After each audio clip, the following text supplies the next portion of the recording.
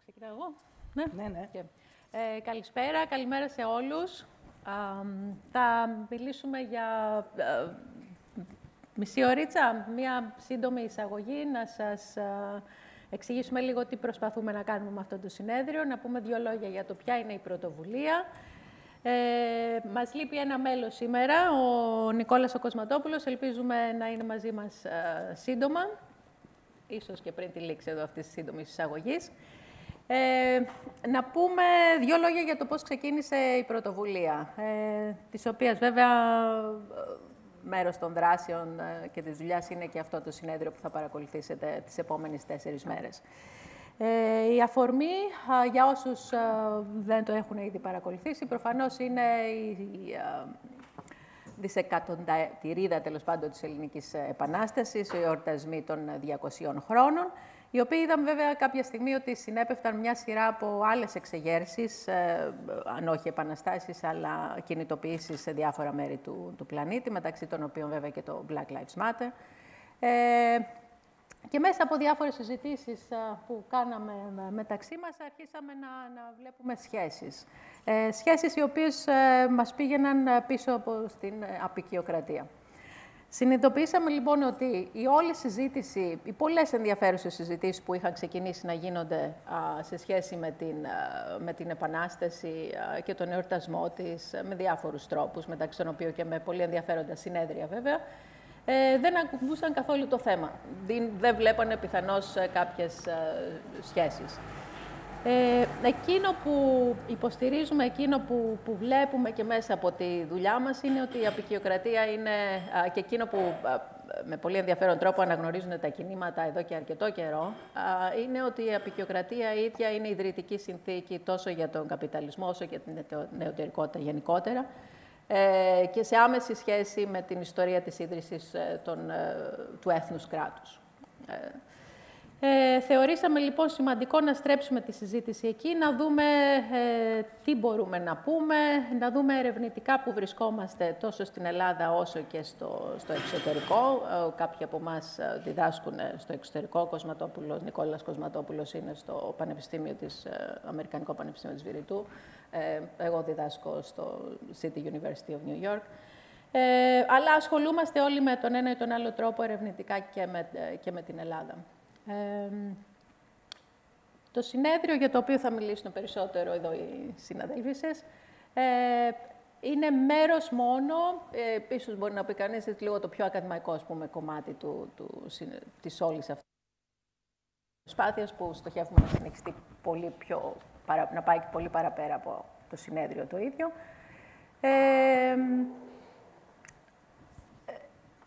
Έχει σκοπό να αναπτύξει μια σειρά από δράσεις. Ήδη υπάρχουν κινητοποιήσεις και δουλειά που έχουν κάνει και η Φωτεινή Τσιμπηρίδου εδώ και η Πινελόπα Παπαηλία και η Σύση Θεοδοσίου με τους φοιτητές τους. Μια πρωτοβουλία, για παράδειγμα, που φέρνει μαζί το Πανεπιστήμιο της Θεσσαλίας, της Θεσσαλονίκης αλλά και των Ιωαννίνων. Καλλιτεχνικές δράσεις, αυτό που ονομάζουμε Anti-tour, να προσπαθήσουμε μια διαφορετική προσέγγιση στο να καταλάβουμε χώρους, μνημεία, ιστορία, όπως αυτό που συνδέεται με την Ακρόπολη, όπως θα δείτε με περισσότερες λεπτομέρειες και στο πρόγραμμά μας. Η πρωτοβουλία ήδη έχει μπει σε πολύ ενδιαφέρουσες συζητήσεις και έχει δεχτεί και πολύ ενδιαφέρουσες κριτικές, τις οποίες θα θέλαμε να δούμε και κατά τη διάρκεια αυτού του συνεδρίου. Οπότε, ανοιχτή πρόσκληση ξανά και από εδώ για συμμετοχή στο συνέδριο και για συζήτηση.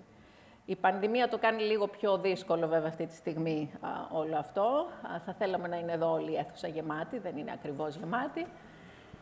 Σας καλούμε λοιπόν για τις επόμενες 4 μέρες να έρθετε, να παρακολουθήσετε, να αφήσετε λίγο τις οθόνες σας και να τα πούμε από κοντά.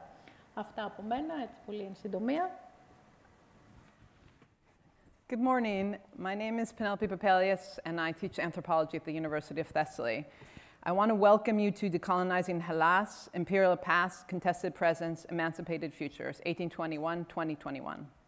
I would like to begin with a word of thanks to our partner institutions, the Pelian Summer Lab for Cultural Theory and Experimental Humanities, the Culture Borders Gender Lab, the Floating Laboratory for Action and Theory at Sea, the Decolonial Initiative at Brown, the Australian Migration History Network, and especially the Rosa Luxemburg Foundation Office in Greece, which is funding our activities this year.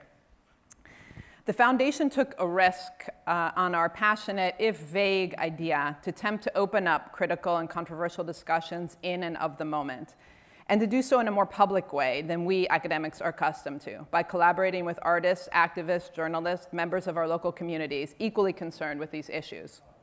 You will judge if we have been successful. From our vantage point, what we can say is that we have been transformed by this experience, and thank the foundation for this opportunity. The Decolonize Hellas initiative, which we launched earlier this year, emerged at the intersection of three critical events. First and foremost, the inspirational Black Lives Matter protests of 2020, building on longstanding demands of BIPOC activism and social movements for abolition, reparation, restitution, and sovereignty. Secondly, the banal and oppressive recirculation of national mythologies during the bicentennial year of the Greek Revolution, against the backdrop of xenophobia, homophobia, sexism, precarity, police necroviolence, and the exclusiveness of citizenship in a land unwelcome to migrants and refugees. Thirdly, the pandemic itself, which radically expanded and diversified our networks of communication. For many, the call to decolonize Hellas is puzzling, provocative, maybe superfluous. There's, of course, an important tradition of scholarship on which we have been raised academically that has identified the Greek state as a crypto colony based on its ideological connection to Hellas, the Western whitewashed construction of ancient Greek ideal. We can also point to centuries of economic extractivism, political control, and cultural imperialism in various flavors and accents. We can also see Greece as a laboratory for beta testing colonial tactics, from necrotechnologies to the classics, from population exchange to archaeological excavation. At the same time, the Neo-Hellene could be understood as a settler of sorts on this land and desiring more, who has worked towards the erasure of ethnic, cultural, religious others. And Greece itself as serving faithfully Europe's Islamophobia along the Greek-Turkish border as Europe's shield. The general attitude, however, remains that Greece was neither a colony nor colonized. Whatever Greece's role in European colonial histories and their afterlives, it is deemed minor. So colonialism's afterlife is not our problem, not our responsibility. We would beg to differ. Decolonizing Hellas, for one, is a critical piece of the larger and pressing agenda to decolonize Europe. Hellas has been foundational to European civilizational discourse and white supremacy. It is linked to keywords like democracy, law, art, liberty, humanism, light, culture, and thus has served as a smokescreen, a hypocritical alibi for centuries of largely unrecognized, unpunished, unrepented, and unrecompensed Western violence, terror, lawlessness, inhumanity, and brutality. On another level, in the months that we have worked on this initiative, our open call has been answered by a remarkable number of people who occupy diverse positionalities in relation to Greek society, who are questioning their own complicity in upholding white privilege and white power. They are trying to find the points of connection between the racism and violence of contemporary Greek society and the activist struggle against them, and the work and agenda of global decolonized movements. They are seeking new modes of interacting and living in a common world. While one will often hear the remark that Greece has been on the right side of history, fighting fascism, neoliberalism, etc., a question we might need to add is how Greece has come also to be on the white side of history, and what we can collectively might do about it. The symposium we have organized these 4 days is a space in which we hope we will come together to further push our thinking of what might be at stake in decolonizing Hellas. In closing, I just want to say a few things about the form of the symposium and how it fits into the broader goals of the initiative. First, as you will have noticed, the conference program is sprawling and rhizomatic. It could go on for another 4 days. This chain-like organization follows the links of conversations that each of us in the collective has been having with colleagues in Greece and around the world, with groups and individuals working in and outside our fields in the arts and activism. In our program, we have tried to retain that conversational style, not only to make the program more accessible to non-academics, but also because these conversations truly are experimental and exploratory. The participants themselves are waiting to be surprised by the connections and the questions that might emerge. The program, furthermore, is nomadic. It moves from the Haitian Revolution to the Algerian anti-colonial struggle, from the Roman Greece to the Mediterranean migrants in Australia, from the British Museum to empty mosques and churches in Thessaloniki and Smyrna. The program actively pushes back against the disciplines of Western epistemologies based on linear and spatialized histories. It moves out of the nation frame and beyond its critique to trace the global transcultural connections in which colonialism and the anti-colonial struggle have been moving over the past centuries. What cuts across all these times and places are three clusters around which our initiative is organized: nation and race, memory and monuments, cosmopolitanisms, and cosmopolitics.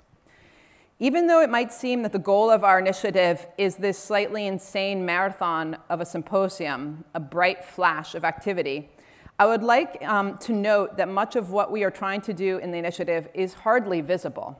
It includes late-night teach-ins on Zoom with students and faculty in our student network, trying to parse concepts together, to think about what decolonizing the university might mean in the Greek university context, to find new ways to learn and make knowledge within the context of the university. It is the anti-tours, one of which will be presented on Sunday, but another two that are in the works, which we hope will prove a useful methodology for cultivating new forms of collaborative research, grassroots pedagogy, and encounters in public space with local communities that can be provocative and transformative. We have also run two workshops in the weeks leading up to the symposium, one on art and the other on monuments, based on open calls and drawing together multidisciplinary international cohorts. These have involved small group discussions, collaborative writing, and hopefully will continue after the presentations on Sunday to actions and exhibits to be presented in the beginning of next year. We have tried, in short, as best we could with our limited resources of time and bodily energy to respond to the overwhelming interest in the initiative through our call to participate. Because we know what is fundamentally at stake is decolonizing knowledge itself and our methodologies, which both requires and enables us to create new relationships with others, trying to work together across disciplines, ages, backgrounds, to learn from each other and to risk failure in academic terms in order to produce new knowledge and action together. So we are ecstatic that the day of the symposium has finally arrived, and we can't wait to see what we have learned by Sunday.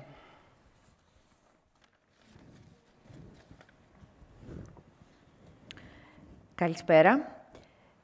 Μετά την παρουσίαση των δύο συναδέλφων και συνοδοιπόρισσων σε αυτό το εγχείρημα, θα μου επιτρέψετε να εγγραφώ σε αυτήν την εισαγωγική συζήτηση με έναν πιο προσωπικό τόνο. Με αυτοαναφορικότητα θα αναφερθώ για ποιο λόγο τα ερευνητικά ενδιαφέροντα, ο ακτιβισμός και η ακαδημαϊκή ιδιότητα μπορούν να μας φέρουν κοντά σε ένα τέτοιο εγχείρημα.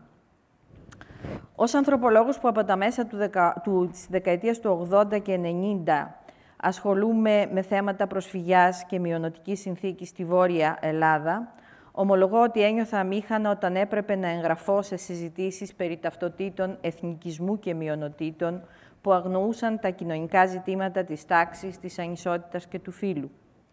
Εξίσου ανεπαρκές όμως μου φαινόταν και το αναλυτικό πλαίσιο μιας παλαιομαρξιστικής αφήγησης που παρέλειπε τη διαπλοκή της τάξης με το φύλο, τη φυλή και το έθνος, το σώμα, το συναίσθημα, την υποκειμενοποίηση. Η μεταπικιακή κριτική βοήθησε πολύ σε συνδυασμό με την πολιτισμική και τη φεμινιστική κριτική. Παρ' όλα αυτά, η εθνογραφική μου ανησυχία και έρευνα σε περιοχές της Μέσης Ανατολής, αλλά και στο κέντρο της Ισταμπούλ αργότερα, μετά το 2000, με έβαζαν μπροστά σε ερωτήματα που αδυνατούσα να απαντήσω μόνο με τα αναλυτικά εργαλεία της εποχής του τέλους του ψυχρού πολέμου. Η Αποικιοκρατία ως συνθήκη κατοχής, υπαγωγής, υποτίμησης, αυτοαπικιοποίησης, αλλά και ως έννοια με νόημα και πολλά νοήματα διαφορετικού τύπου και τεχνολογίες, έβγαινε μπροστά μου σαν φάντασμα. ή, να το πω καλύτερα, σαν φάντης μπαστούνι, για να μου δείξει δρόμους ανάλυσης, χωρίς όμως να μπορώ να την επικαλεστώ σε αναλυτικό πλαίσιο, γιατί μου έλειπαν οι διασυνδέσεις. Το δεύτερο σημείο που θα σταθώ είναι σε ό,τι αφορά τις ανησυχίες σχετικά με την ακτιβιστική δράση.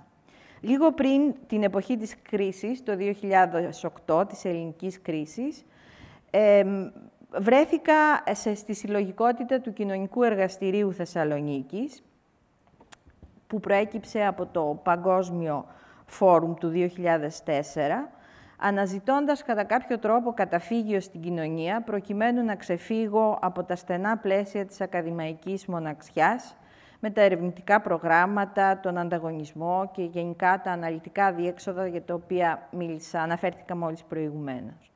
Για 9 και πλέον χρόνια, ο γνωσιακός ακτιβισμός και οι πρακτικές αλληλεγγύης με έβαζαν σε έναν δρόμο διαθεματικής δράσης και κατανόησης που συμβάδιζε με το πολύ ενδιαφέρον εκείνη την εποχή πεδίο στο κέντρο της Ισταμπούλ, όπου παρατηρούσα ότι ο ακαδημαϊκός λόγος, ο καλλιτεχνικός τρόπος, η φεμινιστική μεθοδολογία και η κινηματική πρακτική συνυπήρχαν και έδωσαν τελικά την έξοδο στο Γκεζί το 2013, όπου όλοι αυτοί οι δράστες σε ένα μικρό τόπο συζητούσαν για μεγάλα ζητήματα. Τρίτο σημείο αφορά τη σχέση μας και τη σχέση μου ιδιαίτερα με το Πανεπιστήμιο, όπου αυτός ο κύκλος θήτευσής μου στο Κοινωνικό Εργαστήριο της Θεσσαλονίκης μου επέτρεψε να επιστρέψω ξανά και να επιτρέψω στον εαυτό μου να οραματίζεται ένα νέο πρόγραμμα για ένα πεδίο του σπουδών περιοχής που υπηρετώ, αλλά και την ίδρυση ενός ερευνητικού εργαστηρίου, το οποίο είναι υποστηρικτής στη συγκεκριμένη δράση σήμερα και στο Συμποσιο και στην πρωτοβουλία του Decolonizing, ένα εργαστήριο μελέτης του πολιτισμού, των συνόρων και του κοινωνικού φύλου. Αυτό γιατί θέλαμε να δώσουμε μια άλλη ματιά για τα Βαλκάνια, για τον Κάφκασο και την Ανατολική Μεσόγειο, όχι μέσα από οριανταλιστικές και τεχνοκρατικές απόψεις και αντιλήψεις, αλλά και από ανθρωπολόγους που συνομιλούν με την ιστορία και τις σπουδές του πολιτισμού. Σε αυτή λοιπόν τη φάση με βρήκε συνάντηση ένα χρόνο πριν με την πρωτοβουλία του Decolonizing. Έτσι, μέχρι στιγμής και με ό,τι έχουμε οργανώσει με τους συνοδοιπόρους και συνοδοιπόρισσες σε αυτή την πρωτοβουλία και σχετικά με το συμπόσιο που ετοιμάζουμε σήμερα, που ξεκινάει σήμερα, εμπλέκομαι σε αυτή την πρόκληση το πώς οι επιστημολογίες του Νότου και η κοσμοπολιτική μπορούν να μας ανοίξουν δρόμους συζήτησης και επαναθεώρησης εθνικισμών, εθνοτικής ταυτότητας, διαφοράς, αλλά και κατανόησης της κινηματικής δράσης με προσανατολισμό την ισότητα και τη δικαιοσύνη. Ερευνητικά και κινηματικά προτείνουμε αναζητήσεις γύρω από τους αποσιοποιημένους τρόπους συμπερίληψης και συνύπαρξης μεταξύ διαφορετικών και ξένων σε ένα οικείο μεταοθωμανικό, μεσογειακό ή αιγιακό περιβάλλον, νησιωτικό περιβάλλον, το οποίο συναντά τη δυτική νεωτερικότητα, τη γραμματική της και τις απικιακές τεχνολογίες και νοοτροπίες, ωστόσο παραμένει ξένο από τα εθνικά μας κράτη που πραγματικά έχουν βαλθεί να τα ξεχάσουμε όλα αυτά. Ωστόσο, σώματα, μνήμες, υλικότητες μαρτυρούν συνέπειες μιας τέτοιας γνωσιοκτονίας, όχι μόνο για ανθρώπινες σχέσεις, αλλά και για τρόπους επιβίωσης σε ισορροπία με τη φύση, με το περιβάλλον, με τον άλλο κόσμο ή με τους άλλους κόσμους. Εστιάζουμε λοιπόν ή θα προσπαθήσουμε να εστιάσουμε στην ηπειρωτική ενδοχώρα των Βαλκανίων, στην νησιωτική ζωή του Αιγαιακού Αρχιπελάγους, αναζητώντας, συνομιλώντας με εγχειρήματα απο-αποικιοποίηση σε όλο τον κόσμο. Αυτές οι επιστροφές δεν λειτουργούν παραπληρωματικά, αλλά συνυφασμένα, συγκριτικά, με όρους παλήμψης τους, οπισθοφυλακής, χρησιμοποιώντας φεμινιστικές μεθοδολογίες, προστρέχοντας σε διαθετικές γεωγραφίες, αντικείμενα και ερείπια, όπως και σε πολλές άλλες τεχνικές και τεχνουργήματα απο-αποικιοποίησης, για τα οποία θα μιλήσουμε σε αυτό το συμπόσιο. Στόχος μας η δημιουργία και με το φοιτητικό δίκτυο των 3 πανεπιστημίων, του Πανεπιστημίου Μακεδονίας, του Πανεπιστημίου Θεσσαλίας και του Πανεπιστημίου Ιωαννίνων, η δημιουργία αντιεργαστηρίων, αντιμαθημάτων, γνώσεων μαθητείας σε πολλά επίπεδα, με διαφορετικούς ετερόκλητους ξένους σε συνθήκη έρευνας πεδίου, και εδώ η εθνογραφία έχει να προσφέρει πολλά, μεταξύ ακαδημαϊκής κοινότητας, λογοτεχνικής φαντασίας, καλλιτεχνικής δημιουργίας, φεμινιστικών κινημάτων, μεταξύ καθηγητριών, καθηγητών και φοιτητικού σώματος. Αυτή η συνθήκη αλληλοτροφοδότησης συνιστά, πιστεύουμε, ένα πλαίσιο απο-αποικιοποίησης της ακαδημαϊκής κοινότητας, προκειμένου να γεφυρώσουμε το αβυσσαλαίο χάσμα ηγεμονίας, ανισοτήτων και αποστάσεων μεταξύ κυρίαρχων και κυριαρχούμενων, που παρήγαγαν ηγεμονικά η δυτική επιστημολογία και το μονοπόλιο στην εκπαίδευση της εθνικής, κρατικής, διχαστικής, εθνοκεντρικής παιδείας. Με αυτά και με εκείνα και με την υποστήριξη του Ιδρύματος Ρόζα Λούξεμπουργκ Ελλάς, βρισκόμαστε εδώ για να ξεκινήσουμε τις εργασίες αυτού του συμποσίου. Ευχαριστώ.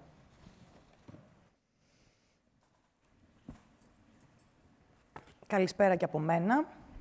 Έχουν γίνει ήδη πάρα πολλές αναφορές στο πώς το σκεπτικό της πρωτοβουλίας ταιριάζει ουσιαστικά με τον τρόπο που στήσαμε το συμπόσιο. Επιτρέψτε μου εδώ να κάνω λίγο με πιο αναλυτική, στα πλαίσια φυσικά του χρόνου που μου δίνεται, αναφορά. Πώς δηλαδή μέσα από το συμπόσιο προσπαθούμε να δούμε τη σημασία και τη συνθήκη της απο-αποικιακότητας ή απο-αποικιοποίηση για το ελληνικό συγκείμενο. Στο συμπόσιό μας, λοιπόν, που φιλοδοξεί να αποτελέσει μια πολυτοπική και πολυκοινοτική συνθήκη συμπίκνωσης και κορύφωσης των επιμέρους δράσεων της πρωτοβουλίας μας, που έχουν ήδη ξεκινήσει από τον προηγούμενο Απρίλιο, αλλά και πολλών νέων που έρχονται να δοκιμαστούν εδώ, στο εδώ και τώρα του συμποσίου, ή θα δείξουν τους καρπούς τους στη συνέχεια, το κάλεσμα για την απο-αποικιοποίηση της Ελλάς συνιστά μια επιστημολογική εγγραφή, αλλά και ταυτόχρονα ένα πολιτικό πρόταγμα που ευθυγραμμίζεται με την απο-αποικιακή κριτική. Με αφορμή το συμβολικά φορτισμένο εορτασμό των 200 χρόνων από την Ελληνική Επανάσταση, το Συμπόσιο στοχεύει να συνομιλήσει κριτικά με την επίσημη ιστορία του ελληνικού έθνους, κράτους, διαμορφώνοντας μια ιστορία του παρόντος ή από τη σκοπιά μιας ιστορίας του παρόντος.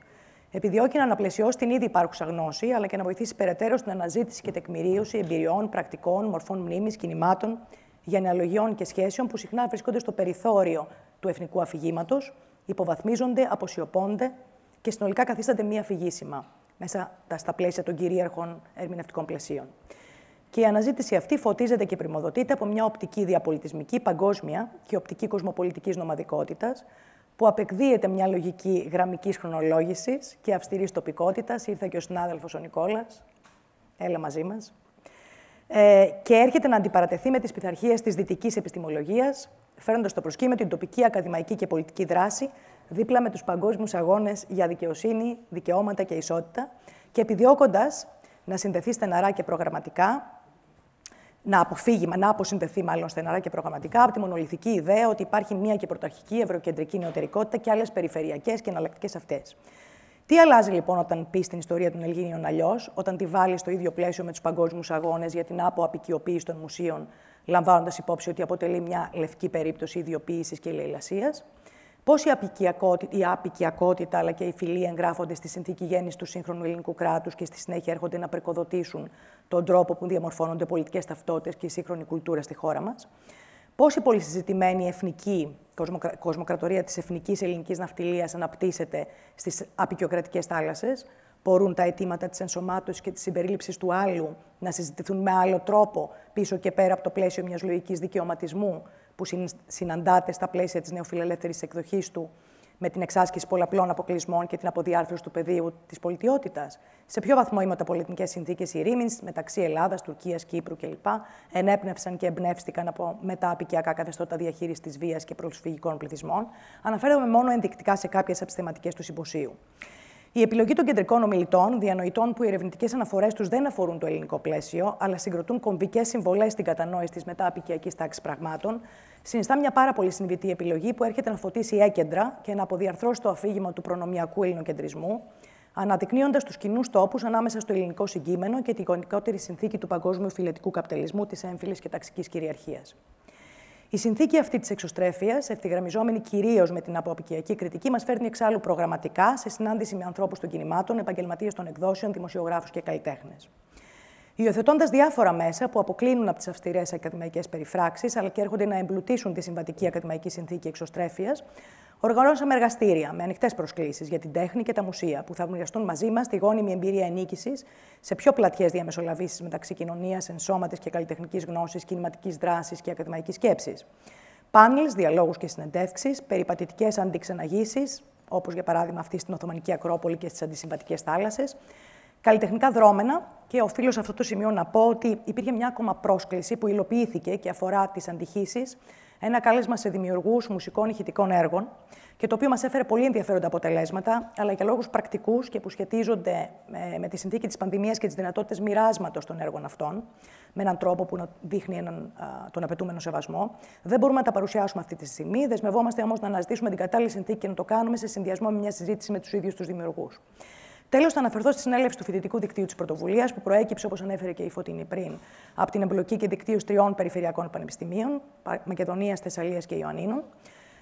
Τα παιδιά, μετά από μια σύντομη αλλά εντατική πορεία μαθητείας, στη μετά και απο-αποικιακή σκέψη, μέσω ενός κύκλου αντιμαθημάτων, έρχονται να μοιραστούν μαζί με προσκεκλημένους ερωτήματα και προβληματισμούς σε σχέση με τη σημασία του καλέσματος για την απο-αποικιοποίηση του Πανεπιστημίου στην ελληνική συνθήκη και να μας βοηθήσουν να οραματιστούμε μονοπάτια προς ένα πιο φιλόξενο και συμπεριληπτικό πανεπιστήμιο του μέλλοντος, αλλά και της κοινωνίας μας. Με την ευκαιρία, λοιπόν, θα ήθελα να ευχαριστήσω συνολικά και όλους, και από την πλευρά μου, και όλους τους υποστηρικτικούς φορείς, πέρα φυσικά από το Ινστιτούτο Ρόζα Λούξεμπουργκ που στηρίζει τις φετινές μας δράσεις. Είναι το Πήλιο Summer Lab for Cultural Theory and Experimental Humanities, το εργαστήριο Πολιτισμό, Σύνορα και Φύλο που είναι στο Πανεπιστήμιο Μακεδονίας, Floating Laboratory for Action and Theory at Sea, το Decolonial Initiative στο Brown, το Australian Migration History, το δίκτυο. Αυτά. Σας ευχαριστώ πάρα πολύ. Ωραία. Το κλείνουμε βασικά. Είμαι πολύ χαρούμενος που τα κατάφερα, που ήρθα δηλαδή από το αεροδρόμιο κατευθείαν από τη Βηρητό εδώ. Νομίζω ότι περισσότερο θέλω να ευχαριστήσω όλους και όλες που κάνανε αυτό το όνειρο πραγματικότητα, από τους συντάκτες της ΕΦΣΥΝ που δεχτήκαν ένα άρθρο πριν από 1,5 χρόνο, μέχρι την Πινελόπη που μιλήσαμε στην αρχή γι' αυτό, και μετά όλη την ομάδα, τη Δέσποινα, την Φωτεινή και τη Σύση, τον Πέτρο, ξέρει αυτός, την Ηλέκτρα και τη Μαρία από τη Ρόζα, και όλους αυτούς οι οποίοι μέχρι τώρα έχουν βοηθήσει να γίνει αυτή η κίνηση και η πραγματικότητα. Η δικιά μου η ευχή είναι πραγματικά η κίνηση που μόλις έκανα, δηλαδή να έρθω από τη Βηρητό στην ουσία στην Ελλάδα, ίσως να είναι περισσότερο από συμβολική και πρακτική. Θεωρώ ότι υπάρχουν πάρα πολύ ενδιαφέρουσες κουβέντες και κινηματικές συζητήσεις και ερευνητικά πεδία τα οποία υπάρχουν πέρα από τη Μεσόγειο, πέρα από την δική μας Μεσόγειο. Και η δικιά μου, τέλος πάντων, ελπίδα είναι ακριβώς αυτές τις συζητήσεις να μεταλαμπαδευτούν κάπως και στο ελληνικό context και στο ελληνικό συγκείμενο, με σκοπό δηλαδή να υπάρξει και μία άλλου τύπου επικοινωνία και μία άλλου τύπου σύνδεση με έναν κόσμο που υπάρχει, αγωνίζεται, σκέφτεται και δημιουργεί πέρα από την ευρωπαϊκή ακτή και την όχθη.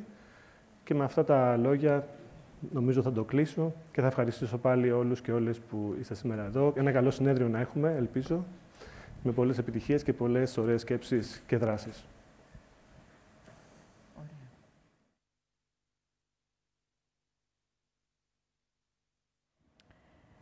Καλησπέρα και πάλι. Σας καλωσορίζουμε στο πρώτο πάνελ του Συμποσίου της πρωτοβουλίας μας, το οποίο έχει τίτλο «Επιστημολογίες του Νότου, γνωσιοκτονία και κοσμοπολιτική».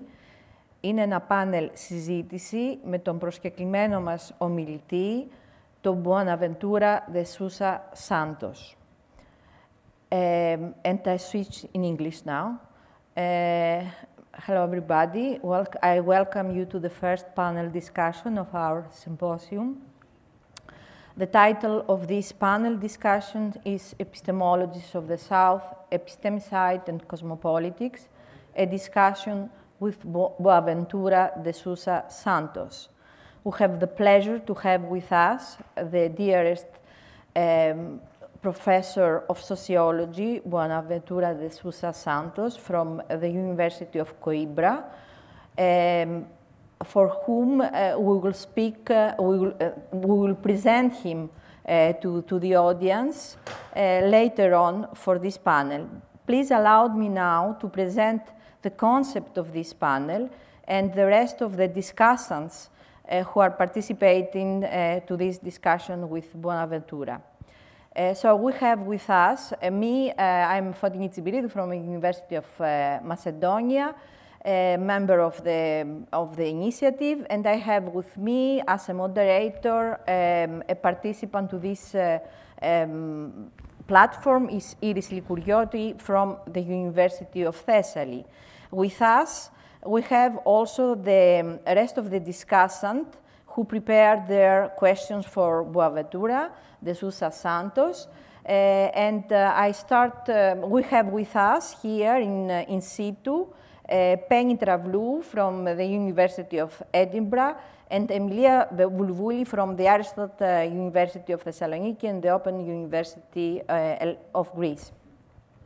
And in the Zoom, we have the other two discussants who are Michalis Bartzidis from Hellenic Open University and Nikos Poulantzas Institute and Alexandros Koupiolis from the Aristotle University of Thessaloniki. Let me say a few things about the concept of this panel discussion. So we start with a question, if it's possible to think beyond the Western colonial epistemicide that has been imposed on local knowledges and cosmologies through the European colonial technologies. This is the main question we have to raise in this panel. What would it mean to establish new epistemologies and ecologies, for instance, epistemologies and ecologies regarding the Balkan Mediterranean and the post-Ottoman worlds? And through engaged fieldwork and the use of ethnographic methodology, we propose the concept of cosmopolitics as a new analytical category that includes our shared cosmological philosophical concerns about humanism and beyond, local political action and global struggle for justice, rights, and equality. Last spring, we started with 2 webinars on this issue of epistemologies.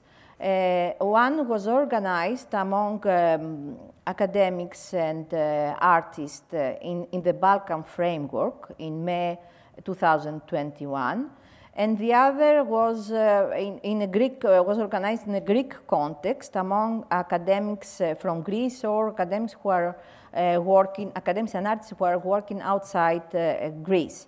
So we were looking for, in both panels, we were looking within heterogeneous environments and above the colonial divisions of the borders.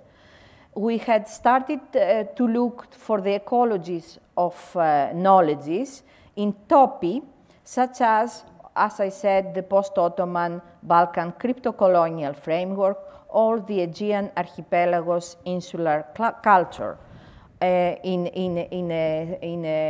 a will to embroider the topic of examining all this issue in the Mediterranean and the post-colonial South political agenda of dissent and heteropolitics. And so we are looking for new possibilities to stop epistemicide and go to the way to cosmopolitics. In this framework, I give the floor to my colleague Iris for an idea. Hello, from my side as well. There are 4 pictures here that seem to have. Please, can you go back to the PowerPoint? Thanks. Anyway, there were 4 pictures before that we have seen that are extremely important. I will say a couple of things afterwards. We are very much interested on the possibilities to go beyond epistemicide, and epistemicide is the topic that is underlined in this panel. Following the previous path, we think we could both decolonize academia in Greece and stop epistemicide promoted through Western supremacy, liberal humanism of the classics, colonial rhetorics on Orientalism and Balkanism, dispossession and contempt over the others, living at the borders of Europe, etc. New possibilities could open by being creative with local knowledges of material autonomy that we lost after Western modernization, as well as heterogeneous cosmologies of the Ottoman conviviality, we had to forget in order to become modern subjects and citizens. Ecology of knowledges as post-abyssal thinking is having far-reaching theoretical and political consequences. It does more than contribute to the creation of an epistemic revolution and its relevant debates about culture. It's about something that Boaventura de Sousa is mentioning as rearguard knowledges. Following a little bit the four pictures we see here in the mountains and in the seas of our areas, we would like to... No, it's okay, don't worry. We relate the idea of epistemicide to the killing of knowledges, and we call it in Greek, let's say, just to get familiar with the term, as gnosioktoniia. It means also killing autonomy and jeopardizing the life of people and entire societies.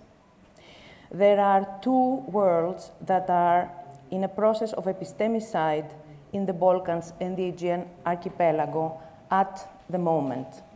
One is the transhumanist pastoral economy in the whole of the Balkan area, and the second one is the boat making and fishing practices around the whole of Mediterranean and especially in the Aegean archipelago.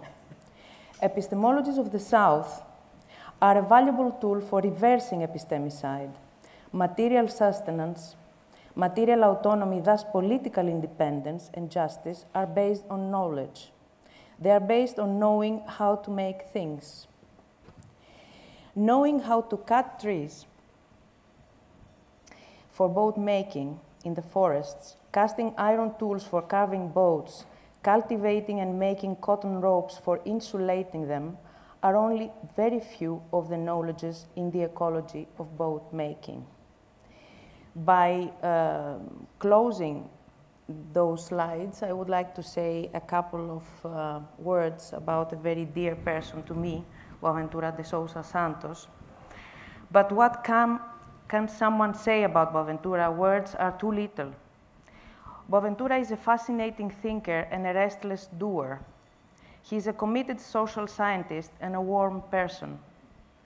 I would say that there is something very tactile about him that makes his presence and his theory so close to both realities and social imageries. His influence in both Portuguese and Spanish-speaking world is immense, but it is very difficult to come across him if you come from places such as Greece, where the Anglo-Saxon influence is almost exclusively hegemonic.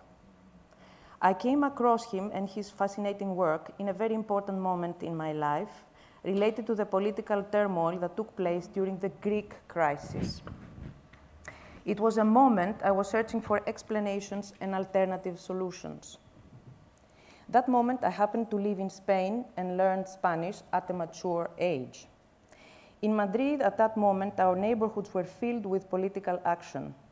Theaters, gardens, bookshops, and newspaper offices were hosting assemblies. Those assemblies ended to prepare the electoral victories not only of Manuela Carmena in Madrid and Ada Colau in Barcelona. It was in those days that I came across an interview of Boaventura where he developed his theory, Epistemologies of the South. Then I went to Coimbra to meet him. Boaventura has been a founding member of the World Social Forum, an incredible experiment that we tend to forget today, an experiment we have to come back to. World Social Forum has created the base for an alternative, pluriversal globalization. Apart from being a personal friend of the residents of a Brazilian favela where he spent a lot of time doing his doctoral fieldwork, and where he returns systematically, Boaventura has developed a long-lasting friendship with prominent thinkers and has been an advisor to very important politicians internationally. He has been the founder of SES, the Center for Social Studies at the University of Coimbra, a very important university, let's say the Harvard of the Lusophone world. SES is a meeting point for amazing scholars and activists from all around the world, a progressive institution related to the Portuguese transition to democracy as well. I had the chance to be at the celebratory conference for the 40 years of the SES. That was a real experience. His written work is immense. It consists of a huge body of articles and books, only some of which can be accessed in English. I would say that his work is a good excuse to learn Portuguese and Spanish. You can visit his website to discover a lot, and you can access in English some of the books we have added here on the slide. The titles are very provoking: The Plurivals of Human Rights, Decolonizing the University, Demodiversity Toward Post-Abyssal Democracies, Knowledge is Born in the Struggle, Constructing the Epistemologies of the Global South, The End of the Cognitive Empire, The Coming Age of the Epistemologies of the South, If God Were a Human Rights Activist, Epistemologies of the South, Justice Against Epistemicide. But apart from all this that I have mentioned, Boaventura makes rap poetry and sings rap music. So, please, welcome. Let's meet with Boaventura. Hello. Hello. Very nice to see you. Good morning, everyone. Hello. Thank you so much for this wonderful introduction, Iris. And I'm so glad to be back in Greece after my first visit to the Polantzas Institute. And now with you having come to our summer school and being with us in Coimbra. So I'm very glad to be back and to be with you. First of all, I would like to congratulate you for this very fantastic mixture of enthusiasm, professionalism, intellectual excitement, and questioning of knowledge and politics that you are doing in your group, Decolonizing Hellas. And I've been looking at your materials, and it's fascinating. I mean, I'm really very not surprised, because I know the quality of the work that has been done in that part of the world. But in any case, I think it's very important to underline the quality on an international scale of what you have been doing. And quite frankly, I participate in hundreds, I would say literally, of meetings on these days by Zoom. And I have never been confronting with such a careful preparation of a symposium. Last week I was at SOAS at the University of London or Cambridge and so on. It is at this level that I'm comparing the quality of the questions that are coming up from your group. And the quality of questions, not so much the quality of the answers that I may give, are really the symbol of the quality and the sign of the quality of the work that you are doing. So I'm very much enchanted, in fact, of joining you and being part of your project at this moment. I have two preliminary notes before engaging in more detail with my topic. The first one is that Iris and Fottini were kind enough to send me a paper about the context, political, economic, social, cultural, in which the archipelago and Greece and the seas are going through after the crisis, particularly after the crisis, the financial crisis of 2008, then went to, of course, to Greece and then to Portugal and Italy and Spain. And I was fascinated because really it looks like I was reading about Portugal. In fact, all the things that the European Union, the factors that were involved in the integration of the European Union were very much similar. There were social structures, economic structures that were being really completely uprooted by the integration, and later on by the second integration, which was the financial integration that took place with so much pain for Greece, for Portugal, for Spain, and even for Italy. So I was reading about myself as I was reading about yourself, and this in fact came to my mind that in fact we should join forces and do more comparative work on these Mediterranean southern countries of Europe, because we have gone through the same process. And I will highlight, I hope, some of the features, because in 2012 I even published a book on Portuguese. In fact, it's only in Portuguese, I think, and in Spanish also, about the Portuguese crisis. And you would see that I was really being confronted by very much same problems that you are confronted in that text, because my main point there is the internal colonialism going on in Europe, exerted by the northern countries vis-a-vis the southern countries. It's really a colonial relationship. And in fact, a very old one, because it comes, I trace it in a paper, which I'll be very glad to distribute to you, because it's in English and it was published already long ago, in which I really account for this internal colonialism since the 17th century. From the visits of the reports that were written about the Portuguese by the monks that were visiting the monasteries in Southern Europe, within Portugal and Spain particularly, and what they said about us. And it was really colonial prejudice all along. So I think it's very interesting to go back to these histories, because in fact it was interesting for a country like Portugal, which at the time, particularly still in the 70s, was the early 70s, was still a center of an empire. At the same time, was had been in the 18th century an informal colony of England, and it was being now colonized by the neoliberal recipes coming from Europe through the European Union. So I think it's I have been theorizing this conception because I've worked in the past with Immanuel Wallerstein, and I worked with the concept of the semi-periphery, that is to say, countries of intermediate development that are neither developed nor underdeveloped. But I have twisted that concept. I have changed it to account for semi-peripheral countries in the context of Europe, which is very different from the context in Latin America, for instance, in which you have countries like Brazil or like Argentina, which also can be considered semi-peripheral in the subcontinent, but of course they are polities and social formations very different from those in Europe. So I think that this concept was the concept that I was using, and to account for the realities in Portugal. We can discuss probably in the future, not now, because this is not the topic of our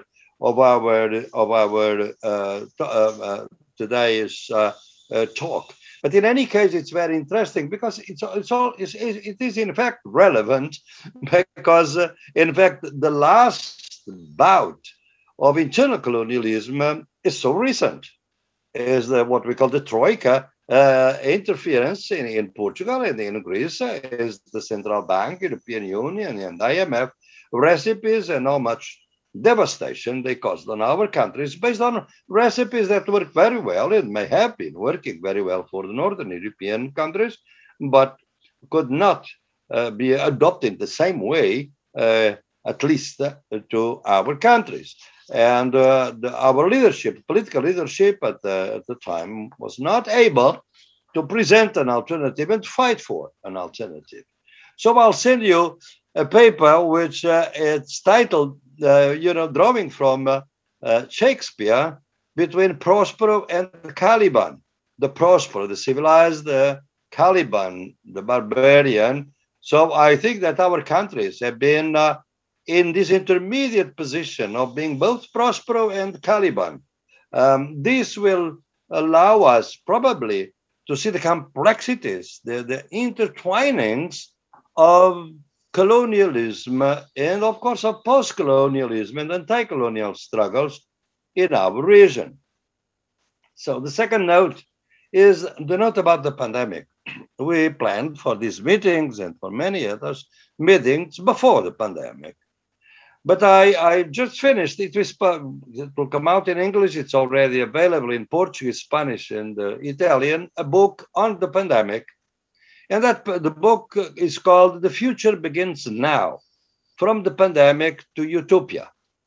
It is my reading of the pandemic, and I think ever since, following Eric Hobsbawm, that centuries never begin on the first year of January of the first year of the century, but they begin whenever an event inscribes itself in the sociality and the social relations, political relations of that century from then on.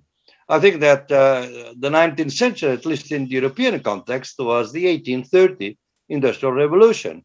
And the 20th century, in fact, began with the First World War and the Russian Revolution, because these two events really marked the century.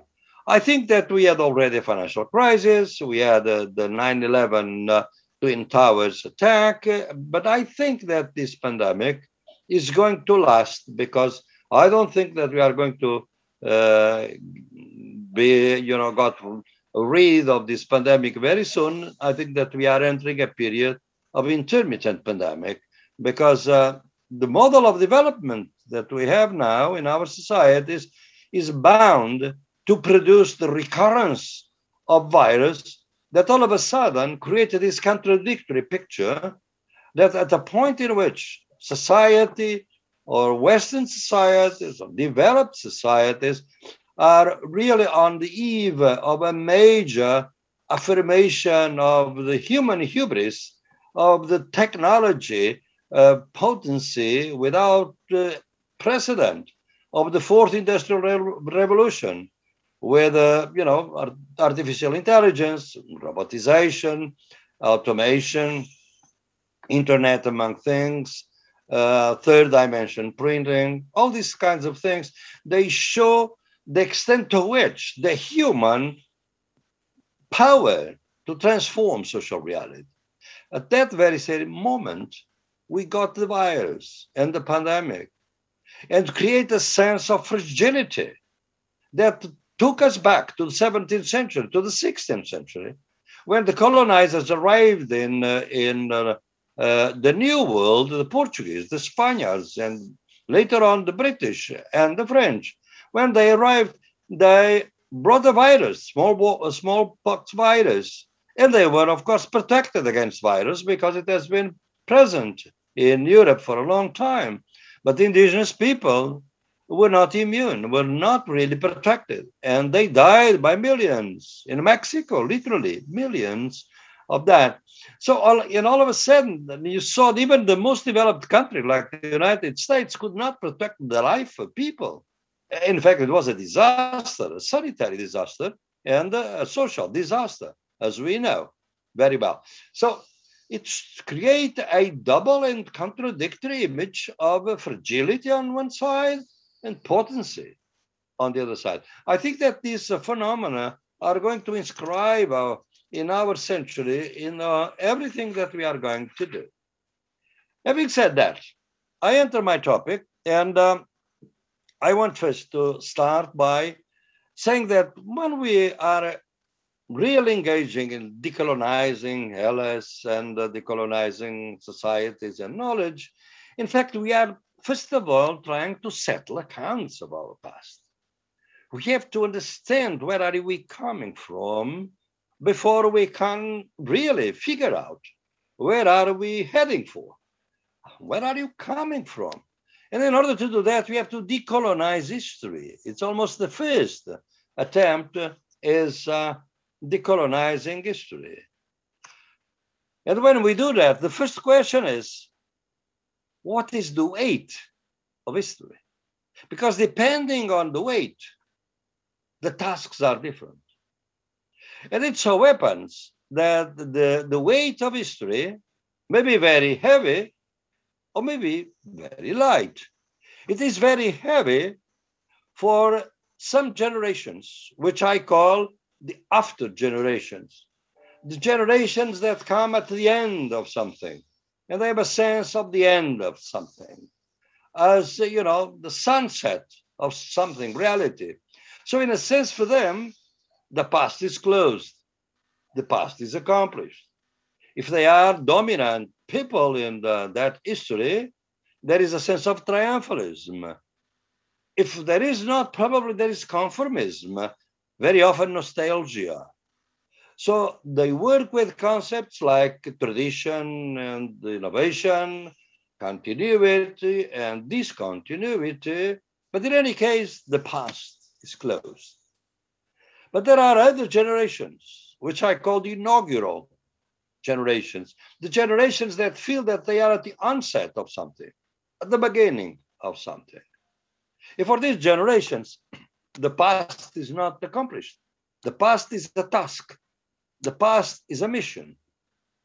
And therefore, their concepts, the light weight of history for them, contrasts with the heavy weight of history for the after generations, because they think that they can transform.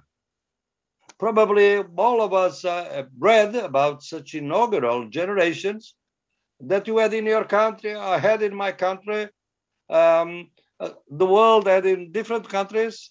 Russians, for instance, that all of us have read about the Russian Revolution and the enthusiasm of that generation that was bringing about socialism under the new paradigm. So it was really a kind of an excitement of something new. And I think after the Second World War, you went through the same period of liberation, which unfortunately was followed by such tragic things. And in Portugal, 1974, the revolution of the carnations, 25 of April of 74, finally democracy after 48 years of dictatorship, much longer than the Greek dictatorship. So for these generations, the weight of history is light. And because there is a task, we have to do something. So in that case, the key concepts are not continuity or discontinuity or tradition or innovation. They are interruption, eruption. We interrupt something, a narrative, an history, and we erupt. Something new is coming in. So I think that we have now to understand which generation are we in or belonging to at this point. Are we after generations or inaugural generations? Well, for the past 40 years, we have been indoctrinated to be an after generation. Neoliberalism, after the fall of the Berlin Wall, have been telling us that there is no alternative. That's the end of history. And therefore, everything is accomplished. We have to go on, but repeating, in a sense, the present. And the future seems to be an endless repetition of the future, of the present. So this is, we have been trained to be an after generation. But the pandemic, in a sense, have changed this. Because we have sense, for instance, we have in the book, I can't go on in this talk, probably in the conversation, I have identified how the pandemic aggravated social inequalities, the kinds of solidarity that I saw in the pandemic. I studied several countries, and I could see that from Istanbul to Sao Paulo to Bogota, how the solidarity was not between the rich and the poor. I didn't see that. But I saw lots of solidarity among the impoverished classes, poor, low middle classes, and people in solidarity with them. I saw a lot of it. And I know that Greece is also a lesson for the world after the solidarity that it was created after the crisis. All these popular clinics and all things that we really read about and had contact with are also very interesting aspects of solidarity. So we were not entrepreneurs of a capitalist kind, but solidarity, human beings in those situations. So in a sense, the pandemic brings us the idea of the alternative.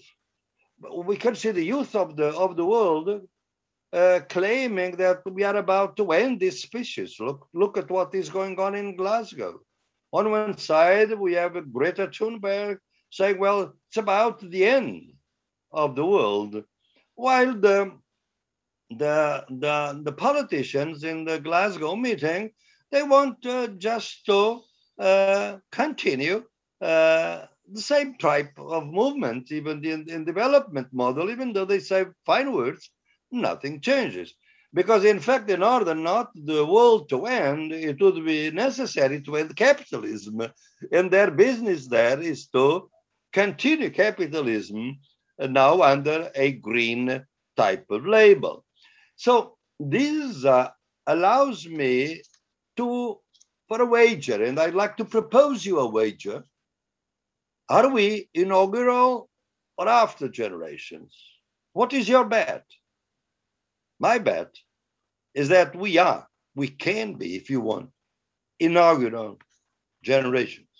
And when I look at your papers and your questions, I see the sense of trying to be inaugural, to interrupt a past, a present, a narrative, so that we can clear the ground for a better future.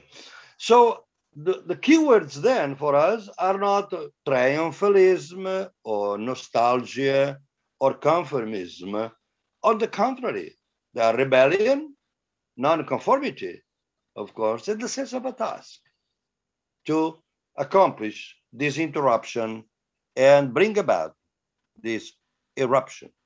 So I think that that's where we are. At least I'm going to, in the following, I'm going to say that if we are not inaugural generations, at least we are orphans of inaugural generations. And that changes everything. We are not, I try to bet that we are not after generations. We are rebelling against that. The problem is that whether we can be, in fact, competent rebels, because we have in the past, along the 20th century, I have a sense that we have been very incompetent rebels when we have been rebels, of course. So let's see that how this eruption or this light heavy of history can be working on us, and what kinds of knowledge do we need? Because it's very clear that in order to bring this interruption, the interruption is also ontological, is epistemological, and of course it's about political economy as well. But it has to be epistemological, because the knowledge that brought us here cannot help us to get out of here, because in fact it's going really to dig our caves in which we are going to die. I think that's basically what is coming from Glasgow, nothing else. I'm not saying that we are going to, in this interruption, that it is necessary to neglect all the other past and all the knowledges about the other past. It's very important to have in mind that, in fact, societies don't change by just total, absolute changes. There is a palimpsest. Things are accumulating, like in geology, and we have to understand what remains, what does not remain, what is discarded, what is reconfigured. In order to do that, I propose to you another experiment. The first one is, are we inaugural generations? The second one is that let's see how many paradigms of knowledge do we have, particularly if you are interested in the social struggles, what kind of paradigms we have had in the past. We have basically two. The first one is knowledge after the struggle.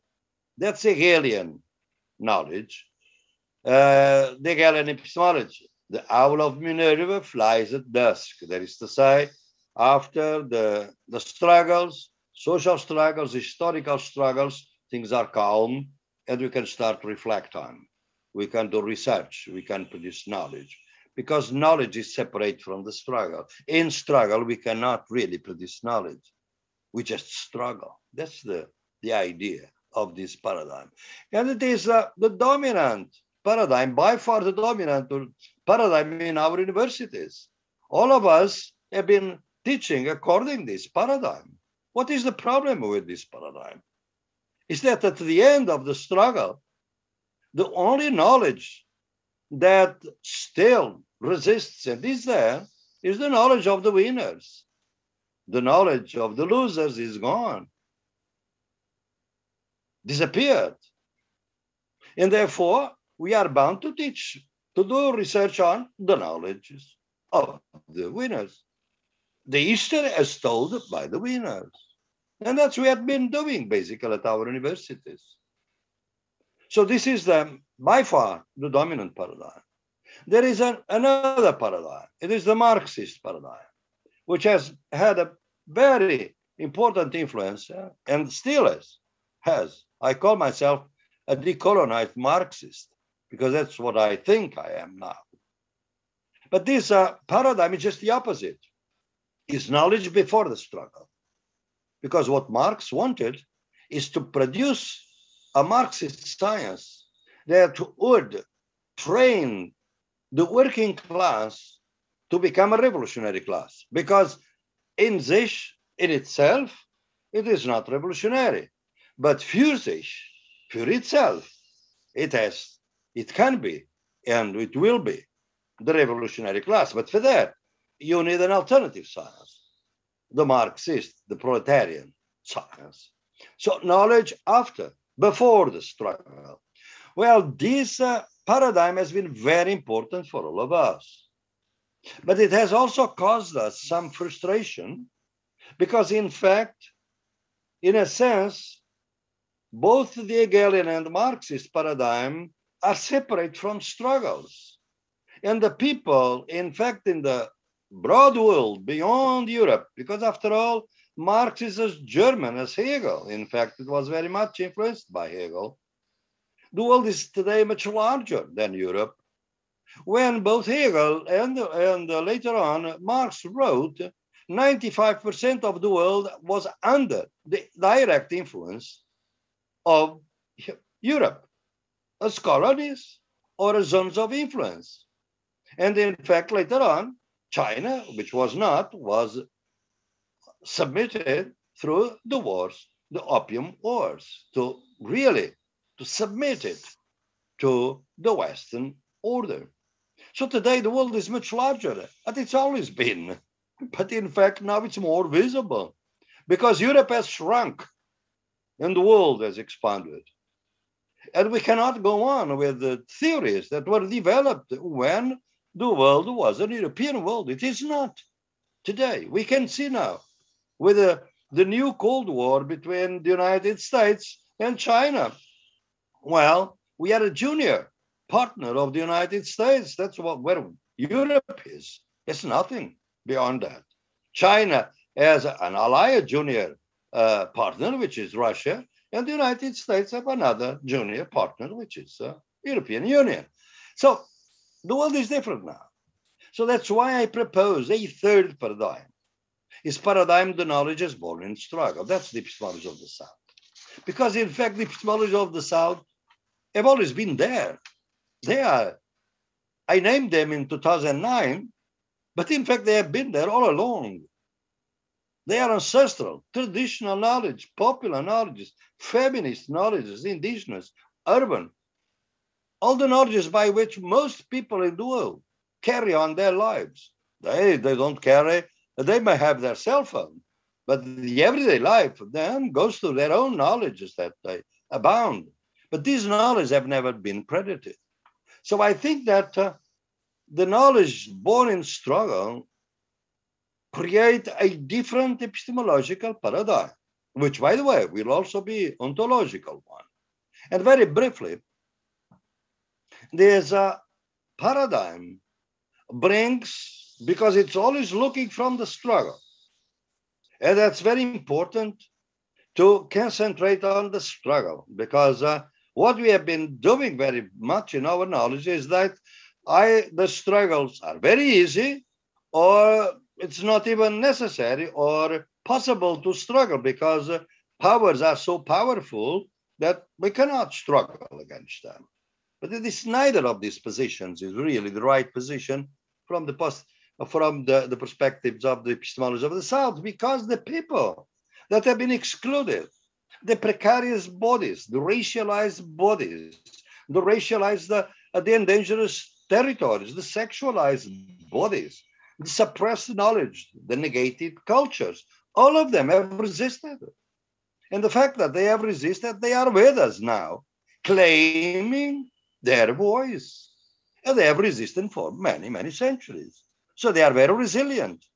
Even though the term of resilience has been invented, another World Bank invention, as if, in fact, there is something new for some people. Well, those people that do not count have always been very resilient.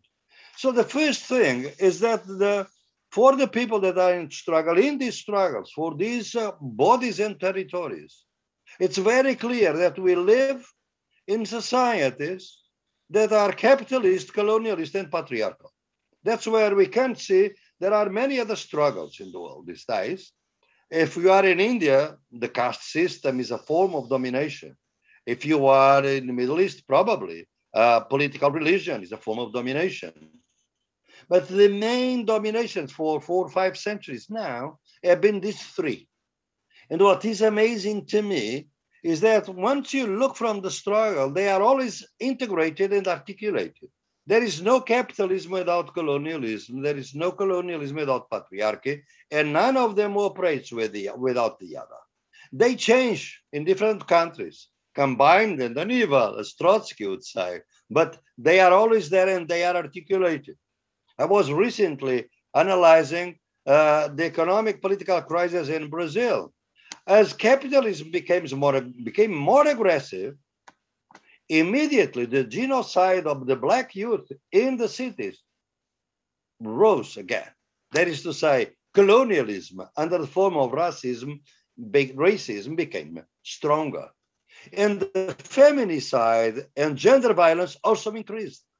I document in this book, The Future Begins Now, that in all countries, the pandemic, by really making the conditions of capitalist domination more drastic for most people, it led to the increase of colonialism under different forms, particularly racism and to patriarchy. And in the Mediterranean Sea, we can see how the immigrants have been dealt with. It's a problem that many of you are very concerned, as we are in this part of the world. So I think the first thing is that see that these dominations are articulated. And that's why you have to decolonize our Marxism. Because in fact, even though now we know that after the first volume of Capital, Marx wrote 30,000 pages, unpublished pages, that we are now coming to know. Some of them are available in German, others already in English and other languages. And you can say that what he's doing in that period is criticizing many of the tenets of the theory that is in the first volume. In 1881, 2 years before he died, he wrote a paper in which he said that my theory in Das Kapital applies exclusively to Europe, does not apply to other countries. So you can see how un-Marxist this is. And in fact, this paper was not published by the Marxists, to which it was the famous letter to Vera Sasolic, but Iskra didn't publish it. Plekhanov didn't allow, even Vera didn't allow it to be published. They thought that Marx was senile. And the article was published only into 1924 or 29. You can read that in Theodor Shanin, the late Marxism. So I think that all this is telling us that this intertwining of dominations is very important. And all is there. And the drama of our time is that while domination operates articulated, resistance has been fragmented. How many anti-capitalist trade unions and parties have been racist and sexist? How many feminist movements have been racist and pro-capitalist? How many anti-colonial movements have been sexist and pro-capitalist? As long as domination operates articulated and resistance is fragmented, we don't leave this inferno, this hell of domination. So the epistemology of the South has a sense for making this visible by making visible the invisible. What is the invisible? As the key concept of the Bissaline is the idea that under these conditions of modern society, capitalist, colonialist, and patriarchal, there is no possibility for humanity without subhumanity. There are always racialized and sexualized bodies that are degraded ontologically so that they can be further exploited.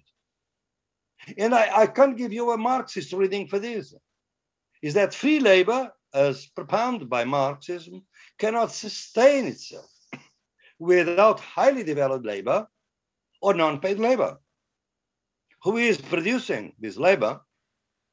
Racialized bodies, slaves in the beginning, and women, non-paid labor. So that we, even Marxists, we accepted this concept, a very strange concept, that calling the type of work that women do as reproductive.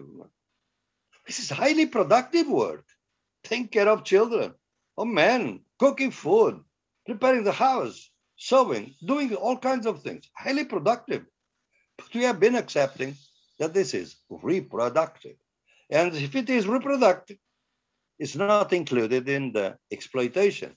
But that's the other reading that I think that I'm proposing to you. If you look at this then, what are the epistemologies of the South? It's basically an attempt to validate, identify, validate the knowledges produced by racialized and sexualized bodies, by those that have been made invisible. And that's why the concept of sociology of absences is so important. Of course, it's not a sociology in the positivist sense, because in positivist sense, how can I do a sociology of something that does not exist, an absence? It's a different thing. And as you know, I draw from Ernst Bloch, the idea of the noch nicht, the idea of not yet, the emergence, that the emergence exists because there is before an absence. So we need a radical diagnostics of our time to bring about sociology of absences. And for me, it's very important that at this stage, we look at our civilization, as is usually said by dominant knowledge, and identify the barbarian side of it. That is to say, our civilization is also a barbarism. The concentration of wealth is barbarism. The fact that 20,000 people have drowned in the Mediterranean Sea and nothing happened is barbarism. The regular wars are barbarism. The ecological catastrophe is really a barbarism. Because if these people that drowned in the Mediterranean were US citizens or Dutch citizens or German citizens, it would be a major crisis, 20,000 people. But they are subhumans. They are immigrants, they are Africans, they are Bangladeshis.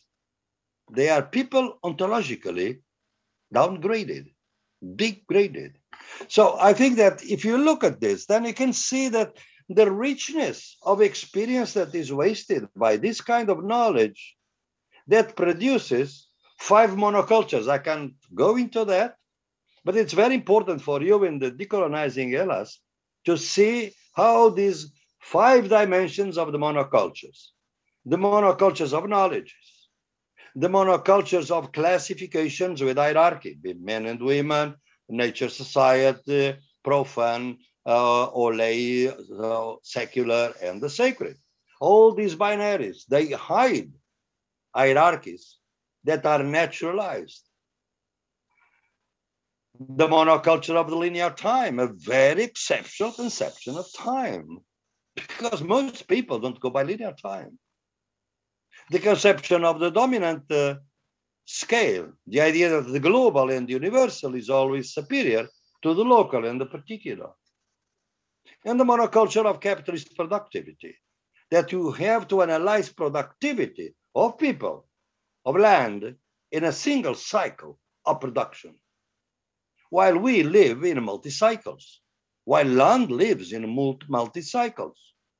But we don't allow it. That's why we have to put lots of herbicides, insecticides on the land so that it's productive in that cycle. What happens after, we don't care. So this monoculture is very important for us to understand our task. Our task is to replace epistemologically, ontologically, politically, analytically, monocultures by ecologies. For each monoculture, we have to entertain a conversation on the possibilities of ecologies. Ecologies of knowledge, ecologies of scales, ecologies of differences without hierarchies, ecologies of temporalities, ecologies of productivities. And ecologies in this sense is the extent to which different systems can coexist, cooperate, and be mutually enriched by the type of cooperation. That's why in the epistemology of the South, there is no anti-science instinct or feeling. I'm a social scientist, how could I? What we say is that science is, of course, modern science is a valid knowledge, but it is not the only valid knowledge. There are other valid knowledge. And as I always say, if I want to go to the moon, I need science. If I want to know the biodiversity of Amazonia, I need the indigenous knowledge. So I think that we have to entertain this discussion because we have to understand that at the base of each of the monocultures, and we do that all the time at our universities, there are two procedures, hidden procedures. This is coming out in a book that I'm writing, I hope to accomplish that until next year, in which I try to see the two main procedures. One is called purification, and the other is the scaling. What we do basically in our knowledge, in our life, in our economy, is purify, that is to say, to create homogeneous units that you can scale them up without changing the model. The model is always the same, but can be scaled up. So we purify knowledges, as we purify production, as we purify races, as we purify productivities, as we purify scales. That is to say, everything that is not pure is messy because this changes the possibility of scaling. It creates the need for different models. And this monocultures is a single model thing. It's an iron cage of a single model, capitalist, colonialist, and patriarchal. So I think that if we want to break with that, it has to go through these procedures of epistemologies that go for the ecologies. So I think that if we do this, then we have a task, and I'm about to end, and to tell you that we, and we can go into the questions because are immense and fabulous questions, what we have to do at the university. And I want to address you this final note. First of all, the epistemology of the South exists so that they won't be necessary in the future. They want to disappear. There are epistemologies of the South as such because there are epistemologies of the North, because there is a North and South and a kind of oppressed, unequal distribution of power in our world. And so if we have this humble, so we don't, it would be nice, it's almost like the withering away of the state, the withering away of the epistemologies of the South. But it won't be easy because we are not at a period of decolonizing, even though we do our work and so enthusiastically as you do.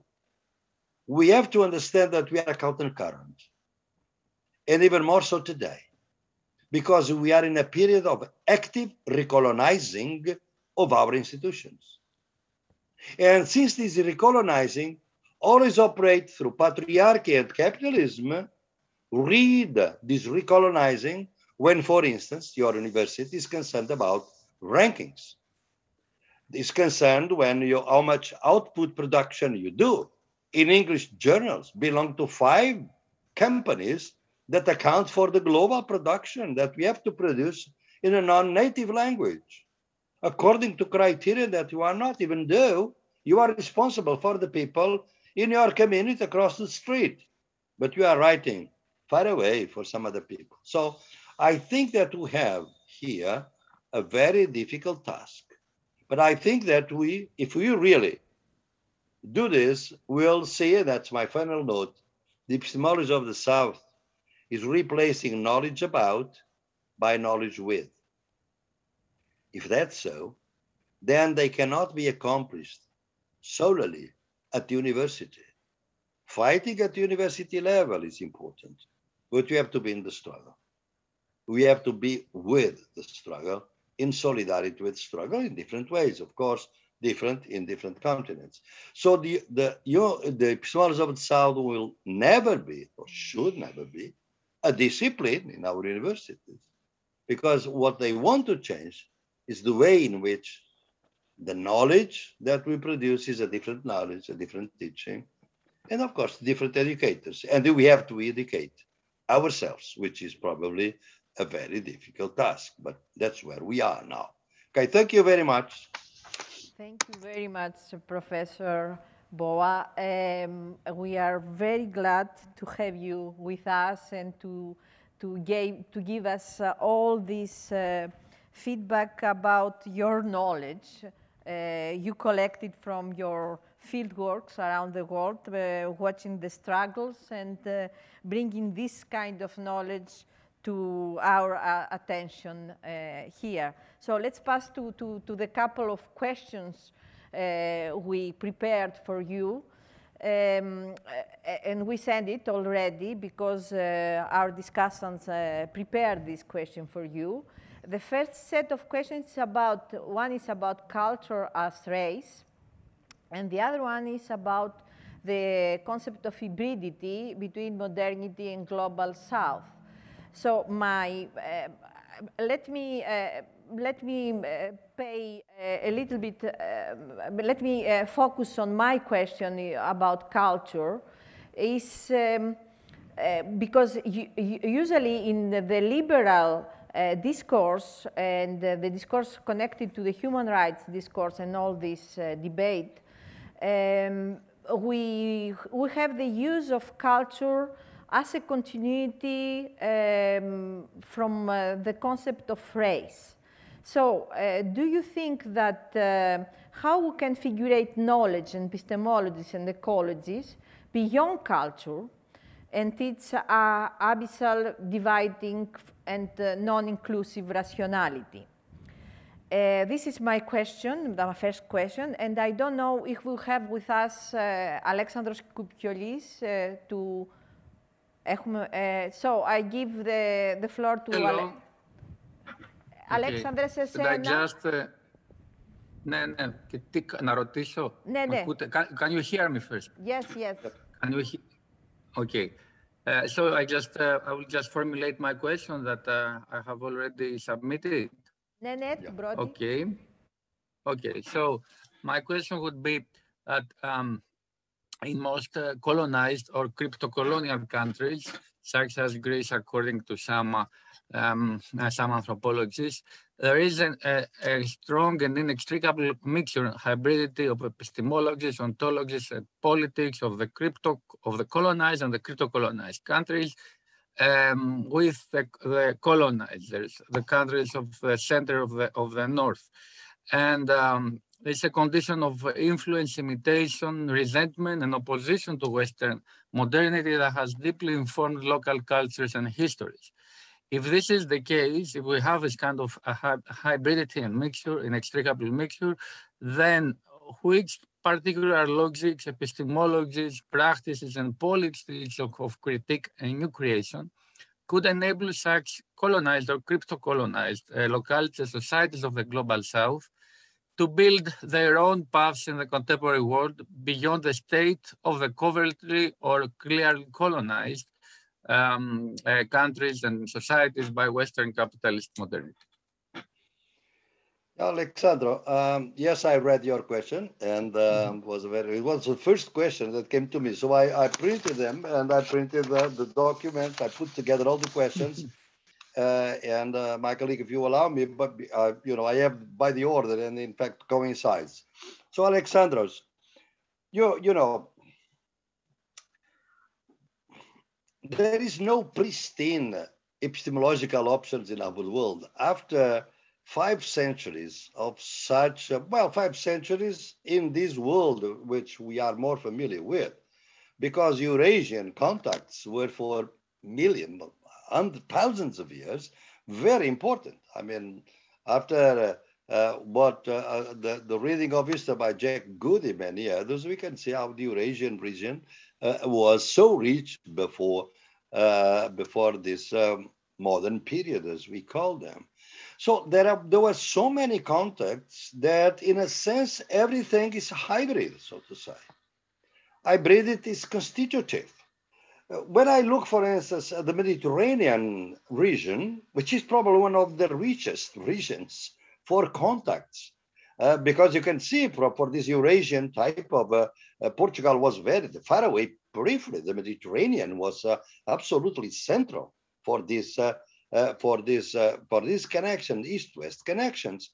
When I look at that, what I see is that the Mediterranean, it would be very interesting to compare the Mediterranean with the Caribbean.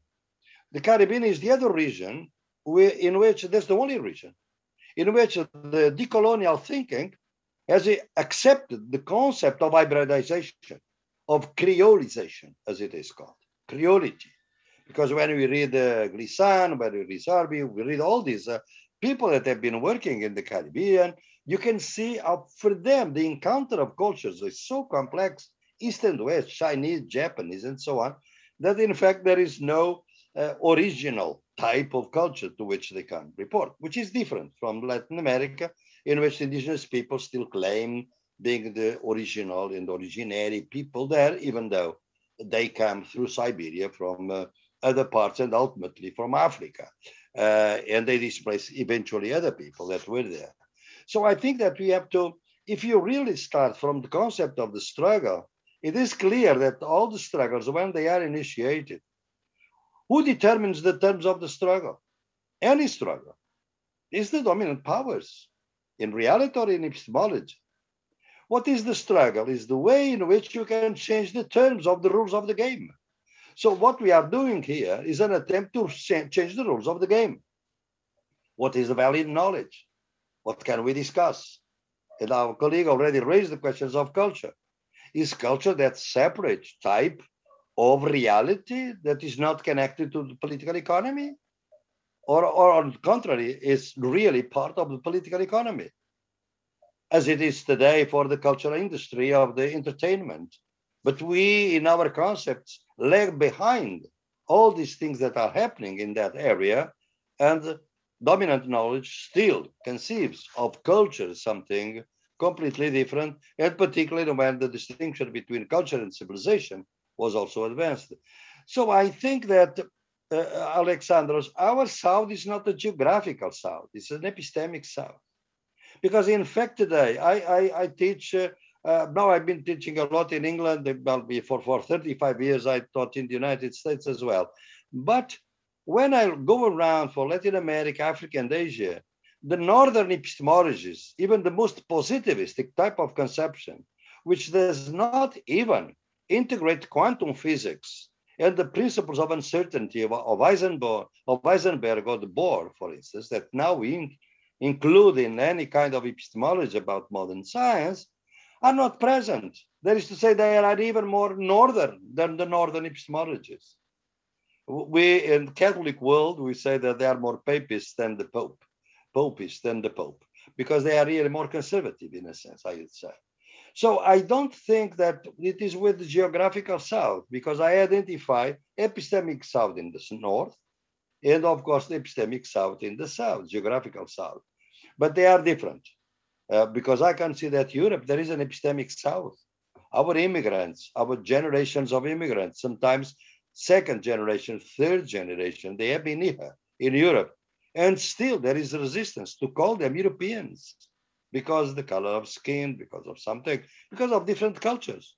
When we know that, you know, the European culture, what that is. I mean, it's a nice idea, as Gandhi one day said, like democracy, European democracy, it's a good idea. Why would it be a good idea? Can we forget that Metternich said in the 18th century that Asia began at Landstrasse. Landstrasse was a street in Vienna where all the immigrants from the Balkans lived. And because they were Muslims, they thought that it was Asia. It was not Europe anymore. So the Ottoman Empire was treated like the same way. So I think that we have to understand that we have to go through hybridity. That's a big why? Because it's not eclecticism. Relativity is not relativism. And hybridity is not this eclecticism that destroys everything, missiness, because we have to understand the relations of power underlying hybridity. Because what is mestizaje? You know, the word mestizo thing is basically the violation of a black woman or an indigenous woman by a white man. That was the original of the mestizo in Latin America. You know, and as long as human species are concerned, but you think about knowledge. So there is hybridity that is a colonizer hybridity, and there is a decolonizing hybridity. You know, the kind of analogy that I'm proposing to you is the distinction between, in Latin America, they call the white mestizos, were the mestizos that identified with the colonizer. Okay. And the black mestizos or indigenous mestizos are those that identified with the indigenous and in fact struggle with them, side by side with them. So I think that we have to understand that nothing is pure. Okay, but we have that. Let me, sorry to interrupt you, but we have to run a little bit and to go further to the rest of the questions, because I'm afraid so you will have the opportunity to answer all of them, I think, and to give answer to all of us. The next pair of questions about dignity related to culture that I'm waiting for an answer on this, and the dignity as a local civic virtue. It's a question raised by me and Michalis Bartzidis.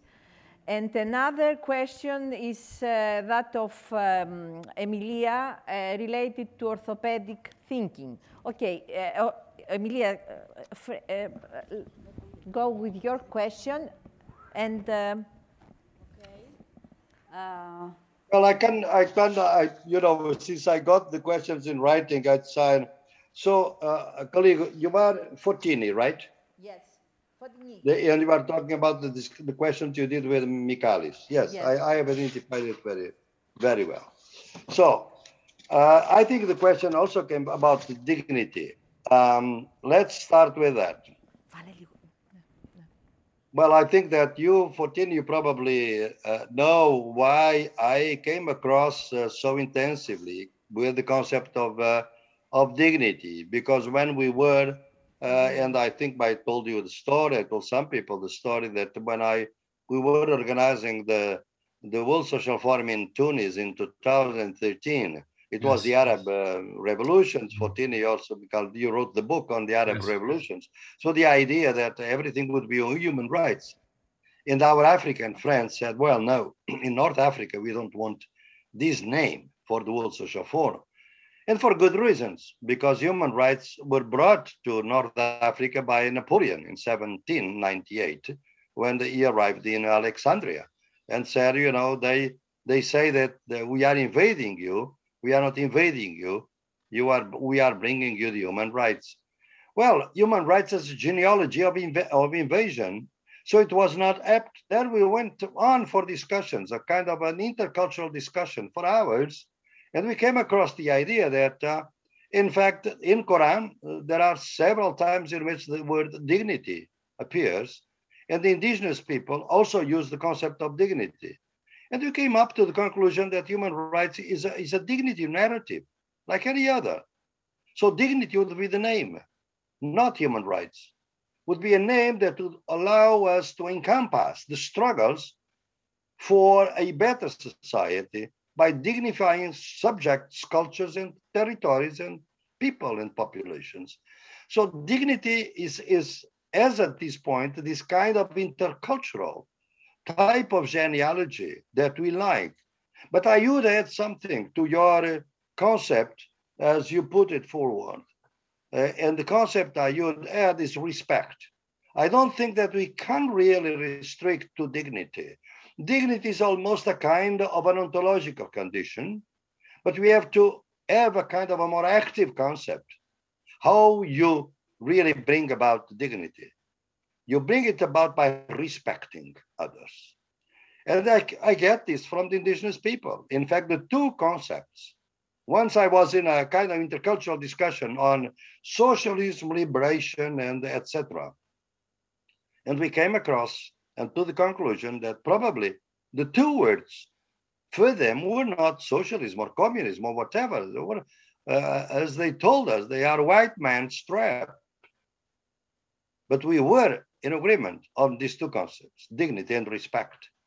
So I think that we should, particularly for the left, there is a question here by Iris, or Iris on the left, is that we have to be more intercultural about these concepts.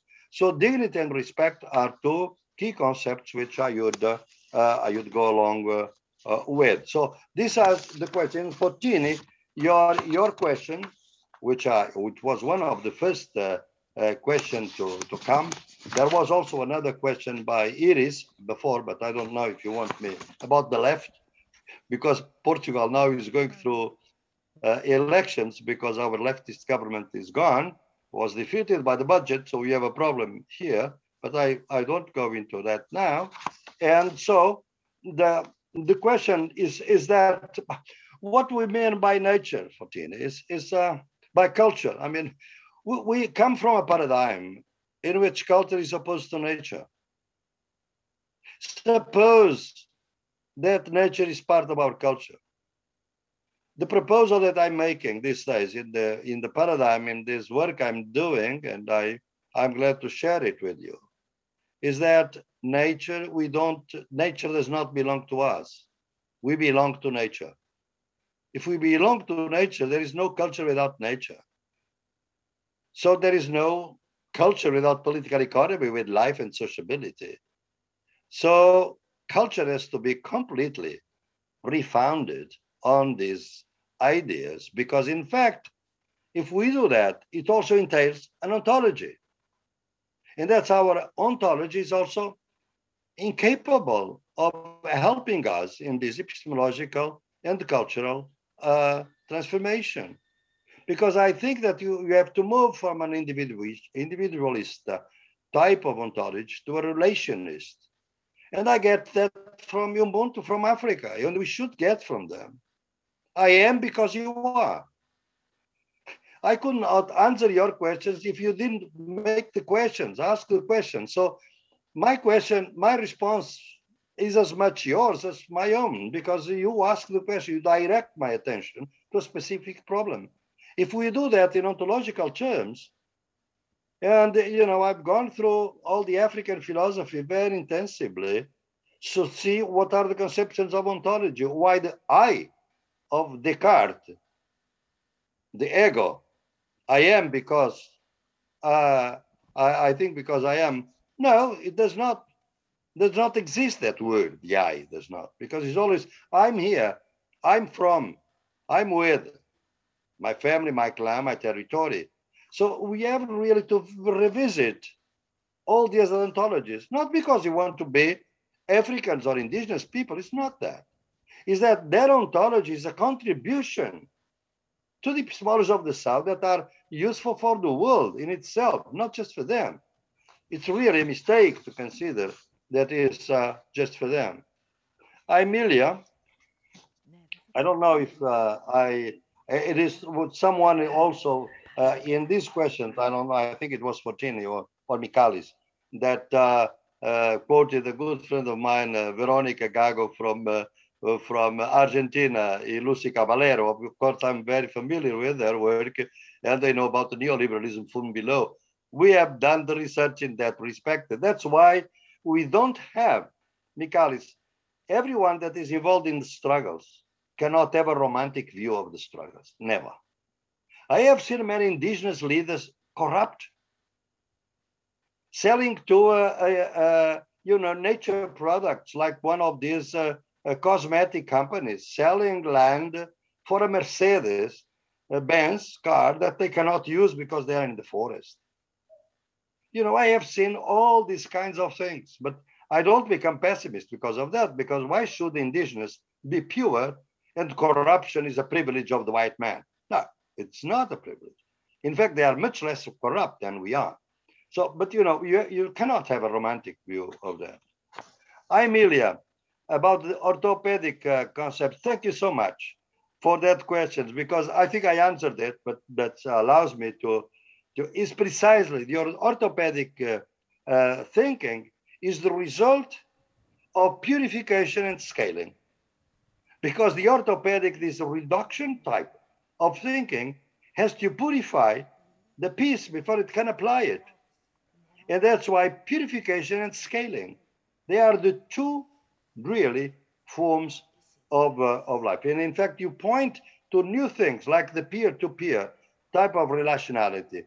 That's the new frontier, my dear. I think that we have to go through lots of reflection on what, for instance, is going on now in Lisbon, because in Lisbon now the Web Summit is meeting. And believe me, it's really something serious what they are discussing in terms of decentralized ways, but in which at the same time, Facebook is being defaced. It's very interesting. The Facebook is being defaced because they are really promoting the disaster of democracy in which we are by promoting hate speech, extreme right positions. Unfortunately, only the insiders can do this kind of struggle, the whistleblowers. So I think these were the questions, Wadin. I don't know if there are more, but I know I have a long text that you wrote together with Iris, which is a very good, that's the one that I really appreciate a lot by comparing Portugal with Greece. And at the end of that piece, you also asked some questions, and there is a final one there. I don't know if you want to go, because you raised Iris and Fortini, lots of questions there. Some I will just, if you have, I don't know if I have time to go into it, because I'd like to answer the questions of methodology, because also my students today, as you can imagine, is the key question. I mean, if you really adopt epistemology of the South, what are the methodologies to do a PhD, for instance? Well, this creates lots of problems, and I would like to address that if you think I have time for that. If not, I won't. Thank you for your intention. But I think we can pass to the next couple of questions and connect a question with Bon Vivir raised by Penny Travlou, for instance, and the other question raised by Michalis. I don't know if we have him with us.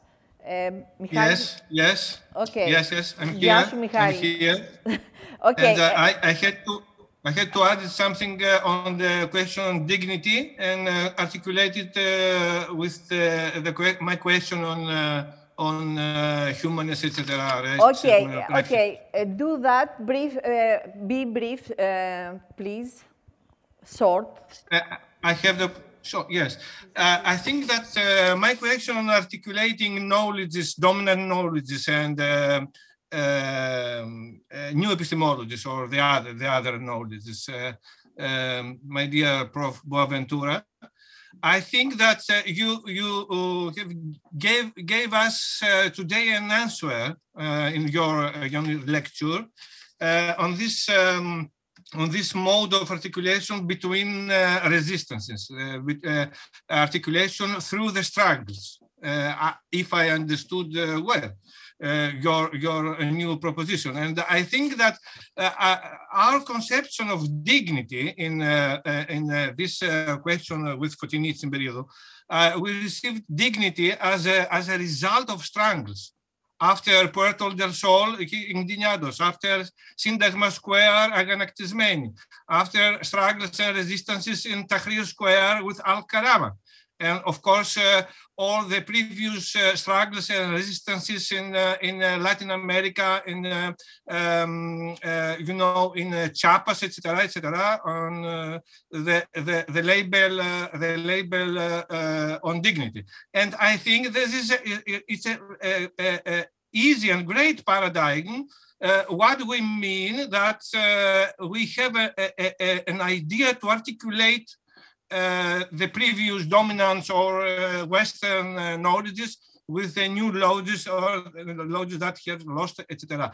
This is a paradigm dignity because we can to follow your proposition for a new articulation, you know, and this is the last question from me, my personal question, between the last January that we have discussed in the Nikos Pouliadis Institute Left Theory Congress on your proposition on new thesis 11, if I remember well, your question on abyssal line. And of course, all of this, that I believe the Western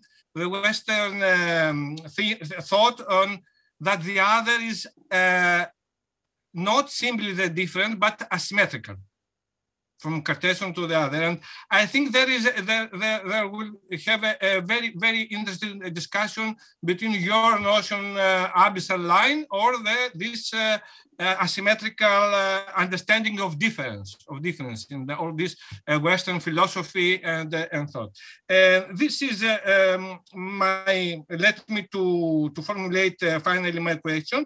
Having initiated the discussion around this issue, how do you think we can become more specific about this process of articulating former heterogeneous knowledges and integrating it into a new unit of difference? You gave some answer today. And second, what we maintain optimism about this synthesis, or should we move along a line of constant demarcation between Western knowledge and the knowledge of the subaltern peoples, population, and communities? Thank you. Thank you, Kalis. It is wonderful to go on for a long time on this conversation because they are at the core of things. First of all, I think that your conception of dignity is a great advance course precisely in these lines, because I think that it moves from the abyssal thinking to the post-abyssal thinking. That is to say, it's an attempt for a post-abyssality. And from my point of view, it is post-abyssality is like truth in science and epistemology. Today, in epistemological studies, you study that truth is not a key concept for science. What is the key concept is the search for truth, not truth, because truth is always changing all the time. So it's the same. The post-abyssality is something ideal for which we have to struggle. Where the struggle, as a sense, is to engage in struggles that are anti-capitalist, anti-colonialist, and anti-patriarchal. And sometimes it is possible when the struggles are strong. For instance, when George Floyd died, we could see that the first stage of that struggle was an anti-colonial struggle, anti-racism, of course. But then as it increased, feminists joined in, trade unions, parties, Bernie Sanders revolution, all joined in. That is to say, the anti-capitalist movements and the anti-sexist movements joined in. I saw at that point a kind of a convergence. And for a while, I think that convergence was very important to bring down Trump. But, you know, in the United States, everything is very limited between Biden and Trump, but that's the option for them. So I think that's absolutely right. I think, and the reason of the asymmetry is precisely because there is an abyssal line. But there was one question here. I think it was your question that I found very fascinating, because it's, I think when we deal with immigrants, I think it was Fontini also, one of you, raised the question of the immigrants, which is very important for us here also, is that, you know, in my most recent book, my recent work, I'm trying to see whether I should go on with the concept of the abyssal line, or if we should consider the abyssal zone. That is to say, a thickness of the zone. Why they say this is a zone, because there are some people that are already integrated or are in the process of being integrated in the metropolitan sociability, as you know from my reading, from my conception, and but they are in between, in that, and if some crisis come, they are expelled to the colonial, to the other side of the line, to the colonial subhumanity. My research in this case was on the elderly people in Europe, the elderly. The elderly in Europe were the age group that was most victimized, fatally victimized. The mortality rates for elderly are much higher. And it's not just because they are more vulnerable. It's because the way we take care of elderly in our societies is to put them in deposits. And these deposits have nothing to do with health care for them. It's just depositing. Let them die there. So these deposits, in a period of crisis, showed that the elderly people were people on the fringe. They could be expelled to the colonial. And I came to this when I saw, and then went through the data, when I saw the military people in Madrid, coming to Madrid, to discover 800 dead bodies there. 800 people that have died. Nobody cared about them. You know, so they, in a deep crisis, they are expelled. We do the same with immigrants. When Europe needed them for something, they were the Gastarbeiters, right? But now we are erecting mowers and the walls and the fences and things like that. How much experience we are wasting by doing this? So the final question, I'm sorry for 2 minutes. Sorry, the question of heterogeneity. Can we add a last question also from Penny Travlou, because we have very limited time in our disposition, and to give your answer in total. So Penny's question is about buen vivir and cosmopolitics. Dear Boa, I wanted to ask you, I'm going back to the introduction of your book, The Epistemologies of the South, and what is intriguing is that you have two manifestos put together, the one on buen vivir and the other one calling about the intellectual activists. And you say that you call for resistance to TINA and the trio of the world north, of the global north, capitalism, colonialism, and patriarchy, and the vision of the possibilities for an alternative world. Following your two manifestos, I would like to ask you a very short but open to reflection question on methodology when we talk about alternative worlds and a good life, buen vivir. So what are the methodological tools we can use as intellectual activists to decolonize our research, resist against TINA, and offer us novel ways to envision an alternative world? Post-pandemic. Thank you. Oh, it is. This is the key question, the millionth question at the end of our conversation. This is a fabulous question. To Michalis, I just say, Michalis, I can answer you the question of heterogeneous knowledge, demarcation or not, by mail. If you send me an email, I can get back to you. Okay, thank you. Yeah, I'll do that. I'll be glad in other questions that are not answered. I'll be glad to of course, do that by mail. No? Here is, this is a fabulous, wonderful question. It is the reason why I put the manifestos there is precisely to show a kind of a desperate disquietude on my part.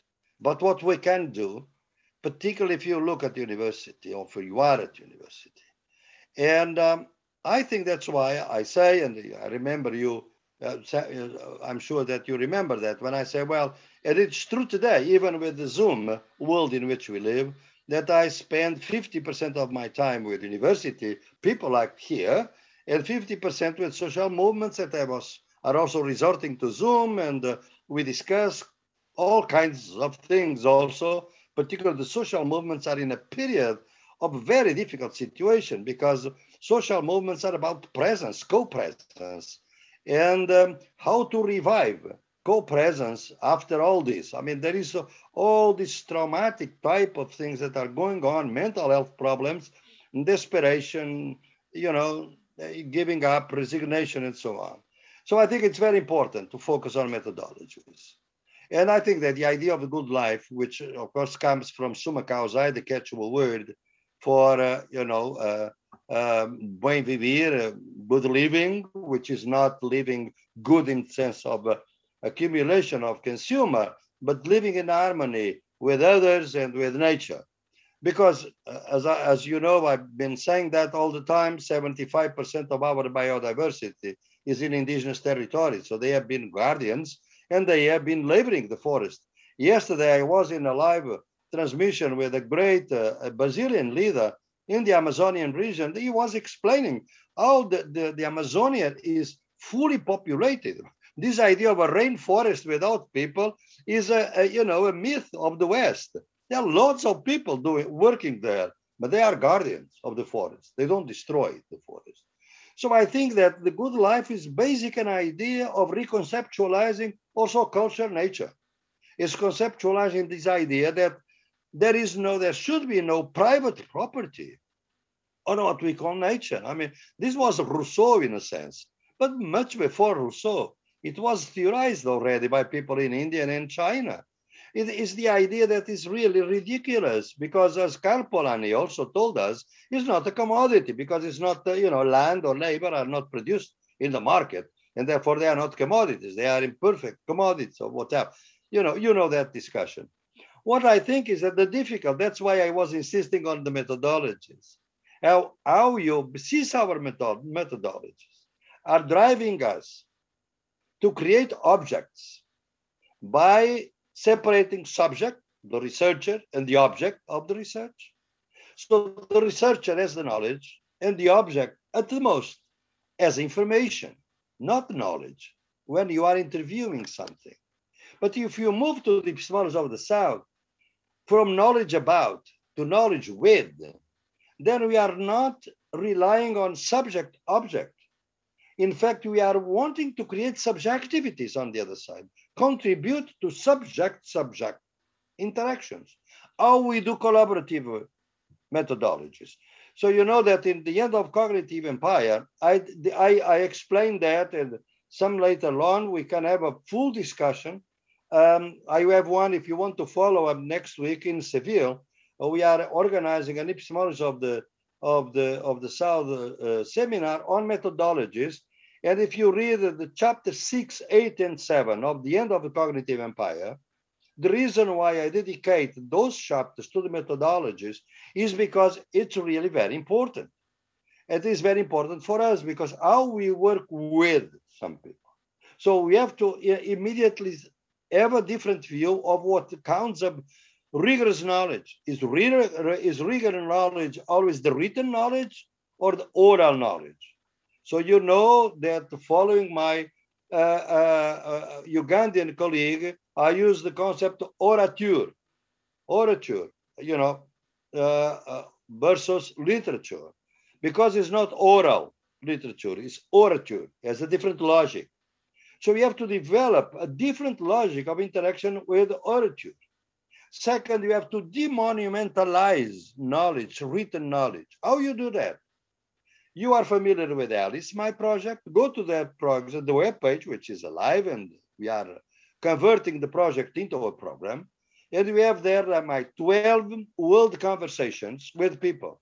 And the reason why I talk with Mudimbe, with many other big scholars, Mogobe Ramos in South Africa, was to show to the students and everyone that when someone leaves the text, as I'm living here, I'm not reading anything, we are more messy in our formulation. We repeat ourselves. We do demonumentalize. We show all the contradictions in our knowledge. As you go to the interviews, the conversations, you can see that. So you have to demonumentalize the rigorous, so-called rigorous written knowledge. Then we have to go to a deep experience of the senses, because you are taught to see, to hear, but we don't see the invisible.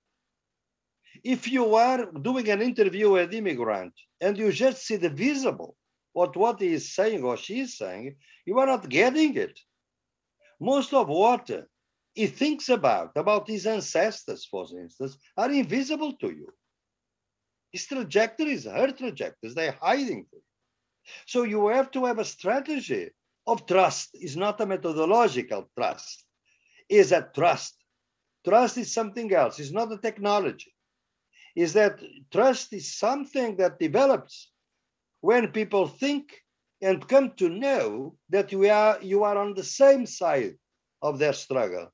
If you are doing interview with immigrants and they finally, by your action, by your work that we have been doing, those concentration camps that we don't like to call them, but that's what they are. If we go through them and you struggle for their dignity in the camps, they trust you. When they trust you, they tell you stories that they won't tell the stories to the researchers from the European Union that come there with the written report, questionnaire, and so on. Is that tell you lies. They tell you fabricated lies about themselves. We know that.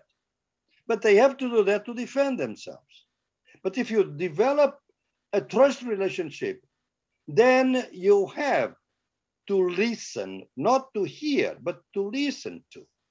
And when you listen, Iris, you have to listen to things that you never thought would be relevant for your research, because you are really very concerned about your research issues, but those people are concerned about something else.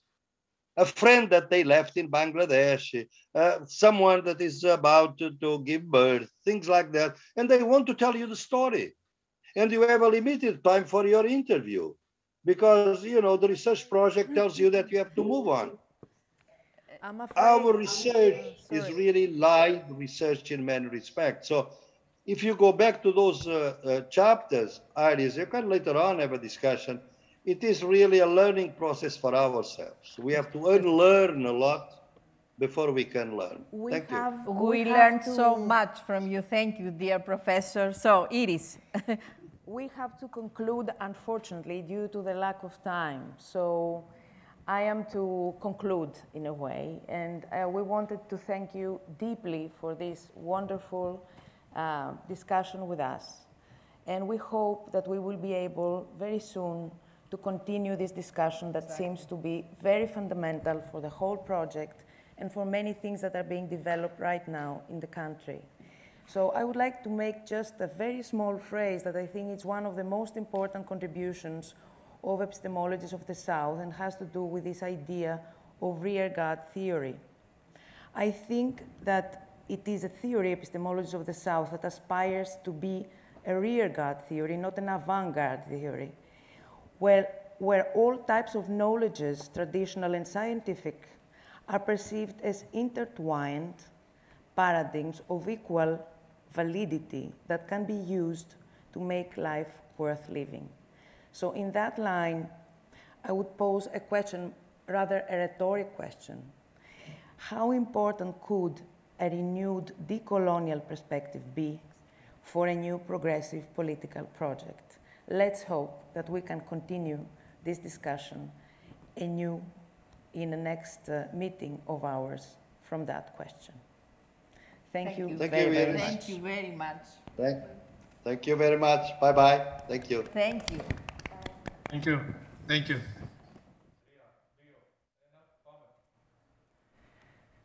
Good afternoon from Athens, and welcome to Museum as Heist, between the Benin bronzes and the Elgin marbles. I'm pleased to bring into dialogue today two esteemed colleagues who, personally, I've had the chance to meet through the Decolonize Hellas initiative. Dan Hicks, who is coming to us from London today, curator, or perhaps from Oxford, curator at Oxford's Pitt Rivers Museum and author of the award-winning book, The Brutish Museums, The Benin Bronzes, Colonial Violence and Cultural Restitution, which shines a spotlight on the ultra-violence and brutal history of the pillaging of Benin City by the British in 1897 and the installing of those stolen objects in private collections, ethnographic museums like the Pitt Rivers Museum, and chiefly the British Museum. While the long-term activism around the restitution of the Benin bronzes is a core and critical piece of the contemporary agenda of decolonizing museums and the drive towards reparations for colonial extraction on a structural level, the even longer history of the Greek bid for the return of the so-called Elgin marbles appears siloed from these struggles, while seen as nationalist within Greek contexts. Our other discussant, Laila Balarao, who's coming to us from New York today, has documented this shielding off of Hellas in her work, both scholarly and activist, on decolonizing museums, classics, and the university. Laila has recently defended her master's thesis at Cambridge on displaying Greece in the British Museum in the era of decolonization. She's currently researching in the field of critical ancient world studies at New York University.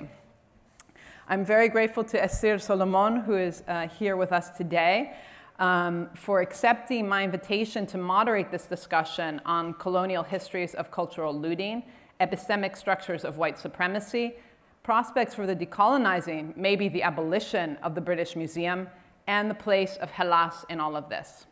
Esther is an archaeologist, museologist, curator, and professor at the University of Ioannina. She's a faculty member in our Decolonized Hellas student network and editor of the recent volume Contested Antiquity, Archaeological Heritage and Social Conflict in Modern Greece and Cyprus. Before we begin, I just want to encourage you to write your comments in the chat. I will be following them, and we hope to have 10, 15 minutes for conversation and questions at the end. Esther. Καλησπέρα. Hello, everybody. Shall we connect with Laila and Dan? I believe we're connected. Hello there. Okay, hello. Hi. Hello. We are really glad to have you here with us today.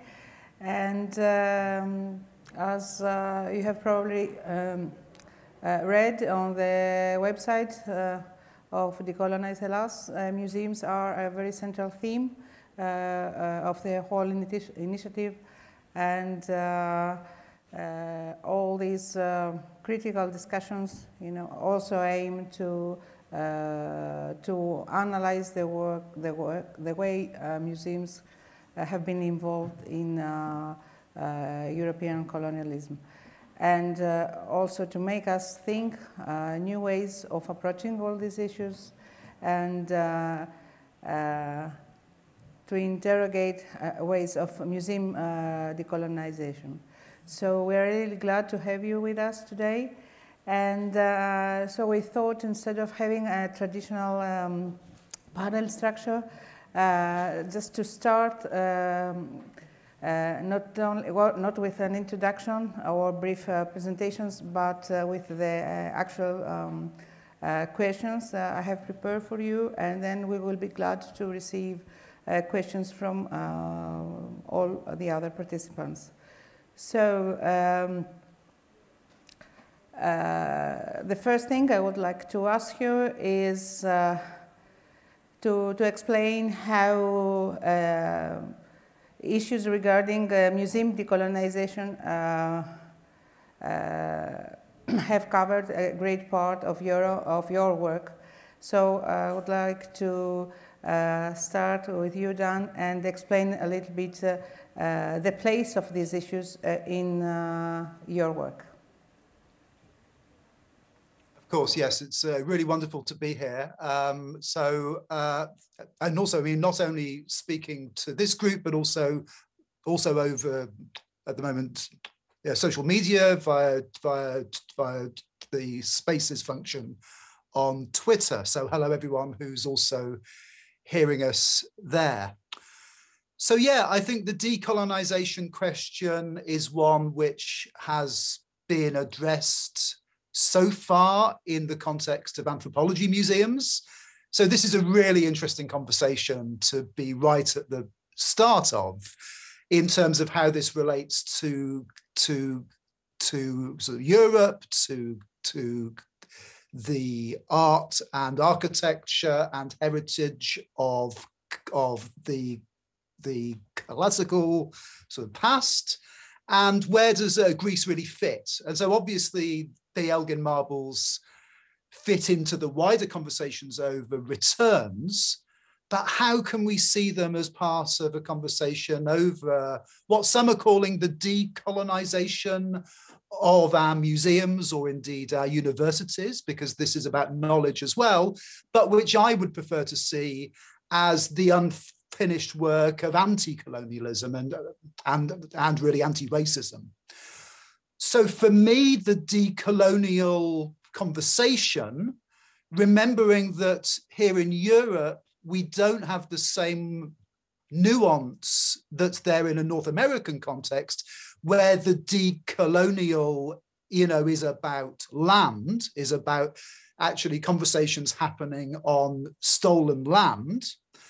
Here in Europe, we think more in terms of stolen art, stolen culture, and the efforts that were taken not only to undertake a cultural dispossession, but to use sort of culture for the enaction and the creation of cultural whiteness. So for me, I think this conversation, and it's wonderful to have Lila as a part of this conversation, because I think the dialogue in between us is not only helpful because we're talking from different sort of disciplinary perspectives, but also from different locations in North America and in Europe. And I think that in different ways, we're looking at these issues over cultural whiteness in, I think, really, complementary ways. So I think that that's enough from me, and let's hope this is going to be a sort of a back and forth and a two-way thing in between us, rather than long speeches from me. So I'll hand back over.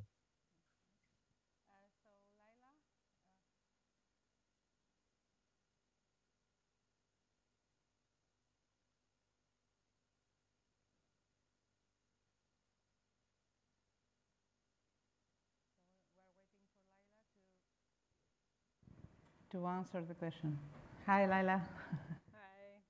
Hi.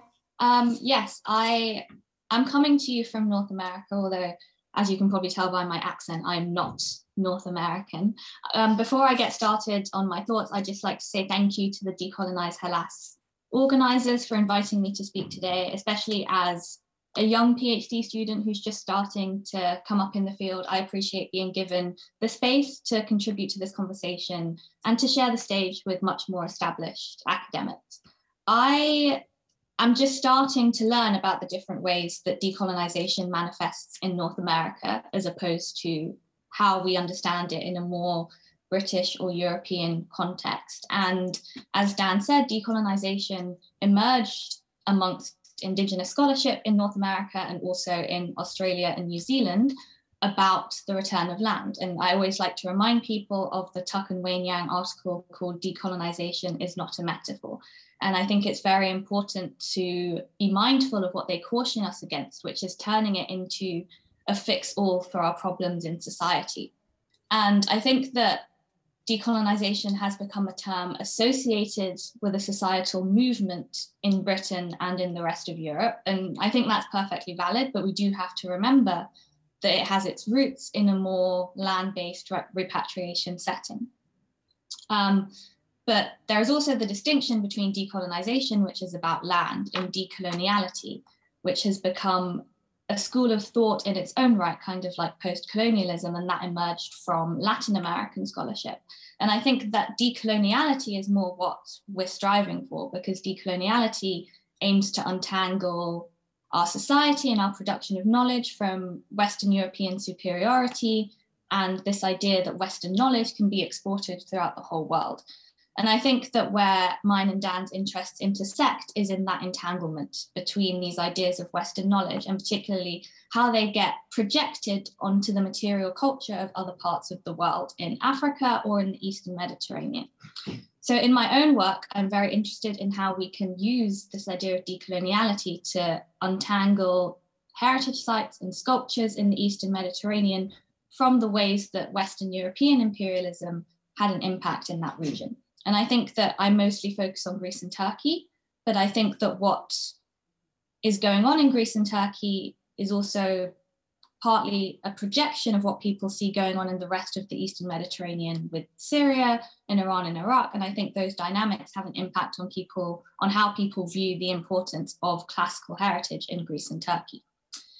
In my activism, I'm also very committed to anti-racism and decolonization within museums and universities, which is a particularly controversial and hot topic in Britain at the moment. We seem to be going through a culture war, or a supposed culture war. And I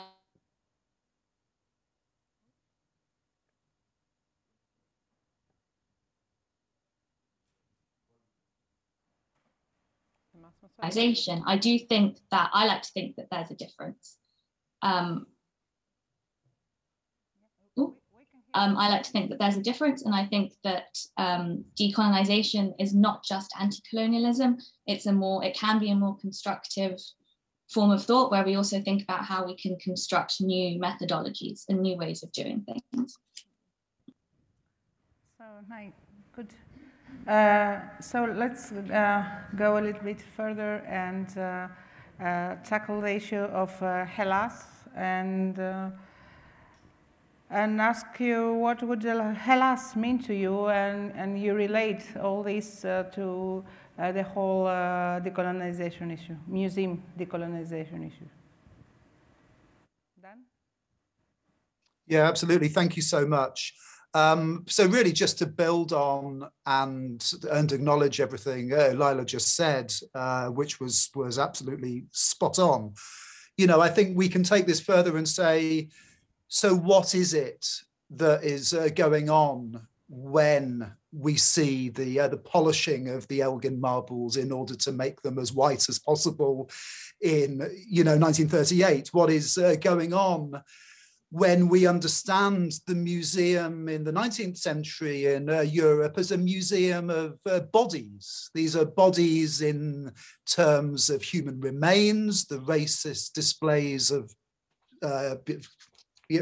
sort of physical remains of people to tell the racist lie that there were different species or sort of types of human, but also encountering in the museum the bodies in terms of stone sculptures.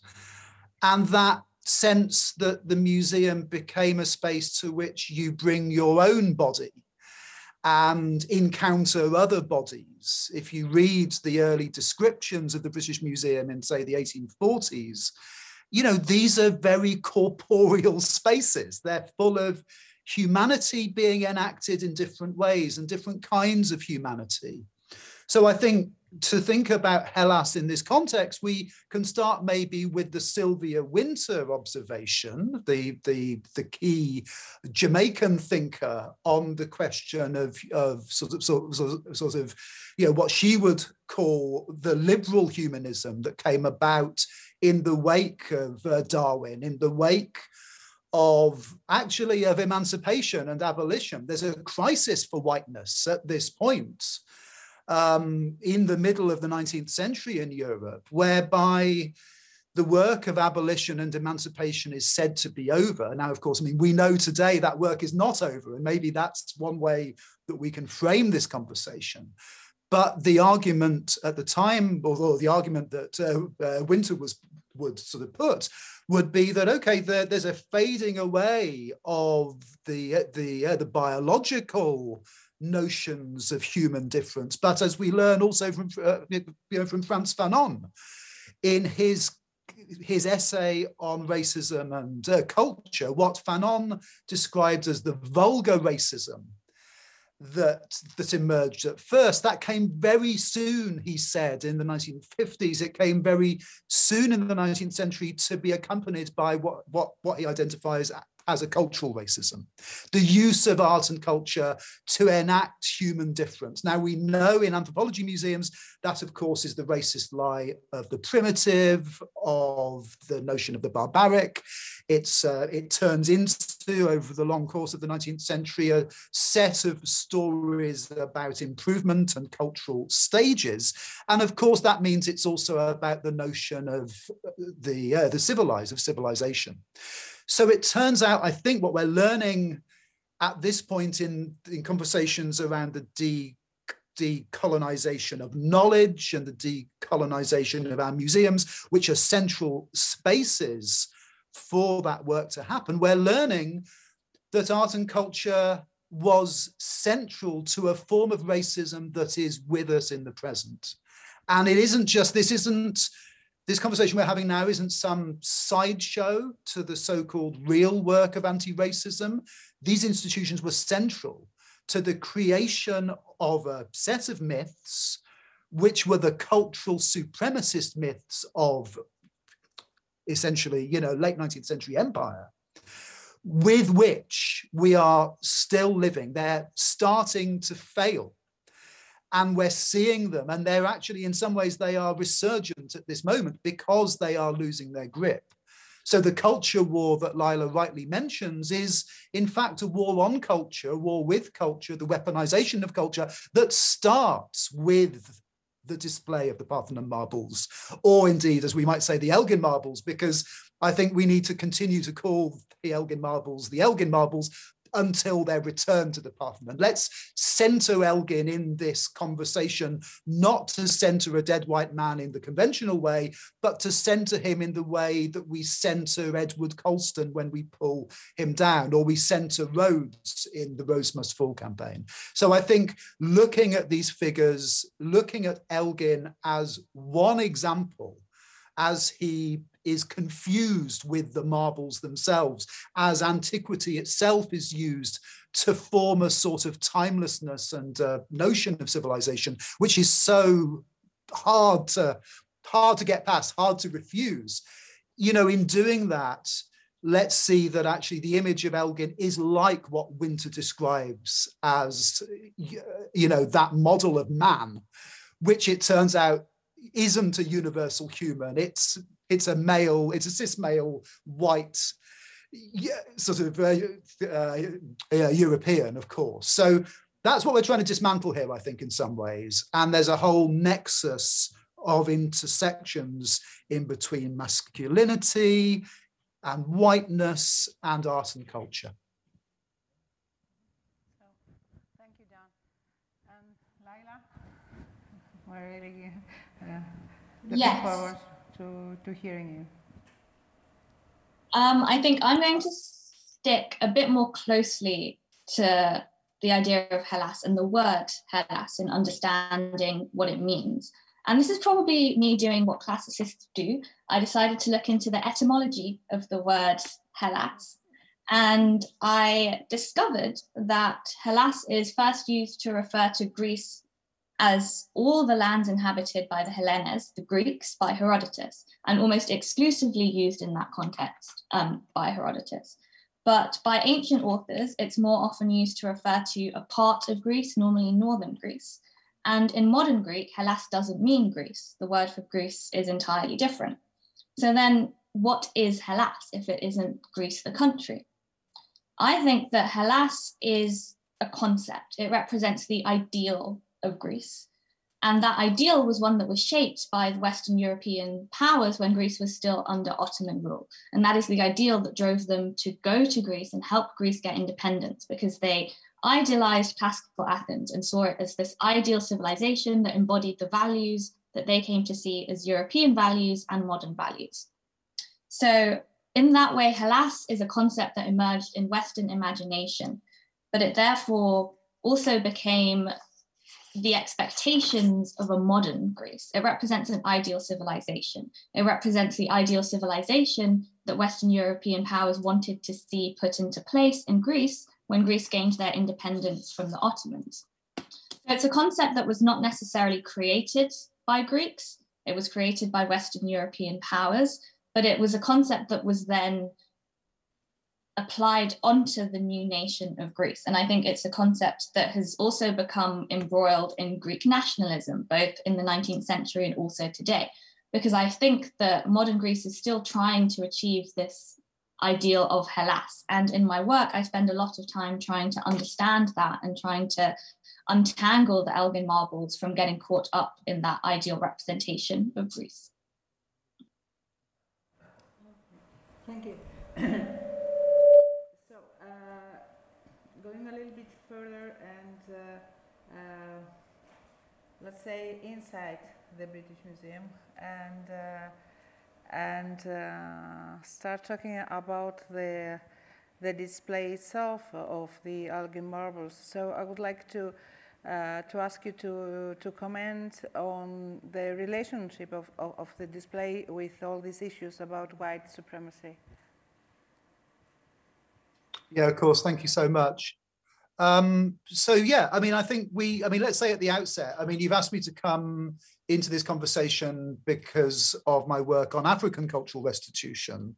So let's say at the outset that there's a lot of sort of whataboutism and where will it endism that we encounter in the sort of conversations around the return of African objects. We're at a watershed moment. I mean, last week with the formal announcement and the ceremony in Paris for the Benin objects being returned by the French government, my colleague Bénédicte Savoy at that meeting compared that return to the falling of the Berlin Wall.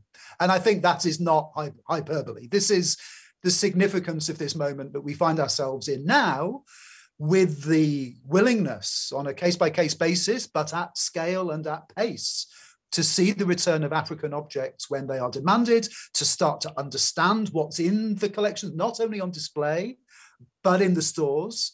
That is a shift which is happening in France, here in the UK. In the same week, we saw the ceremonies undertaken in Cambridge and Aberdeen, because most of the African stolen objects in our museums in the UK are not in the British Museum. They're not in the national collections.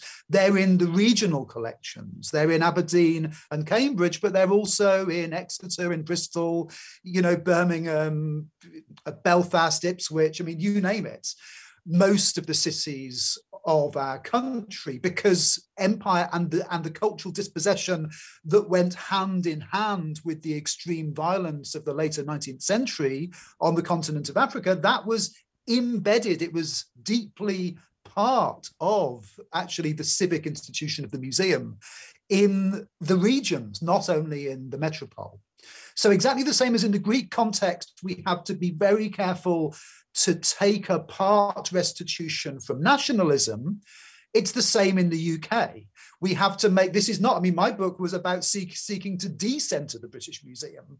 The British Museum, as we learn again from my colleague Bénédicte Savoy's, important a book that she just published, which is called Afrika's Kampf seine Kunst, Africa's struggle for her art. She makes in that book the key observation that in the Year of Africa in 1960, where I think 18 or 19 African nations in that 1 year gained independence, that was the beginning of a set of legal restrictions, a set of myths that were created by the UK sort of civil servants and the politicians and the museum directors, hand in hand with the Germans and the French, hand in hand with others, and a series of legal restraints here in the UK. That would be the Act of Parliament in 1963 in terms of the British Museum, but of course other nations were doing the same thing at the same moment. This work against restitution is incredibly recent. It's a post-colonial. It's a part of the decolonization of the 60s and 70s, where actually the pushback comes, because of course these independent nations understand that these items are about sovereignty, they're about identity, they're about culture, and of course they continue to wish to see them returned. So what does that mean in terms of the Greek context, well, as I say, let's be very careful not to say that all restitutions are the same as each other. This is not a campaign to empty out the British Museum or even to shut it down, in my view. But it is about the fact that our so-called, our self-proclaimed universal museums have to remove the myth of sort of universality. And our so-called world culture museums simply have to start again, so that there is, we need these institutions. We need to be able to look at art and culture outside of a Eurocentric lens. But that doesn't mean they should be filled with items that were stolen, where the demand for their returns are being made. This is about the museum as a space that can be more than simply what for maybe 30 years of its history it was co-opted into being, which is a tool or a mechanism or a weapon for white cultural supremacy. Our museums are far more than that. We need to make them fit for our times. So I think in terms of the issue of the Elgin marbles and the return of them, this again has to be a matter that is taken on its own terms. But we have to be optimistic that a return is not a loss. This weird white fragility that we hear from our museums, that somehow this would be something that would leave a gap. Actually, this is, of course, all institutions have to allow themselves to change, and it would be that sort of that thing that's added with each return is a thing that's added to the civic value, to the international role, of arts and culture. So the white cultural supremacists of 100 years ago absolutely understood how important art and culture is. So do we in the present. We simply need to make our institutions fit for our times. And so returns have to be part of that. We're seeing that work now happen for Africa. We're seeing it happen across the continent of Africa, not only conversations about sub-Saharan Africa, but Egypt, of course, as well, and other parts of North Africa, that many museums have pretended aren't part of the continent of Africa or aren't actually a part of these conversations. So I think there's so much to be learned from comparing these different cases, but let's not go down the where will it endism, slippery slopeism argument that if you return one object, you're going to return everything. That certainly is not the case. But that doesn't mean that we should be setting arbitrary limits or returns or saying never to any individual return. Okay, thank you very much. And Laila, about the British Museum display? Yes, I think Dan spoke about his role as someone who works with African heritage in this conversation. So I think my role as the classicist is probably to give more specific answers to the Elgin marbles themselves. I think what we're seeing in the relationship between the display in the British Museum and the display in the Acropolis Museum is a contest of space. These two bodies are bodies in terms of organizations, not bodies of human bodies. These two bodies are fighting it out over who has the most control over how these should be displayed and who has the better display. And I think in public consciousness at the moment, the Acropolis Museum is winning. The Devine Gallery has definitely gone out of fashion. If you walk through the British Museum, you kind of follow what many people call the chain of art, which is you start with Egyptian art with the Rosetta Stone and you walk in a straight line and you end up at the opening to the Devine Gallery. And from there, you walk into this neoclassical space with columns and grey walls that are supposed to mirror the marbles. The marbles almost become secondary decoration to the space of the gallery itself, which speaks to debates at the time about whether they were masterpieces or whether they were architectural decoration. And I think that particularly in classicist circles, people have become very disenchanted with the design of the Devine Gallery, which has helped the case of the Acropolis Museum, because the Acropolis Museum presents a strong visual claim to those marbles, not least because The museum is right next to the Acropolis, so it is physically closer to the original site. You kind of walk around it in the same plan as the Acropolis. You can look out the window at the sunny Parthenon. And of course, they have left gaps across the whole museum of where they want the returned pieces to go. My issue with the Devine Gallery is that the display of the marbles is so far removed from how they were originally displayed on the Acropolis. It changes the relationship that we as people have with the material culture around us. The Parthenon marbles were decorative sculpture and they were in a cult center in a religious setting. But by putting them in the British Museum and by putting them in a neoclassical gallery like the Devine Gallery, they've become aestheticized and they've become art objects, which they might not have been intended to be primarily. But even though the Acropolis Museum is physically closer to the original location of the marbles, does the display do anything different really to what the Devine Gallery does? I'm not convinced that it does. I mean, when I first visited the Acropolis Museum when I was 17 years old and I was a budding classicist, I found it incredibly powerful. And at that point in time, I was convinced that the marbles should be returned. But having done more critical analysis of both museums over the last year, I've realized that the same problems that are manifested in the Devine Gallery are also manifested in the Acropolis Museum. There is such a focus on the whiteness of the sculptures, of which Dan was just talking, even more so in the Acropolis Museum because they've used casts where they want the originals to go, and casts even highlight how white those sculptures are. And the light is so bright that they look incredibly white.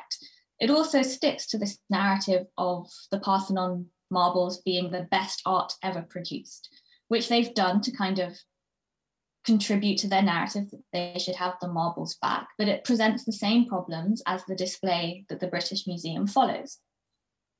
So when I think about whether the marbles should be returned, my position has become much more nuanced and maybe even contradictory in some ways, but I'm okay with that because there is no easy fix to this solution. There is no easy answer to decolonization. I think the first thing to notice is that whilst we don't want to go down the slippery slope of giving everything away and ending up with empty museums, as critics of restitution fear that we will, the return of the Elgin marbles can never be a partial restitution. They either, in my opinion, they either all have to leave the British Museum or none of them do. And that's because a lot of the arguments made, particularly by Geoffrey Robertson in his role as the lawyer on the side of the Acropolis Museum, is that they were part of the architectural integrity of the site, and that removing them compromised that integrity. And so that argument follows that they all have to go back if you want to kind of symbolically restore the integrity of that site. And the Acropolis Museum certainly would probably want them all back and to kind of have a unified display. But the other issue is that returning the Parthenon marbles is not going to decolonize Hellas. It's not going to solve the issues that we have with racism and colonialism in Greece. In fact, it might even contribute to that heightened nationalism surrounding the ideal of Greece, of which I was speaking before.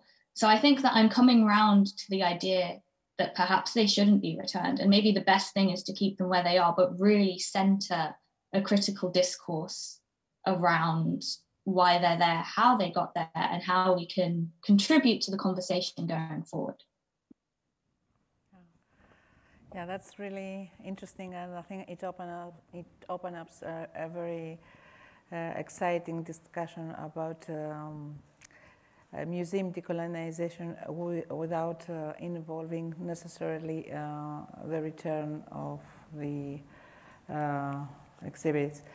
But let's go and discuss a little bit further these issues of return, and to see if there are more things to say, ethical issues regarding the return of the Elgin marbles, and the way these ideas of returning the marbles are related or distinguished from the decolonization issues you have already presented.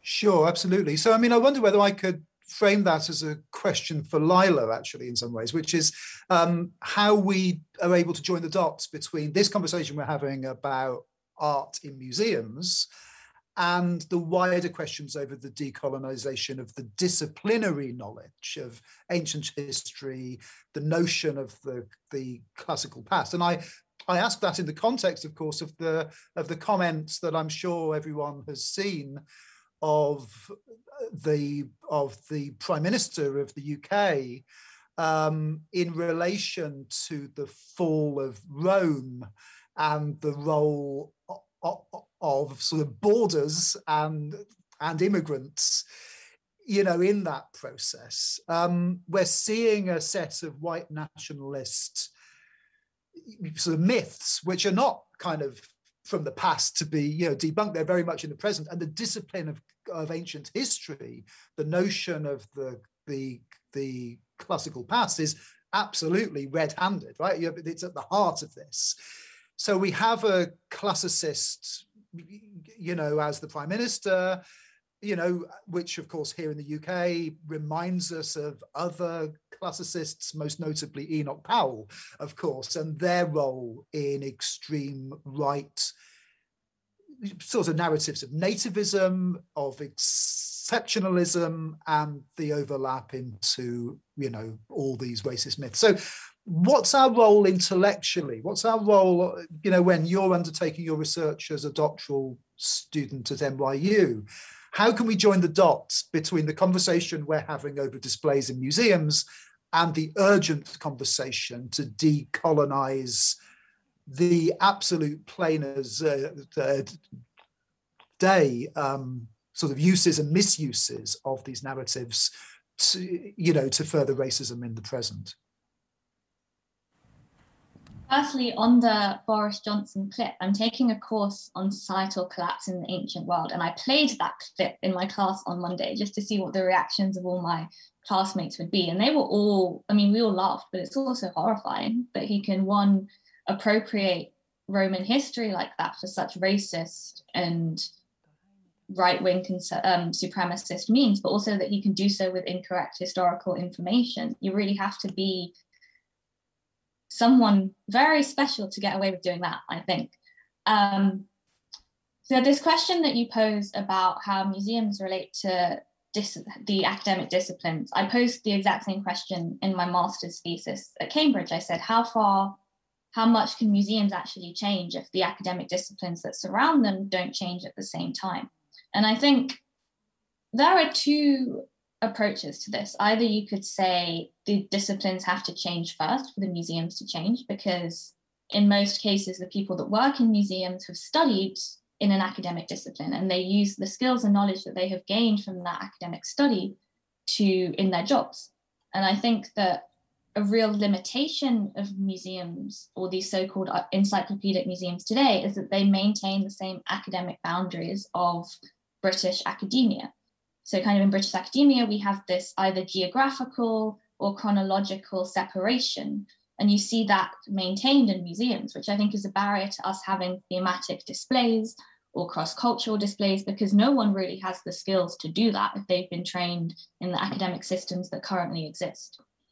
But I think the other answer that I am leaning more towards now is that academic disciplines should take a back seat for a bit. Maybe museums need to diversify the pool of knowledge that we have, because if we're talking about decoloniality, we don't want to maintain the same systems of knowledge that have been held up in universities and then transferred into museums for the last 3 centuries. I think museums could do a really good job of saying, actually, to be a curator, you don't just have to have a PhD in a certain field study. You know, there are other skills that could be useful for that, either community action skills or being involved in local communities in a different country or engaging with local communities in Britain.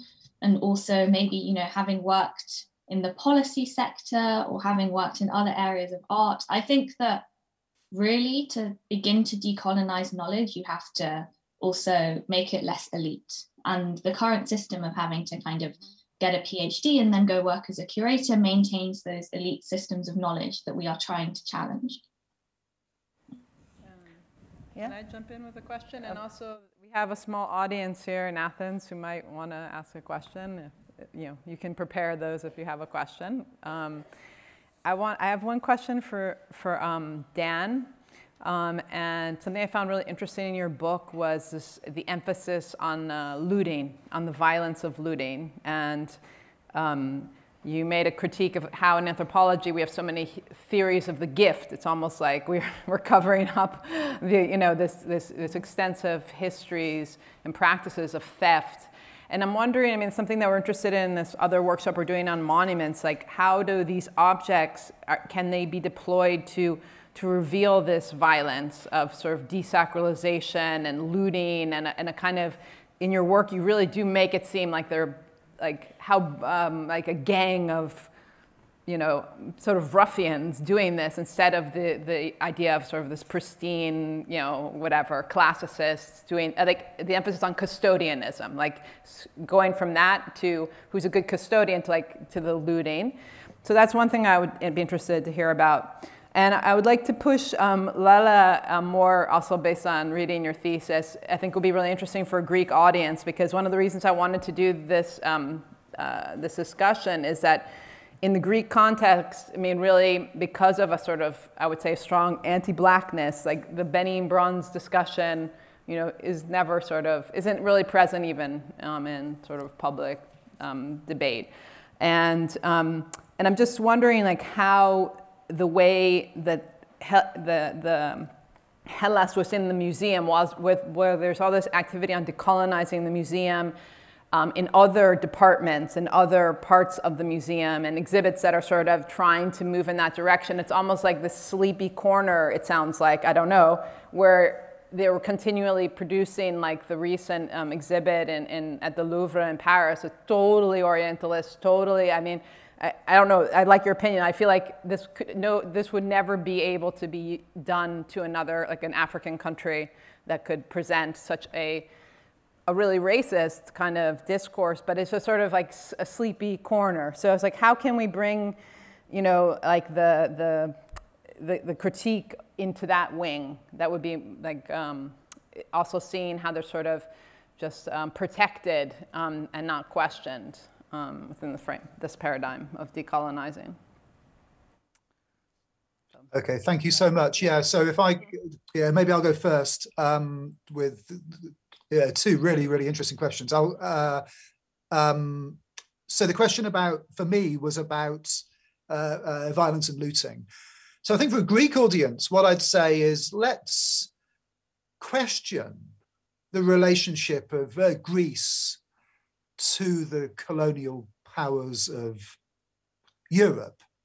Let's have that conversation about, not the gift, but the taking, and talk about it in terms of, say, debt, for example, indebtedness, inequality in the distribution of resource in terms of money, because it turns out that looting is not something, insofar as it emerged within this very particular set of actions that sought to create white cultural supremacy in between, let's say, the 1880s and the 1920s, this sort of proto-fascist phase of the use of culture, the culture concept for this sort of purpose. Let's remember it didn't happen in the colonies. Looting did not happen in the crown colonies. It happened on the edges of empire. It happened in the protectorates. It happened in contexts that historians have variously called, informal empire. They've called it indirect rule. Sometimes they've even called it, gentlemanly capitalism. What's going on in the Greek case? What in the early 19th century is the British imperial interest in the antiquities of Greece? We need, I think the conversation among our Greek sort of colleagues here has to be, well, what relationship do we think maybe is ongoing in the present in terms of the wider economic situation of Greece that is not sort of colonization in the way that we imagine it to be in terms of settler colonialism, but are there forms of extractivist colonialism, which is what we see in West Africa, that's going on with the rubber plantations and the oil, the palm oil, and the interests which were really what, you know, the taking of the bronzes, the claiming of sovereignty, the removal of these items of identity and sovereignty and antiquity into the metropole. That's something that was also done to Greece, right? So we need to be very clear about what this very specific history of looting, and as you've said, you know, I do describe it as a particular method of violence, a particular military tactic within a very tight historical framing.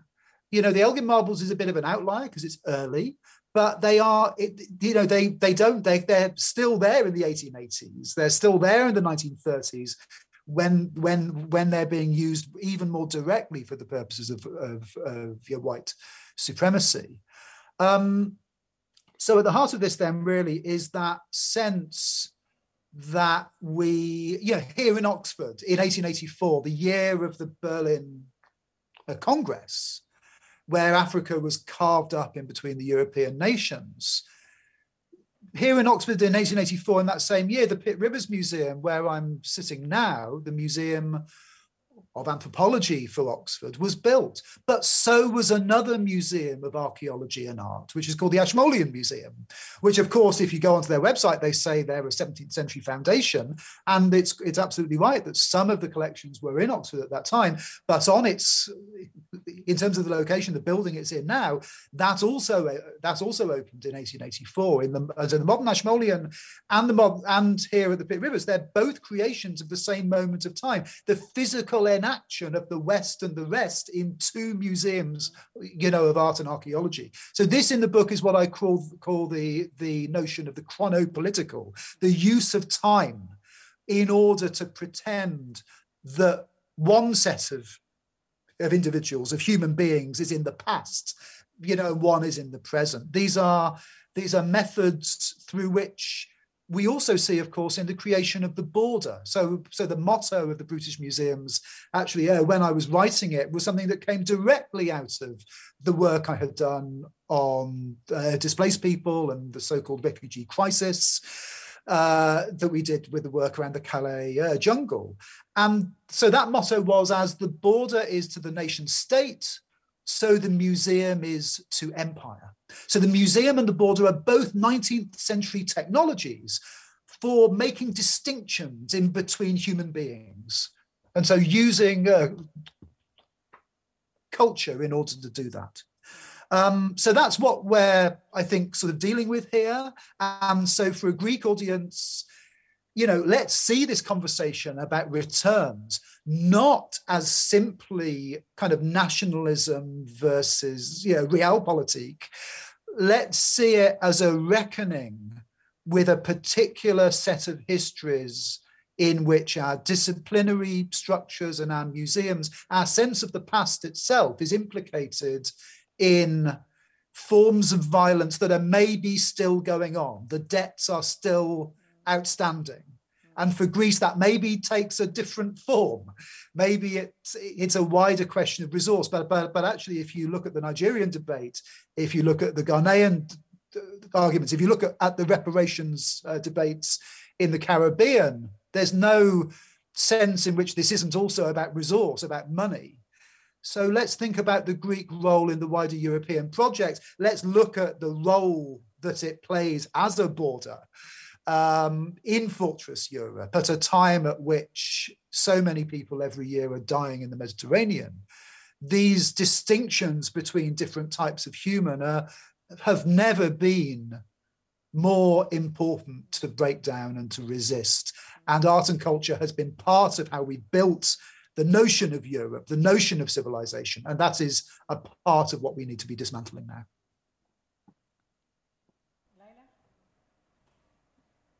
I'd like to quickly add something about looting. I think of the 19th century as a century of looting, particularly British imperial looting. It all begins in Egypt in 1801 with the defeat of Napoleon, after which Britain claimed his looted antiquities, including the Rosetta Stone. And at this point in history, when they could have given them back to the Egyptians, they instead decided to send them to the British Museum, where they have been ever since.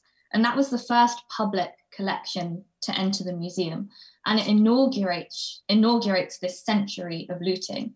And the case of Egypt is directly linked to Greece because Elgin was the ambassador of Greece at the time. And just a few weeks after Napoleon was defeated in Egypt, which was also Ottoman territory, he received his so-called and supposed firman to excavate at the Acropolis. So it was in his role as ambassador from Britain, the country that had just helped defend Ottoman territory, that he was able to take advantage and loot the Acropolis.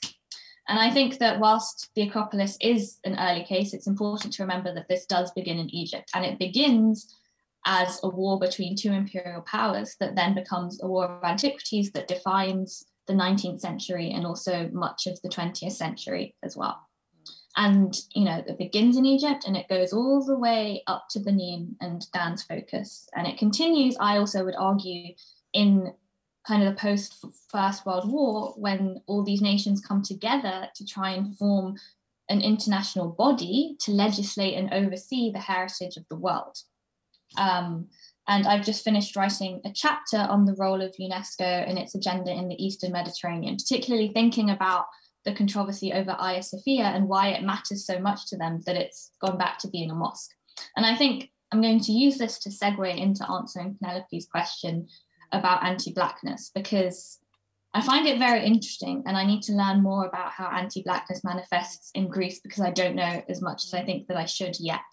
And I also think that I'm wary and I'm very aware of my position in this discussion because I'm not Greek. I haven't grown up in Greece or lived in Greece, so I can't speak to the intricacies of how racism might develop in Greece, but I'm also not white. So I'm not projecting white privilege or European history and identity onto my understanding of Greece. And I'd be interested to hear, Dan, what you think about this and how you orient your own position in this discussion.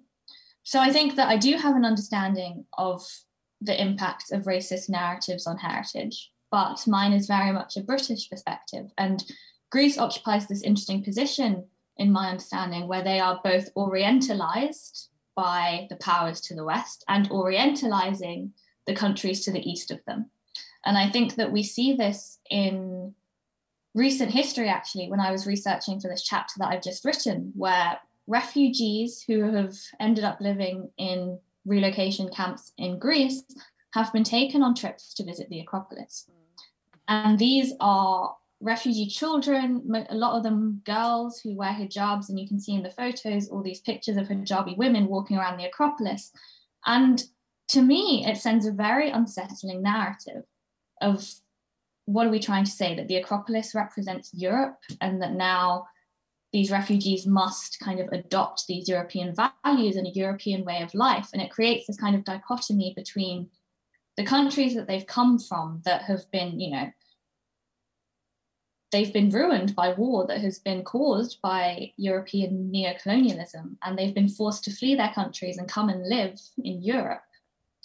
And their countries have also, you know, they're from places where we've seen classical heritage being destroyed by extremists, and now we're sending them to the Acropolis. Are we trying to say, you don't understand classical heritage, you need to understand it?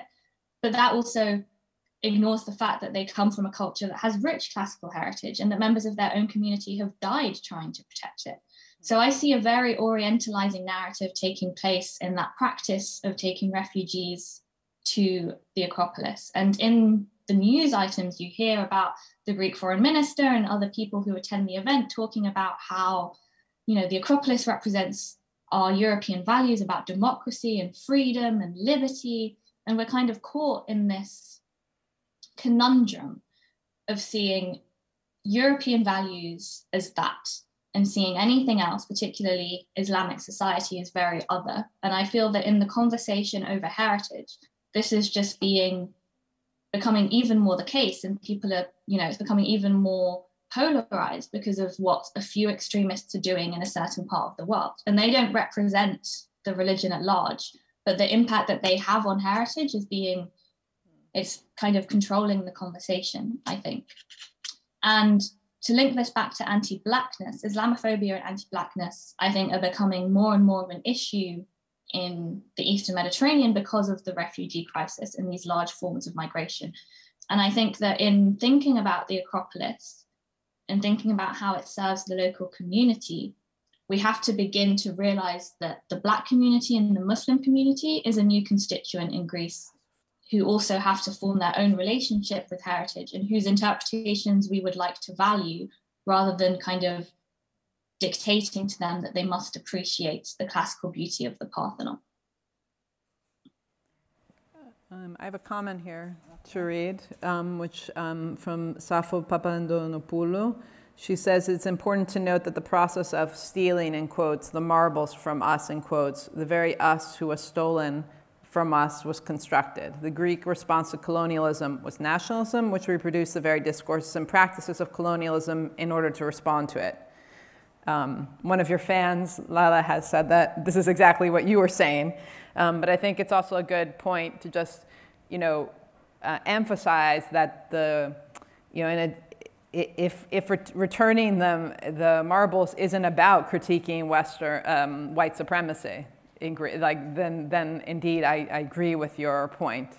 If it's just a support of nationalism, because it doesn't actually, this is where I would say the anti-Blackness, that this isn't seen as anything that has to do with whiteness. So if they came back to Greece now, this would not be the discussion. And in fact, it could reinforce what you've just been describing with the example of the refugee visits, that this could be a sort of a stronghold to reproduce this Western civilizational narrative, precisely because there's absolutely no pressure or critique on it in our context. It's sort of a bold statement, but a very small one, like this is what our conference is about. So, that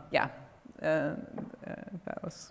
If I could just add on that, is that okay? But yeah, just on that point, I mean, I think it's exactly right.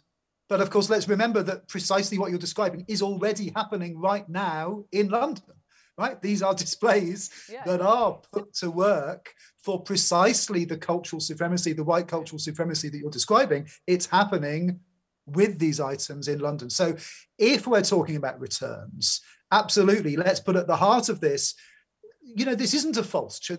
This is not the false choice between either nationalism or the status quo.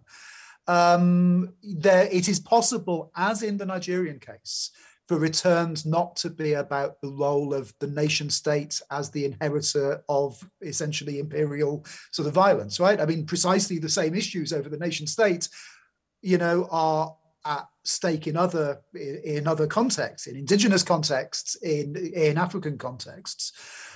So we need to I don't think it's enough anymore to keep ourselves in the arguments that were there 30 years ago that say returning the Parthenon marbles is a bad idea because it's going to support a certain form of nationalism. Let's reimagine, absolutely, as I'm sure colleagues are doing, what that return could be like, because from our side in the UK, the dismantling of that story of white cultural supremacy is central to what we want from our museums. So thank you so much. And having arrived at this point, I would like to bring into the discussion the notion of activism and also this role of a museum curator as activist. As activists, something, a capacity, a capacity among many others. So I would like to ask about your own attitudes and your own ideas concerning this aspect of the curator's work. Okay, yeah, I mean, I'll go first on that one, maybe just to say, in some ways, there's no book in my field or in any field, I think, that's sort of dated faster than the book that has the title The History of the World in 100 Objects. And so Neil McGregor, who at the time ran the British Museum, wrote this book 10 years ago, where he tells the history of the whole world. Again, it's a male, white, UK-based voice who uses the ability to pull objects in from around the world, all from the collections of the British Museum, and to tell a story of the world that he probably could have told without the objects, because it's a fairly familiar story. It isn't just that kind of history, that universalist history has dated. The notion of how you work as a curator was already at that time out of date. We're no longer that figure that, you know, that he represented, that I, in my role as a cis male, white curator at an elite institution, that I certainly sort of could also play. That role is dead. That role, we're not curators, we're co-curators. We are led, have to be led by our audiences, by our stakeholders, by the partnerships that we undertake in really reimagined, inequitable terms. We have to be giving up sort of power. We have to be undermining ourselves. So I think, for me, I don't identify as an activist because I'm just doing my job. I'm a curator. I think I would not trust a curator activist because the risk is always the co-option of these narratives. I listen to the activists when they are campaigning, you know, outside the Pit Rivers, as they were in 2015 to 16 with the Rosemus Fall movement. And in general, of course, I listen to activists of all kinds when they are talking about museums, but I'm not an activist myself. What I have to do, though, is not just state my positionality and my privilege, because often that just reflexively re-emerges, the same figure re-emerges, just a little bit more sensitive and a little bit more self-aware, but actually it's the same old guy, sort of yet again, here I am. My role in this is to undermine myself in whatever meaningful way that can take up. So part of the role of the curator today has to be the dismantling of the white infrastructure of the museum, of the patriarchy of the museum. And that involves everybody. Of course, we have to diversify ourselves urgently, but we can't wait until we are diverse in a generation's time until we're actively doing this work. So the work of a curator these days is not not to be an activist, but it certainly is to be an anti-racist. Okay, thank you so much for your answer. It's really precious also for the world of museum professionals. And Laila, your ideas will be also very much appreciated, also from the side of a PhD student in this field. The British Museum, as of 2020 and early 2021, had no Black curators, according to a report that was found by people, I think, rather than actively put out there. So they were exposed as having no Black curators. And as long as that is the case, and as long as there are no Black curators and very few other people of colour working at the British Museum, things will not change. It has been proven by critical race theorists, particularly Sarah Ahmed, that people of colour are the ones that bring race and decolonization into the discussion. So if in your curatorial meetings and your leadership meetings and your board meetings there aren't people of colour there, then who is going to initiate change and who is going to implement it? Who has the understanding of the local community and historic experiences of generational racism to bring to the discussion? So I think the first thing that has to change is that curatorial staff have to be much more diverse than they currently are. And if we go back to Penelope's point about anti-Blackness in Greece, I don't know exactly what the racial demographics of Greece are, but I don't know how you would get narratives that are anti-racist if you don't have curators that are not ethnically European, let's say. So you need the people in the jobs getting paid the salaries to make the changes. And that's where, if we say that decolonization is not a metaphor, this is the material part of it. If we reappropriate decolonization in our non-Indigenous context, where it's not about land restitution, it can be about other forms of material reparations, like jobs, salaries, scholarships, etc. My personal career goal is to become a curator, but I'm not sure that once I am, that I would be able to separate my activist identity from my curator identity so easily. I don't think that's a luxury that I have as a person of color, and particularly a woman of color who lives at that intersection. Because for me, activism is not something, it's something that I wish I didn't have to do. I wish we lived in a world where it wasn't necessary, but unfortunately we don't. And so I don't engage in activism because I find it fun or interesting. I engage in activism because I see it as necessary for my community to survive, or ideally to thrive. But at points in the last few years, we've been talking about pure survival here in terms of just getting through COVID and other crises that have come along as a community. And so I think that in whatever job that I may have in a museum in the future, I won't be able to remove that from it. And I think the idea of, just like the idea of a universal museum is a myth, the idea of a curator who can be neutral is a myth. And that's not to say that I won't be able to separate my identity and my activism from the material when it needs to be. It doesn't mean that I will see race in every Roman sculpture, but I think it means that I will ask the right questions when they need to be asked, or think about what narratives, what alternative narratives could we present here, or what other communities could we reach out to with the exhibition that we're working with. And I think that that's where a curator who has an activist identity could be useful. It's not that, you know, you're actively trying to promote an activist agenda through your work. It's that you are at least engaged in the ideas and the community activism, and you can bring that in when it's necessary. But for all of that to change, first and foremost, the museum staff has to change. And we've been talking about curators, but I'd also like to hear what Dan and maybe also our colleagues in Greece think about boards, because I think boards are crucial in this conversation. To go back to the British Museum, in the 19th century, men moved between cabinet positions and roles on the board of the British Museum so easily.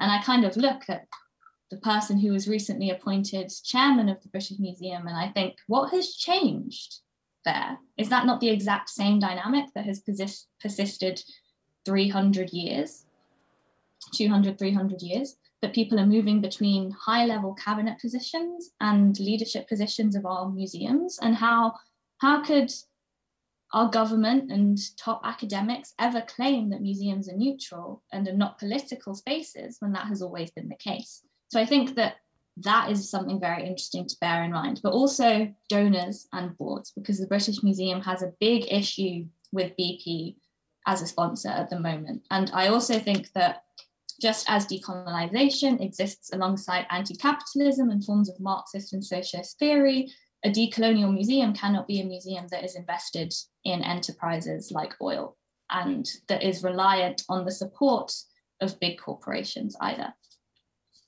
And Dan, I'd be interested to hear your thoughts on this as well. Okay, absolutely, yeah. So in the final minute or two, because I think we need to finish at 5:02 or shortly after. Yeah, I mean, just to say, I agree with absolutely all of that. The question on boards. Boards are spaces, rare spaces in this world, in these worlds, that you can actually diversify incredibly fast, because the process of appointment is very, very different to having to train up a whole sort of pipeline to diversify workforce. That, you're able to bring in as trustees a whole host of other expertise and diversify yourself. So yeah, absolutely. That's why the argument over who's appointed to the boards of museums is part of this war on culture that the government in the UK are fighting. So yeah, I mean, I can't add anything more to everything you said. Was just exactly right. I totally agree. So, yeah, and in terms of, I mean, I think I will have to go away and think about the really important points you made about how do you, in refusing the activist identity, which of course is often a slur, are you feeding into narratives that the museum is actually able to be neutral, which of course I wouldn't agree with. So that's incredibly challenging. Thank you so much for that. As it's about time to conclude, There are so many things that we could discuss further. I just want to focus on one of the ideas you put forward related to the possibilities given by the museum space itself, the museum institution itself as a political space where the display of objects can make us think and can make us being critical over all these issues. So some of these debates may begin from the museum space itself when this space is open enough to include this kind of narratives, either deriving from academics, from students, from other collectivities, and from people who want to change things. And if I may, I would like just to finish with the fact that the British Museum itself has also allowed some of these discussions, and being part of an extremely interesting program from museum professionals, mainly from Africa and Asia and Latin America, just gave us the opportunity to tackle these issues and see how the role of the curator can change and include different views, even the views of the late Ian Jenkins from the Greek and Rome department, and whose ideas were included in several exhibition projects, some of which started in the context of the British Museum itself. So just keep, these notions and see how we can be more inclusive and also more activist in all senses of the world that you put forward in your presentation. So thank you so much, Leila, and thank you so much, Dan, and also the people who commented and asked questions. And I hope that we can continue this kind of discussions further and further. Thank you so much. Thank you, thank you.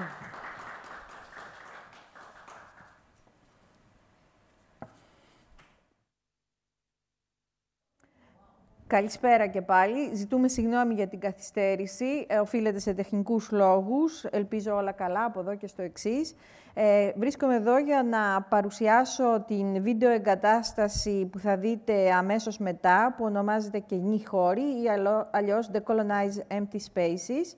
Δύο λόγια για τους συνεργάτες και τη συνθήκη δημιουργίας αυτής της βίντεο εγκατάστασης. Έχει γίνει από τον Μιλτιάδη Ζερμπούλη, που ήταν πρώην διδάκτορας του Πανεπιστημίου Μακεδονίας, και του Χασάνη Σικλή, ιστορικού τέχνης, οι οποίοι βρέθηκαν μαζί για να ανταλλάξουν εμπειρίες από δύο διαφορετικές εθνογραφικές μελέτες πεδίου, στα πλαίσια του εργαστηρίου του δικού μας, του Εργαστηρίου Μελέτης του Πολιτισμού των Συνόρων και του Κοινωνικού Φύλου του ΠΑΜΑΚ. Αποφάσισαν να φτιάξουν αυτή τη βίντεο εγκατάσταση γύρω από δύο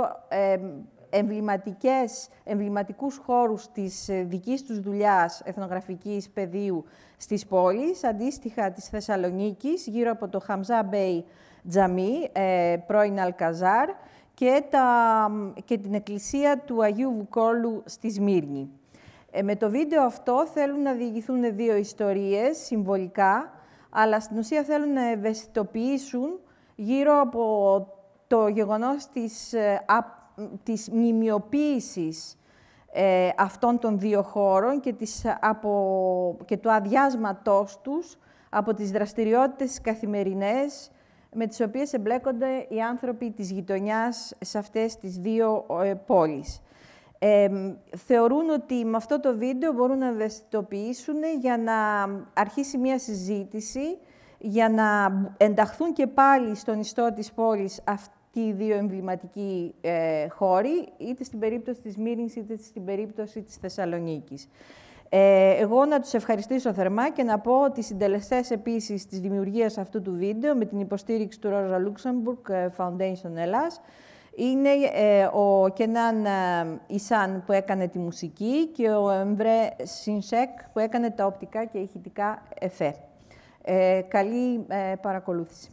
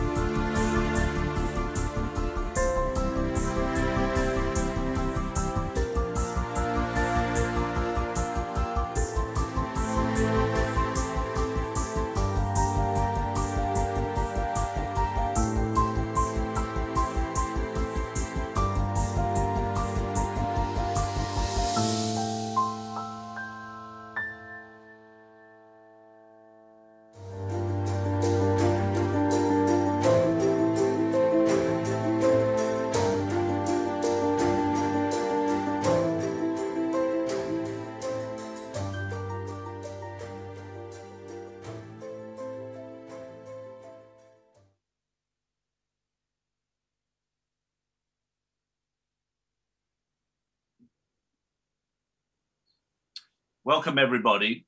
My name is Vangelis Kalodikis. Along with my colleague at Brown University, Yannis Chamilakis, we thank the collective of the Decolonize Hellas project for asking us to convene the initiative's thematic cluster devoted to coloniality, race, and nation in modern Greece. We acknowledge also the support of the Decolonial Initiative at Brown University for this panel. At today's session, we've chosen to focus, along with my colleague at Brown University, Yannis Chamilakis, we thank the collective of the... Are you hearing the return? Project for asking us to convene the initiative's thematic cluster. There's a return to race and nation in modern Greece. We acknowledge also the support of the Decolonial Initiative at Brown University for this panel. At today's session, we've chosen to focus, along with my colleague.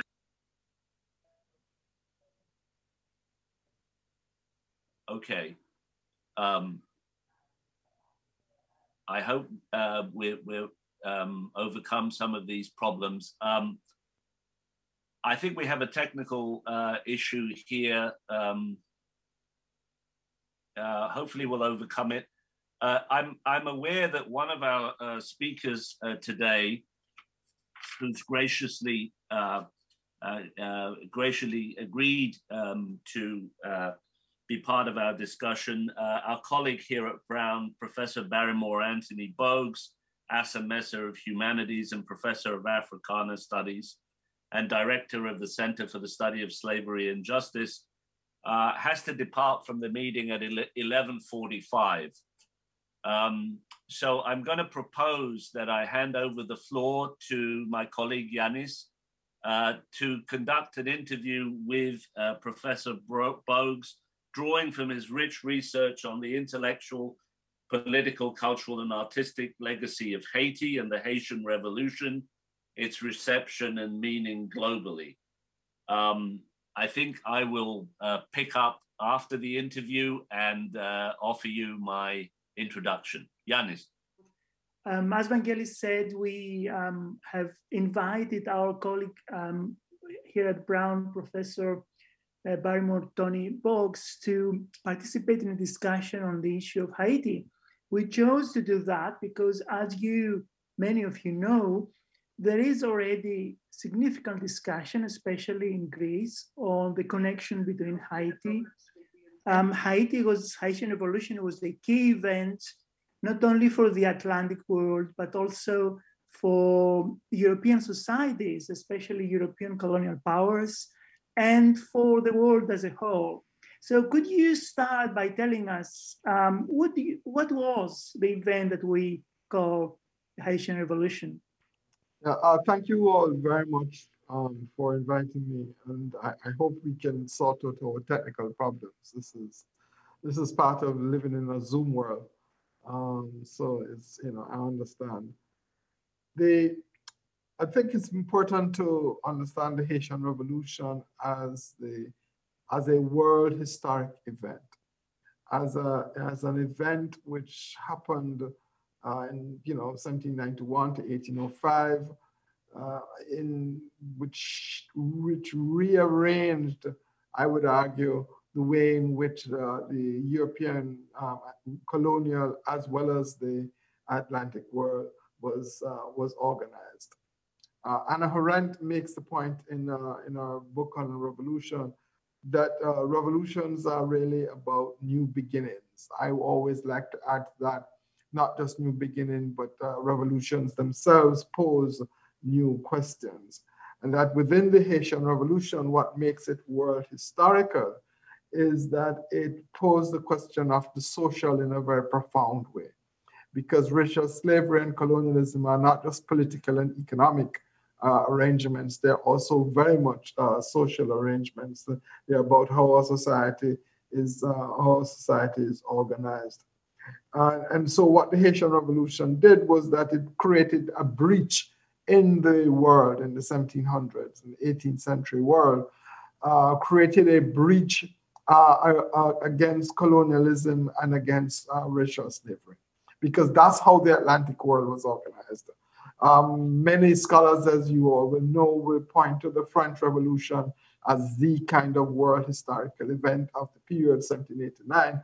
But I would want to suggest that 1791, the Haitian Revolution, was a world historic revolution, a world historical event, because what it did was that it actually opened up the breach to what were the major societal formations at that point in time, in a way in which the French Revolution was not able to do. In other words, it put on the table of human society certain questions about racial slavery, about colonialism. The French Revolution, for all its extraordinary and richness and remarkableness, did not do that. So that's what I think. That's what we are looking at. And added to that, I think, is that when it puts on the table the questions of national independence, anti-colonialism, it also put on the table the question of Black sovereignty. And I think this is important. So it's not just sovereignty and in national independence in a way in which, say, the American War of Independence did of 1776. This was the business of Black sovereignty. And so it was the ways in which those who were racialized, those who were deemed to be not humans, now had the situation where they were now creating a society in which they could create a certain amount of sovereignty. And that notion of sovereignty, I think, of Black sovereignty, was something that was anathema to the Western world, to European colonialism, and to America. So that's what you're looking at. You're looking at this extraordinary event that displaces and rearranges and does both political as well as epistemic breaks, I would argue, as to how the world can be organized. Thank you very much, Tony. That was a wonderful introduction to the whole theme. Can we follow on from that and discuss the reaction, especially the reaction in Europe? We know that it set into motion a series of events, some military, some political, some diplomatic. And we also know that it actually shaped people's thinking in different ways also in Europe. So could you tell us, for example, how did France react to that event?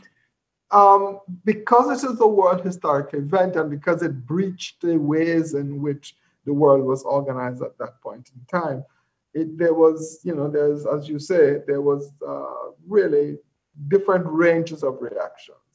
One of the fascinating things I've found in doing my research, I was in Amsterdam about 2 years ago, working on a particular project and going through a set of newspapers when I suddenly came upon a newspaper published in French that was being published in Leiden at the time, in the 1700s. And it was filled with reports of the Haitian Revolution, including the public reproduction of the Declaration of Independence in 1805. And that was, to me, amazing. And the letters to the editor and the editorial comment showed both sides. There was those who said this is an important event, we should support it. And then there were those who said, listen, and I think this was a dominant reaction. Why are you publishing this? This is dangerous to us as Europeans. And so I think that certainly for France and Europe, that there would have been those who felt, okay, the revolution is worth supporting, but there were also those who felt that no, this revolution is a breach. And I want to use Napoleon's words here, who made the point in a letter to the British Council in the United States that what we have to fear is not so much, Napoleon says, the actual factor of slave revolts. Those, he says, we can put down. What we have to fear, he says, is the specter of the blacks who can rule. That's what we have to fear. And I think that therefore this business of the specter of black sovereignty is really what was fearful. And the French reacted by saying that we will not recognize you unless you pay us 150 million francs at that point in time. And this is really remarkable in my view. The request of the French was that the demand of the French was that you pay 150 million francs for the property we have lost, including the slaves that we have lost. So here you have a situation where France is negotiating with the new rulers of Haiti, and they are saying to them, we owned you, and we now, for your freedom, you now have to pay us this, it's 50 million francs, because we're not just talking about property in terms of land and plantations. We're talking about property in terms of human beings. Then there were the other important reaction, I think, which is really important, is how the revolution actually quickened the abolition process, so that you can't think about the British abolition movement and the ending of the slave trade, which is in 1807, 1808 from the British colonial side, without not thinking about Haiti. In other words, the arguments that were being made is that if we don't do this, then what we are going to do is that we're going to have another Haiti. What some writers have called the Haitian fear. And it's a fear of Black sovereignty and obviously slave revolution. And so that the process of abolition was then quickened because of that. The other thing I think is important is that to understand is that it then meant that it inspired slaves everywhere. This is not just in Europe, but in around the Atlantic world. So that, for example, when you get to the American Civil War, there are troops, segregated Black regiments fighting, but calling themselves like Toussaint Louverture, who was the leader of the first leader of the Haitian Revolution. And then the Haitian Revolution gave help to Simon de Bolivar, on the condition that when he won independence for Venezuela, he would free the slaves. So there's a certain kind of internationalism, and as you all know, that there was a letter of support from Boyer to the Greek revolutionaries in France, saying, we support you, we can't give you arms at this point in time, but we will give you, because of all our own difficulties, but we will give you all the political solidarity support that you have. And it is something that you have discussed with me, but also I think people like Sadia Abbas has written about when she talks about Greek independence.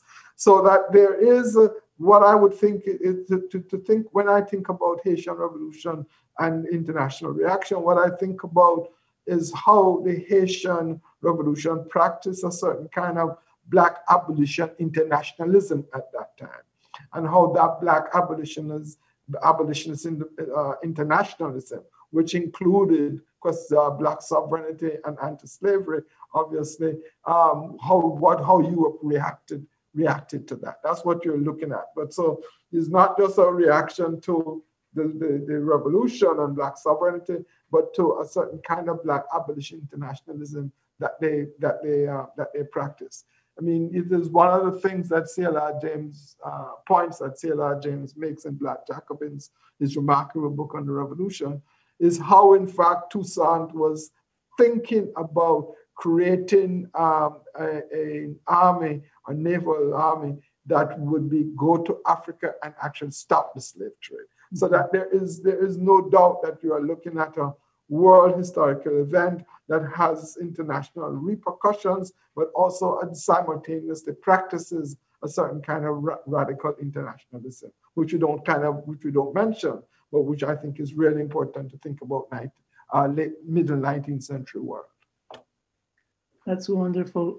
Thank you very much, Tony. I mean, there are lots of interesting issues you brought up in your comment right now, including the letter that was written by prominent intellectuals, scholars, and revolutionaries in Paris, of Greek origin, advocating for the Greek War of Independence. We're going to talk about it later, but I just want to stay a little bit on the reactions by intellectuals in Europe who had endorsed the ideas of the Declaration of the Rights of Man and the Citizen, who had endorsed the anti-monarchist and the tyrannical kind of feeling in Europe. How did they react to the Haitian Revolution and the prospect and the specter of Black sovereignty? Did they endorse it, or did they think it was a bit too much compared to what they had before agreed in terms of the declaration? I think that what you are looking at is the following, Yanis, and that's a really great point. I think that there were many, let's call them radical intellectuals at that point in time, particularly in France, Jacobins, who were supportive of the Haitian Revolution when it abolished slavery. I think it's important the way to think about frame the Haitian Revolution this way. I frame it as a dual revolution. That is, this is about the abolition of slavery, and it's for struggle for national liberation. It's one of the bitterest struggles for national liberation, and has to be seen within the context of national liberation struggles worldwide. I think radical folk, particularly Jacobins and those who are supportive of the French Revolution, thought that, okay, the ending of slavery is fine. But the question of the end of colonialism is deeply problematic. And so that when you read, even when Danton and the others are in the National Assembly, and there's a debate about the ending of slavery, and the National Assembly finally agrees, led by the Jacobins, finally agrees, okay, we are going to go ahead with the abolition of slavery. What do? They say, we agree with it, we passed a resolution that we agree with this, but we are going to let's put the resolution to the public committee, two committees, the Public Committee of Safety and the Committee on Colonies. So, and what is interesting, right, in that moment is, we all know what the Public Safety Committee was, the committee, the kind of radical committee of the French Revolution. But it was also the Committee of Colonies, and there was nothing on their minds about, okay, let's abolish colonialism as well. So that I would argue is the kind of nub of the matter. In other words, that for many European intellectuals, even radical ones, slavery, yeah, let's get rid of it. It's fine. We don't want to do that. But the idea of colonialism was not anathema to them. People saw that colonialism was a kind of logical part of Europe's and particularly in this case French, kind of French Enlightenment and so on, and French civilization and European civilization. In other words, there was an understanding of hierarchical classificatory understanding of who was human and who was not.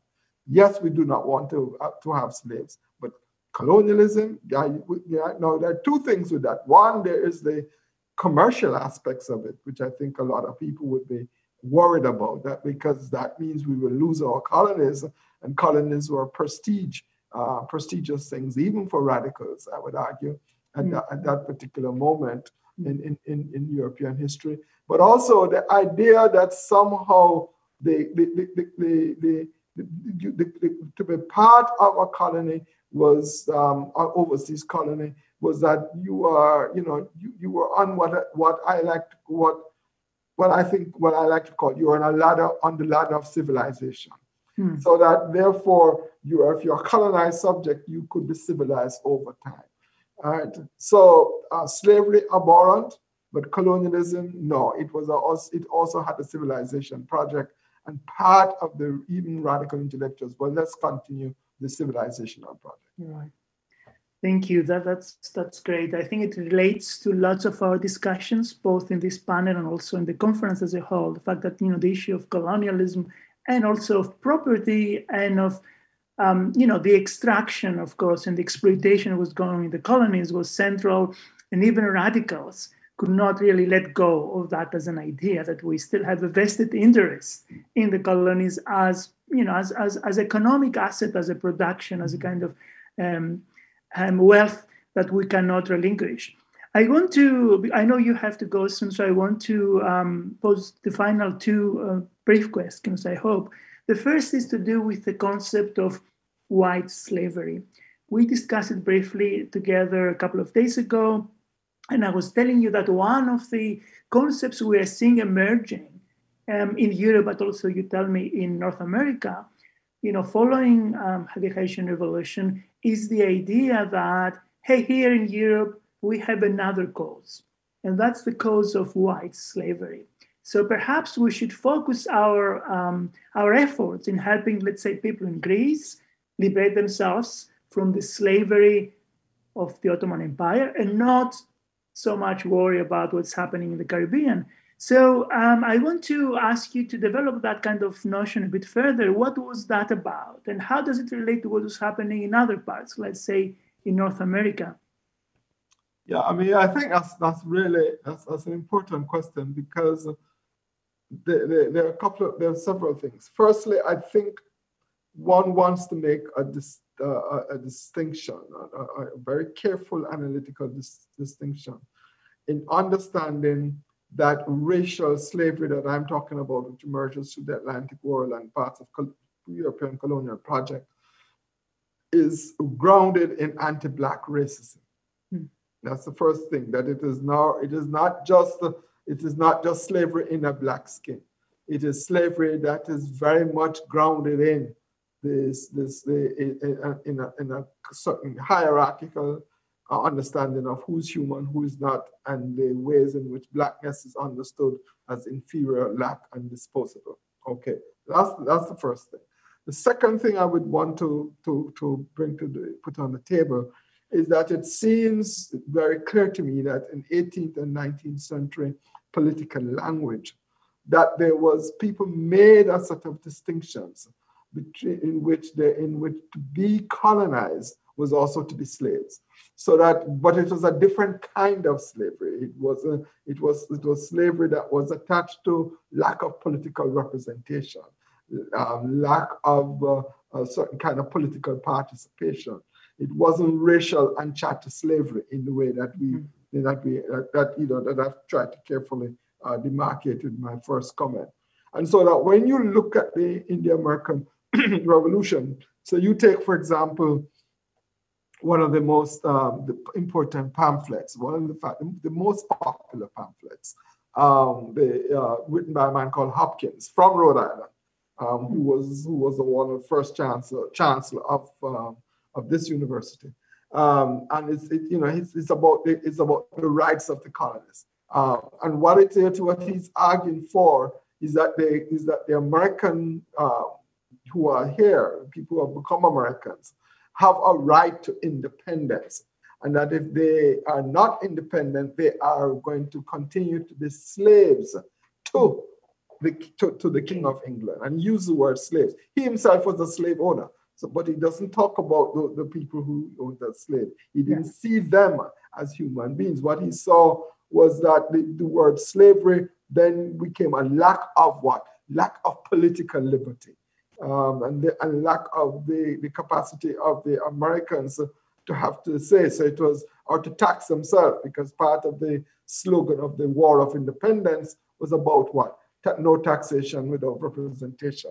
So that slavery therefore becomes a kind of metaphor, a capacious metaphor that captures different forms, capture that form of domination, a kind of way in which we think about dependency.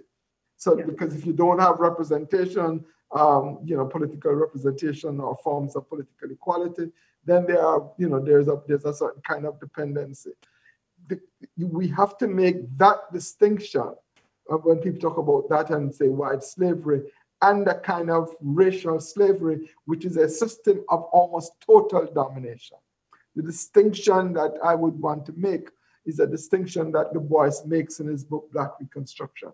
He says that the way in which we need to understand, racial slavery, he doesn't use the word racial slavery, but the way we need to understand slavery in America, he says, is that you are under the arbitrary will of somebody.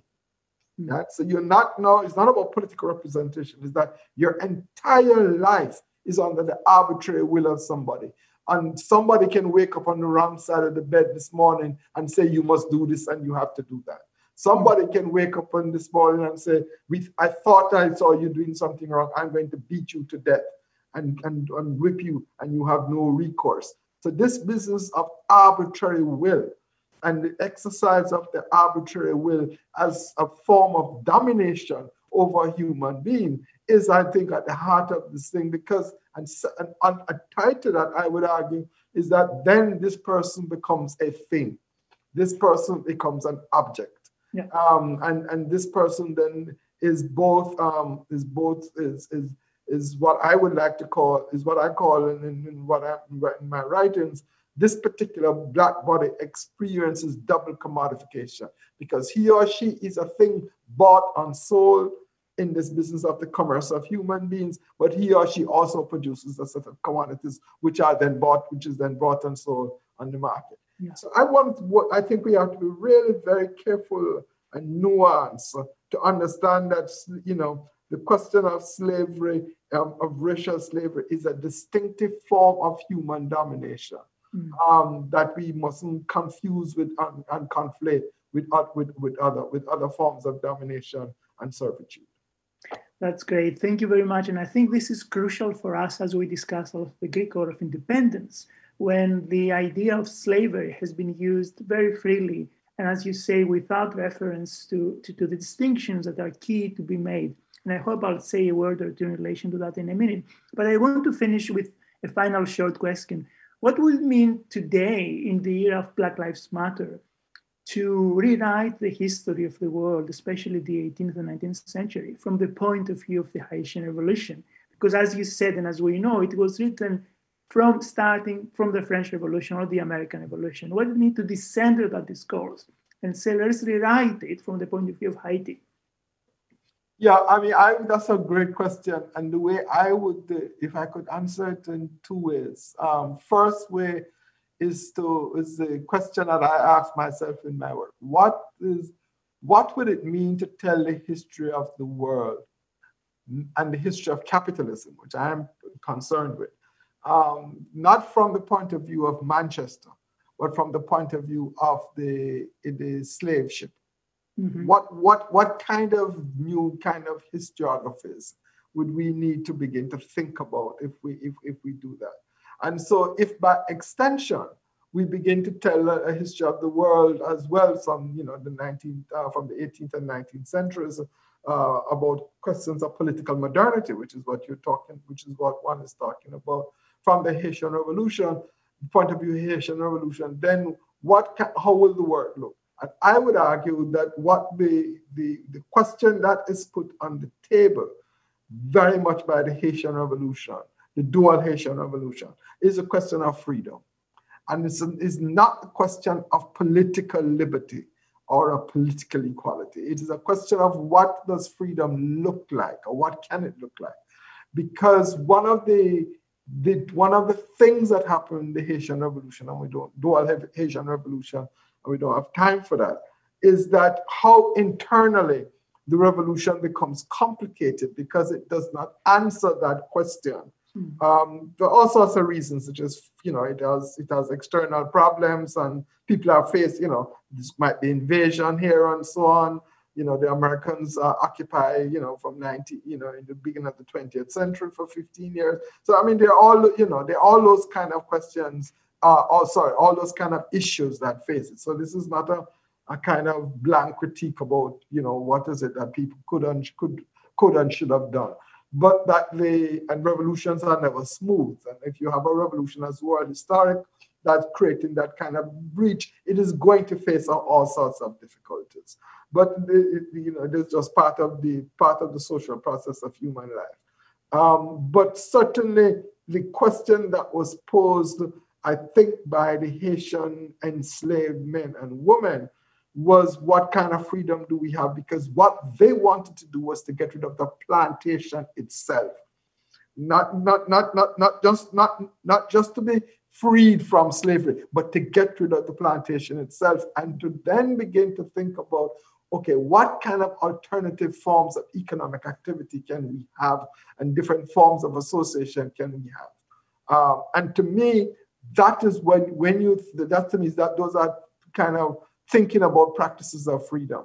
And so that in the world today, in my view, if you begin to think about the Haitian Revolution, it's not about sentimentality, but it is about trying to think about, okay, what are the questions that were put on the table in this revolution that may not have been answered, and that how those questions may still be relevant for our world today. That's wonderful. Thank you very much. I think we'll have to stop here. You have to go, but this has been very, very interesting for all of us, extremely illuminating, and we're very grateful, Tony. Thank you very much. Thank you very much for asking me. Thank you. Bye. Thank you. Bye-bye. Yannis, over to you. Yannis, I think we'll proceed as planned with a comment from you as to the significance of some of these comments around the Haitian Revolution for the Greek case. Yes. How long do I have, Vangelis? Because I know we are considerably behind. So 5 minutes or so, and then we'll move. Okay. We'll move to Sakis. I'll introduce Sakis quickly, and then we'll move to Sakis. Absolutely. Thank you. I will stay within the 5 minutes. So as we heard already from Tony, we're dealing with a global event that actually places race, and especially Black anti-racism, anti-Black racism within our agenda of thinking about Europe, thinking about revolution, and thinking about Greece as well. And I want to spend my 5 minutes or 4 minutes now discussing how the issue of Haiti was actually is being received in Greece right now, because I think on its own, the discussion about Haiti right now within the celebrations and discussions about revolution is extremely illuminating. So if I can just very briefly share my screen and show you 2 images, that will, I think, make my point without too many words. So Haiti is actually being played out very, very prominently, especially within the left-wing press in Greece. Syriza newspapers, I've seen Εφημερίδες Συντακτών and other media by left-wing intellectuals and politicians. What's interesting is that there is a narrative that's been circulated about Haiti, which actually does not correspond to the historical truth. So reference is made to the letter we talked about briefly before, the letter that Corais and others wrote to Boyer, the president of Haiti, asking for financial help in the Greek War of Independence. And of course, we know the letter, we've seen the letter, we also seen the response saying clearly that we empathize, we connect with you because of the Greek heritage as well, and because we also were under tyranny for many years. But we cannot offer you financial help or offer you ammunition or people to fight because of our own internal problems. Now, if you read many of the articles in the Greek press today, you will see that there's a constant repetition of the phrase that Haiti sent 100 volunteers who did not make it to Greece because they drowned or they died on the way to Greece. It also sent 45 tons of coffee to be sold to fund the War of Independence. Now, both narratives are very interesting, are very touching, but of course, there is no historical evidence for it. And I've never seen anything that actually proves that. Why is it then so important for us to make that connection? I think it's interesting to see how left-wing intellectuals want to connect with the non-Western world, or a world that's non-European, and also with the legacy that relates to Black emancipation.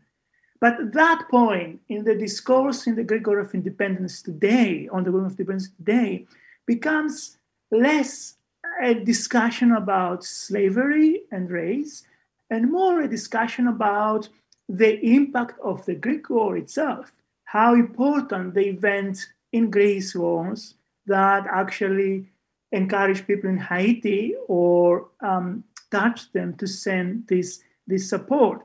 So instead of discussing, as we did with Tony, the global impact of the Haitian War and the related issues of slavery, anti-Black racism, and emancipation, we discuss within a triumphalist and nationalist manner very often how important the Greek War of Independence was.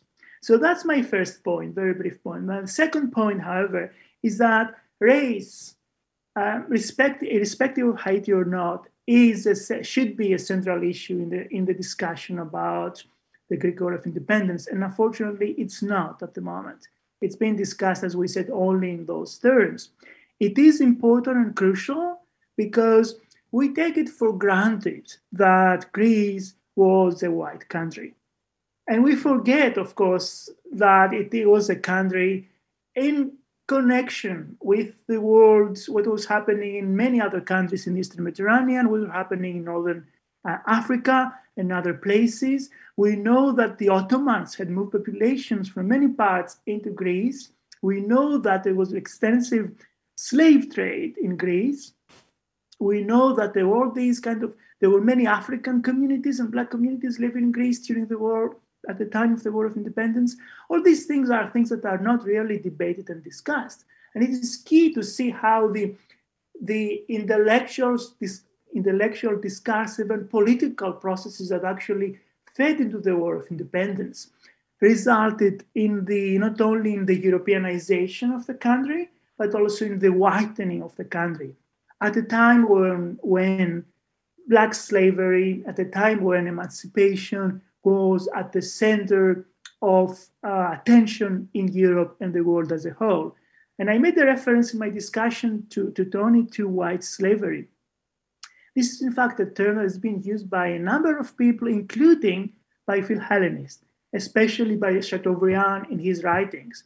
He was very keen to actually juxtapose what was happening, let's say, in Britain with the 1807 Abolition Act, the idea that Greeks here in Europe are the white slaves, and we have to go and help them because that's the important cause for liberals right now, not what's happening in the Caribbean and in Haiti. And of course, he himself was, as Tony said, one of the radicals who actually did not want to let the empire go, not want to let the colonies go for obvious reasons.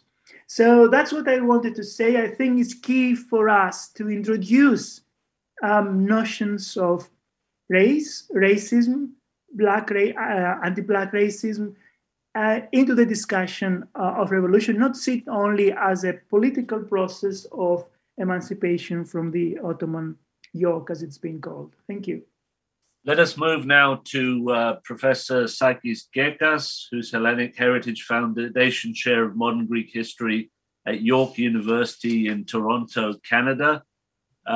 Sakis is the author, among other works, of Xenocracy, State, Class and Colonialism in the Ionian Islands, 1815 to 1864.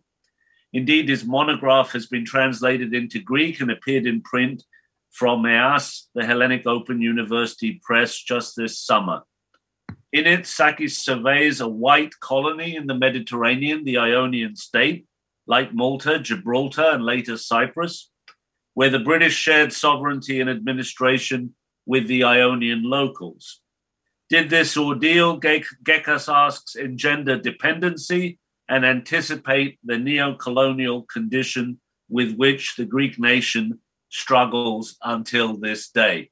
So in looking at the interlaced issues of coloniality, race, and nation, I invite Sakis to take his full 15 minutes.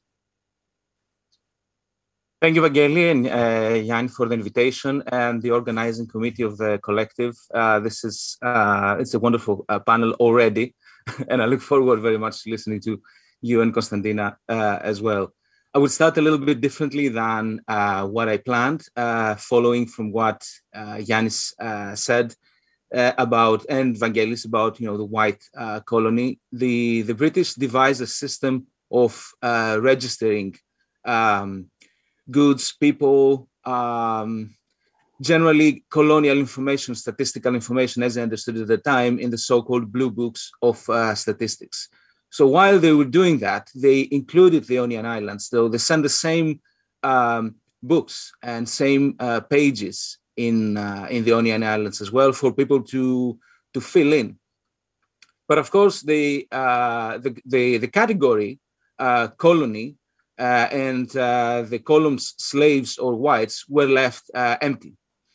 So immediately for the colonial mind, let's say, and in the colonial archive, there is a clear understanding of those under British protection at the time are whites. They're not, they're not slaves by any colonial office definition, at least. So the 200 years anniversary that is kind of drawing to a close has provided an excellent opportunity to revisit and review the place of the Greek Revolution, this defining moment of the nation and the country, so to speak, in relations to geographies and genealogies of European colonialism, to quote from the Decolonize Hellas project's main goal. Now, some historians, not only those of us who work within the context of European empires and British colonialism in particular, and its entanglement with Greek history, but also historians of other empires, the Russian and the French, for example, took the opportunity and provided new interpretations that change our understanding of the big event and place it within a comparative and international framework, whether in the history of liberalism and the liberal revolutions of the first half of the 20th century, the history of Philhellenism in the US, or the Ottoman perceptions of the Greek Revolution based on sources in the Ottoman Turkish language, something that was largely missing until recently. So there you have it. You have sort of the traditional, let's say, European empires, British and French and Russian. You have the US, an empire in the making, perhaps in the 1823 Monroe Doctrine onwards. And of course, the sort of the 8 centuries old empire, the Ottoman one, from which the Greek state emerges out of not a colony, of course, but as a sort of as a successor state. None of the approaches, however, of the sort of very welcome that I mentioned above, automatically related or can lead to a project of understanding the role of colonialism in Greek history, or rather the colonial past of Greek history. Now, historians of empire, of course, are more likely to talk about decolonization as well, because they have studied the power relations and the unequal structures that emerged, or rather were imposed by the colonizers. Now, a sort of disclaimer, decolonization has different meanings, and I think that applies to today as well as to the past. Where I am, for example, in Canada, decolonizing education, the health system, and means basically engaging seriously with the systemic racism that even abused generations of First Nations, Métis, and broadly indigenous peoples in schools, universities, research centers, and government. So this is what decolonizing the curriculum, the education system, and the health system means. Nonetheless, we can distinguish, in a way of sort of bringing history in the discussion and trying to see if history can help in any way, put it bluntly. We can distinguish between phases of Greek history in which there were attempts to transform into a colonial empire, episodes far and few in between, I would say, starting from the Crimean War in the 1850s, 1853-56, all the way perhaps to the Greek dictatorship's attempt to forcibly unite Cyprus since 1974 by deposing Makarios. But back in the 19th century, it was not so much colonial expansion as part of the Megali Idea, of course, but it was rather trying to benefit from other empires' expansion projects. And cases where Greece and its people have been subjected, on the other hand, to some form of colonial rule. That's the other flip side of the coin. Some periods in the 20th century, perhaps, when Greece subjected its own population to discrimination, punitive, and oppressive measures, whether Slavophone or Jewish or other minorities. But really, Greece was on the side of the colonized in the broader sense. I think there will be little doubt about this, with the exception, perhaps, of the cases I mentioned in the 19th century and the Asia Minor campaign, and that's, again, debatable. Now, decolonizing is an inherently and unconditionally political project. It is therefore comprehensive, and to approach it from a historical methodology point of view requires an understanding of the conditions that created the Greek state and the forces that shaped it. And to some extent, historians have been doing that for a while. The three protecting powers in the wake of the Battle of Navarino and eventual independence in 1830. The guarantee of Greece's independence against the Ottoman Empire. It was a pact that broke in a shocking way to Greeks in the Crimean War and was followed by another shade of manifestation of colonial type of power relations, the International Financial Commission or control, which is something that we keep sort of experiencing in modern Greece all the way to the present. Another reason there has not been a colonial turn, so to speak, in Greek historiography, and therefore no in-depth projects to decolonize the Greek past or decolonize history, as Boaventura Sousa Santos mentioned earlier, is because historians of modern Greece are particularly reluctant, to an extraordinary point, to discuss class. They use the term elites, political interest groups, but rarely venture beyond this sort of political science established terminology. Although it is almost 50 years that Konstantinos Tsoukalas, talking about the Greek bankers of Constantinople, people like Syngros, for example, said that they colonized their own country. And thus, the comprador bourgeoisie was one of the first categories that was employed by Tsoukalas and others. And I think there was some sort of a lost opportunity there for Greek, thinkers, intellectuals, historians, and social scientists and political scientists.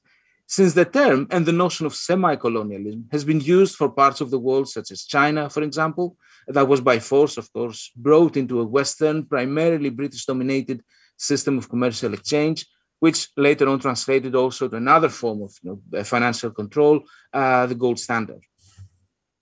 Now, therefore, a lot of work has been done by historicizing the Greek state narrative, and historians, at least critical historians in Greece, nonetheless, Kostadina, Yannis, Vangelis, we've all been through a sort of, history department or a school of letters in Greece.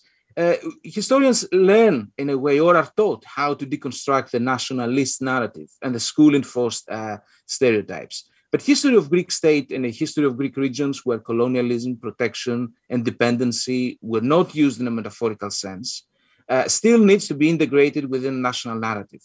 And we will probably see that this will make it less national or ethnocentric and much more relevant to other historiographies. Just as many scholars in the Middle East think of Napoleon's campaign to Egypt and the Eastern Mediterranean as the beginnings of some sort of beginnings of modernization in the Middle East, the arrival of the Republican French in the Ionian Islands in 1797, and their brief presence, but shattering in some ways, constitutes the beginnings of a Greek path to modernity, a political modernity for sure, even in a crooked line, not as a linear sort of straight line.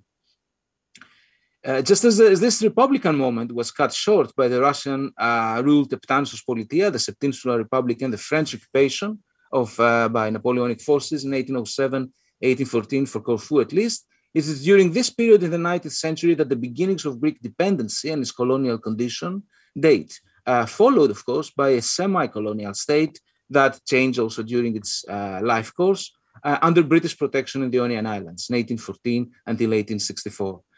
Now, British presence and interest in the regions paved the way for British intervention during the Greek Revolution. It is not just sort of a high diplomacy game between Britain, Russia, and France eventually, but it also conditions on the ground that forced the British to rethink their policy towards the Ottoman Empire, in particular towards the Greek Revolution.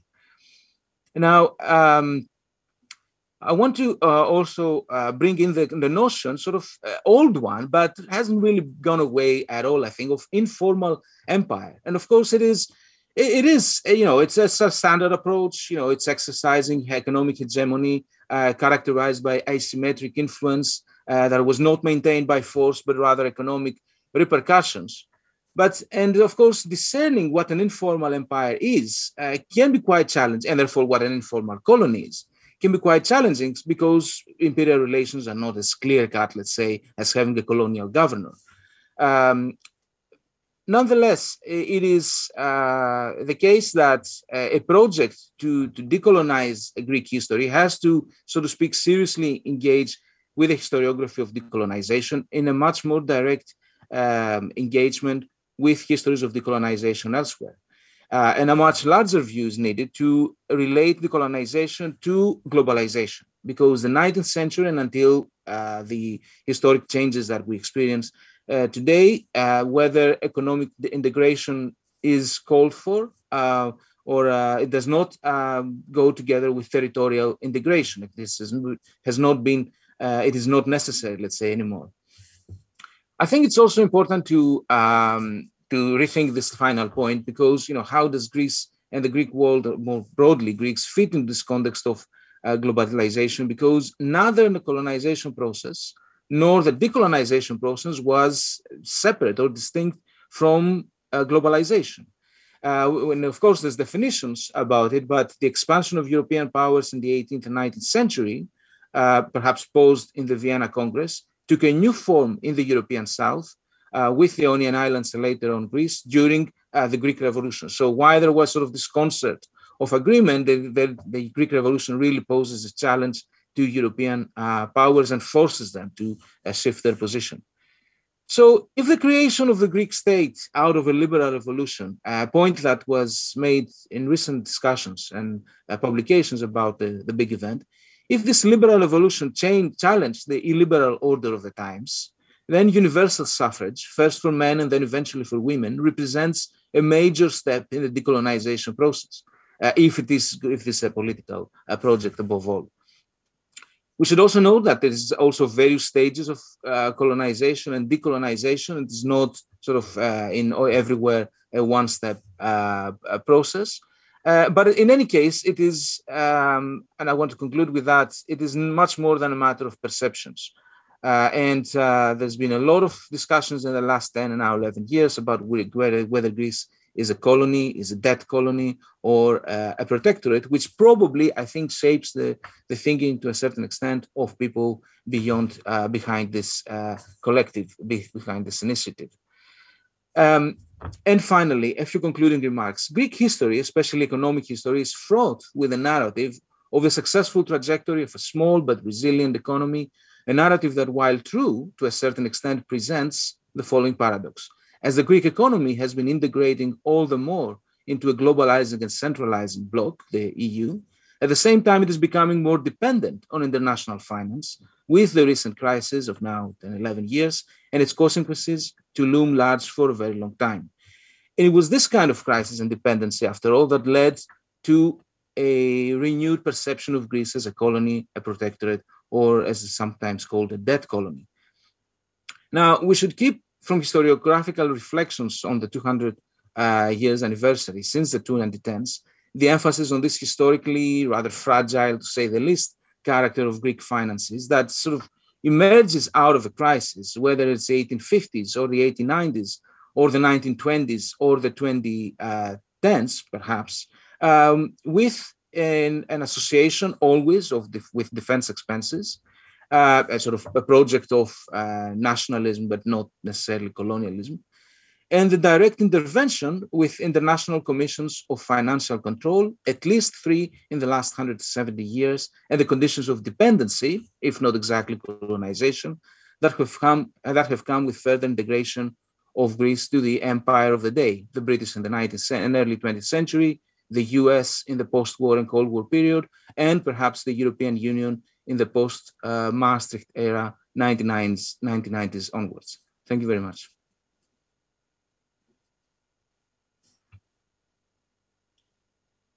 Thank you, Saki. Let's move to Costandina Zanu from the Department of Italian Studies and specializing in Mediterranean Studies at Columbia University in the city of New York. Costandina has been gracious enough to come to us today to provide some commentary on our topic and on the presentations. She is well known for her award-winning book, Transnational Patriotism in the Mediterranean, 1800 to 1850, Stammering the Nation, a work that traces the transition from multiple empires to the nation in the region, and more particularly in the Adriatic space. Costandina, we're going to push it right up to our timeline and go over. The floor is yours. Thank you, Vangeli. Hi. I'm sorry, and thank you for inviting me to this panel. And I'm sorry that you didn't have the time to introduce the panel properly and share your thoughts, Vangeli. But I will be very brief, so you may have the time later. In this general commentary, I wanted to bring in 2 or 3 points, informative points that I have connecting the 2 main themes. On the one hand, race and the Greek Revolution, and on the other hand, the idea of coloniality and the Greek Revolution. So I will start with the case of Haiti and the Greeks mentioned by Yanis, and I want to add 2 or 3 points to that story, very well-known story, but I think a little bit misunderstood story. There are parts of the mosaic missing here, which I think are important for our understanding of the meaning of race in the Greek revolutionary context.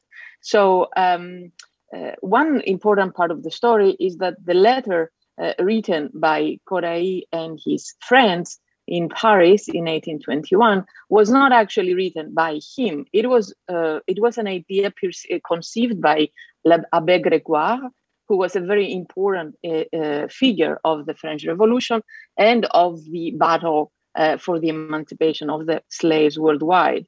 One of the most important activists and intellectuals, but also an abbé. So he was also a very important activist in terms of religion. He had this view of the world that all Christian religions should be united and all people should be equal on the basis of the Christian religion.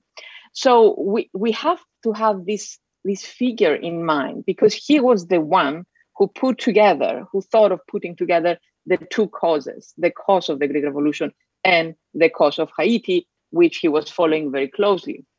He conceived the idea, he wrote the letter, I believe he was the one who wrote the letter, and gave it to this committee to sign it. Now we can give also, I can show also parts of the letter, but one of the important elements in the letter, I was reading it again yesterday in its original French, is that it never mentions the word black, or even the fact that these, of course, they mentioned the fact that these were former slaves, okay, but the major emphasis is on the fact that they are Christians. The fact that they are Christians, and on the basis of their common Christianity, they should be, in solidarity with another Christian nation. So one aspect here, which I find is important, is that when we discuss ideas of emancipation or freedom, of different forms of freedom, we have to see its connection to religion. Okay, so like how race is connected to religion in this case. Now, what Tony said was very important in helping me understand the whole conundrum here, because basically he said the word slavery is used both as, in order to describe racial slavery, but both as a metaphor. And in this letter specifically, I think that it is used as a metaphor because it is used mostly to describe also Greeks. Okay, and so it is very interesting how these 2 levels, various ideas of forms of unfreedom, of slavery, are mixed within the same text. However, even if these examples are used in a metaphorical sense, and we have one more I discovered yesterday looking into this book of the 1980s, Η Αμερική και ο ρόλος στην Επανάσταση του 1821, very, very important book. I didn't know about it. It's like a combination of sources. And I discovered another important letter by the same group at the same time, coordinated by Grégoire, actually a letter to the men of the American Republic. And they tell the Americans, I can show also a passage if you want, they tell them that, you have freed your slaves, so help us free ourselves from the Ottoman tyranny. So it's very interesting that they use this metaphor for that. But on the other hand, we have some figures in the revolution, like Bishop Ignatius of Pisa, who was really very interested in the cause of the liberty, of the freedom of the racial slavery of the blacks. And he has written things about that. and he has connected it to the freedom of the Greeks. So he doesn't speak in metaphorical terms about slavery. He actually speaks about the racial slavery. So we have also intellectuals during the revolution who are interested really in that issue. Ignatius was living in Pisa. In northern Italy, central northern Italy. At the same time, in 1815, you have some important works about the emancipation of the slaves, who emphasize the Haitian example. And I'm talking about, for example, the treatise by Andrea Zambelli, Sulla schiavitù dei negri, who actually talks. I think I can share my screen here. What do you think? So I show some of these images. Let's see if I make it. I'm not sure I can do it. Yeah. Let me see. No, it doesn't let me do it. I'm sorry. It doesn't recognize. It doesn't let me do it. Anyway, let me continue then without showing the passages.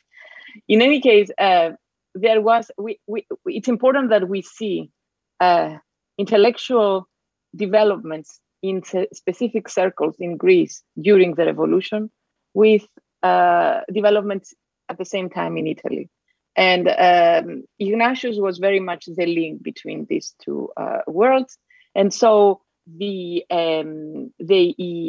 attention that Haiti received in certain liberal circles in Italy at the time was very important for these intellectuals in Greece to discuss race. It's a work that has to be done. We haven't done enough yet. Now, I want to somehow conclude my commentary with some big questions I want to put on the table here.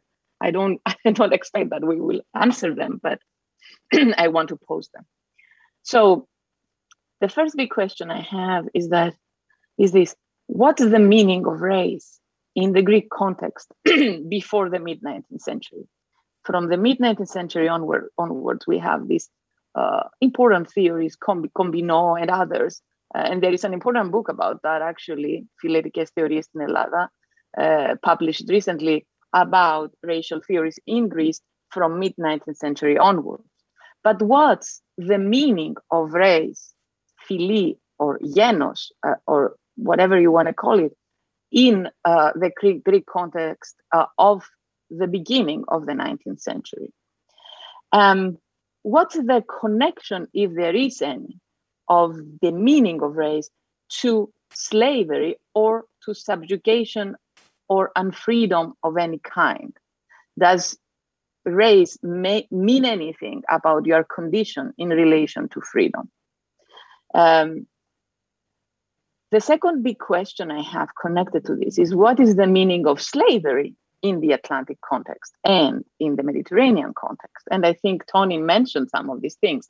In the Mediterranean context, you have, you have slaves, you have captives, you have different forms of serfdom.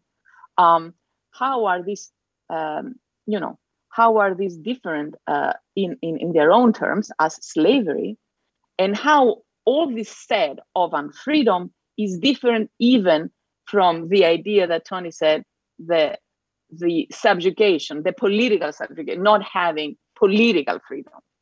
Okay, so there are different forms of unfreedom in terms of an individual, like different forms of slavery, but there are also different forms of non-political unfreedom, let's say. These are not equal and they are not the same, and we have to think about these differences if we are to talk about these issues in the transatlantic context and the Mediterranean context. Final set of questions I have, and this is something that also Sakis discusses in his book very well, it's what's the meaning of colony in the period? What's the meaning of colony? What's the meaning of an independent state for the period? to make it even more general, what's the meaning of sovereignty?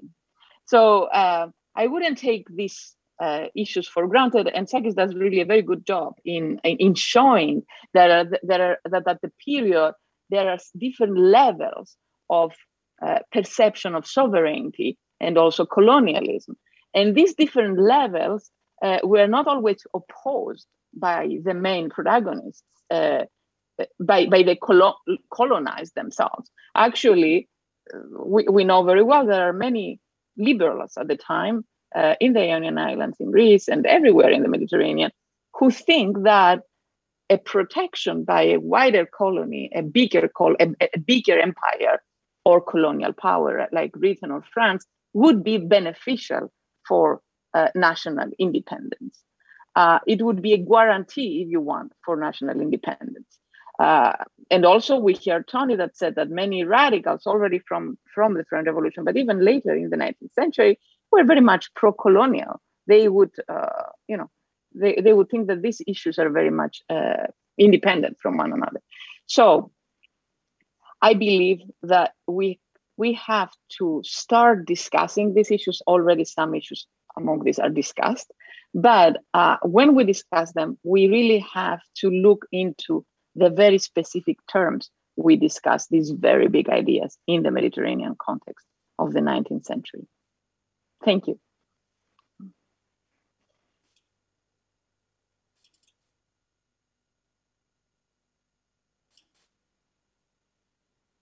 Let me take 3 or 4 minutes to provide you with a coda, a lyrical, dramatic, or musical conclusion to our investigation of coloniality, race, and nation, and perhaps also end with a proposal for the future. Maybe we can turn to Delacroix's painting of Greece on the ruins of Messaloniki. At its first exhibition in France in 1826, the admission fee was earmarked not for some general Philhellenic fund or war chest, but more specifically to pay for the return of women and children abducted during the siege. Our gaze then on this picture might dwell less on the monumental whiteness of the allegorical female figure of Greece in the foreground, Solomos's great-hearted megalopsyche mother rising from the ruins, but rather the black fighter haunting from the periphery and threatening to reconfigure this forlorn and pallid mother to a potential sex object. In her seminal book, Extremities, Painting Empire in Post-Revolutionary France, the art historian Darcy Grigsby Grimaldo has explored the trajectories leading outwards from this field of vision. Flying the crescent here in the background is no swarthy Turk. This figure looming over a Christian woman is a black man, an Egyptian from Ibrahim Pasha's forces, a sub-Saharan African, an Arab, a Mameluke subject of an Ottoman master, a disproportionately economy-sized, in this picture, slave, who is on the verge of becoming himself a master over other slaves? Does his presence, Grimaldo asks, portend that this white woman's destined captivity will be in a harem, overseen by a black eunuch, wielding the power delegated from an Ottoman master? How would the French audience in 1826 have perceived this figure, and how would they react to the helplessness of white slavery, something that Professor Bogues touched on earlier? Is this a Barbary pirate, ubiquitous and predatory in the Mediterranean of the time? Or only 1 year after a French colony had gained its independence, a black sovereign state, how did this event a world away inform perspectives on the Greek cause? If the Greeks, once so grand, now so depressed, were to be crushed who would replace them? Haiti, Egypt, the Ottoman Empire, and Greece were here interlaced, whiteness and blackness, and nation so much so too in revolution. I'm very sorry that the technical glitches disallow the possibility of discussion amongst us, but I'd like, with Yanis's permission, to extend an invitation to our speakers today, and perhaps a couple of further commentators in the future to digest everything that is being recorded here and pick it up in a second meeting sometime in the very near future. I hope we all can agree on this. I'd like to thank everybody, particularly Professor Bogues, who had to leave early, and all our speakers, Sakis, Kostandina, Yanis, and hope to see you all soon in this stream on nation and race in the decolonial initiative. Thank you very much. Good evening from Athens. The first keynote of our symposium will do just that, set the tone, reassembled chronologies, geographies, and languages. While the exact relationship of the Greek revolutionaries to the new Haitian state, as we learned in the previous fascinating panel, is probably something we still don't really know that much about and needs more research. One thing that is for certain is that the Greek state did not invite Haiti to celebrate its 200-year anniversary, but instead, provocatively, the descendants of French slave owners, the British Crown. While we cannot change this, we can set a different tone here. We can recognize the Caribbean as a crucible of necropolitics, racial capitalism, dehumanization in the world, but also as a very wellspring of decoloniality. For one, in the Haitian Revolution, which we just discussed, that abolished slavery forever in 1804, the most radical of acts of emancipation. But also in the anti-colonial writers, poets, thinkers of the Caribbean, one of whom we have with us online today, Gina Athina Ulysses. Gina is a Haitian-American poet, performer, feminist, multimedia artist, anthropologist, carrying a lot of Hellas baggage in her name. She's a professor in the Feminist Studies department at the University of California in Santa Cruz, where she is going to be connecting from. Along with her ethnographic research, Gina has published public-facing work such as Why Haiti Needs New Narratives, a post-quake chronicle, poetry, spoken word collections such as Because When God Is Too Busy, Haiti, Me, and the World. In her performances, art, and writings, Gina has developed the concept and practice of rassemblage, a Haitian Creole word that she defines as a gathering of ideas, people, things, and spirit, though not necessarily in that order. I will not try to translate exactly because that itself would be a colonial gesture, but just to say that rassemblage fuses performance and politics, involves presence, engagement, and encounter of all kinds, enacts the compilation and composition of parts not made into a whole, calls us together.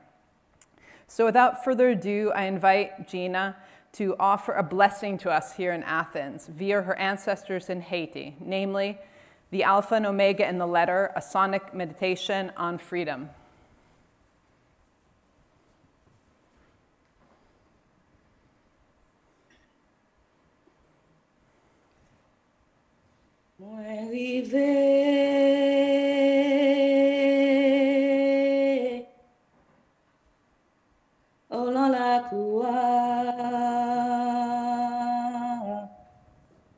Ma pe mande si pa gen gamono o lan la koua. Mwen rive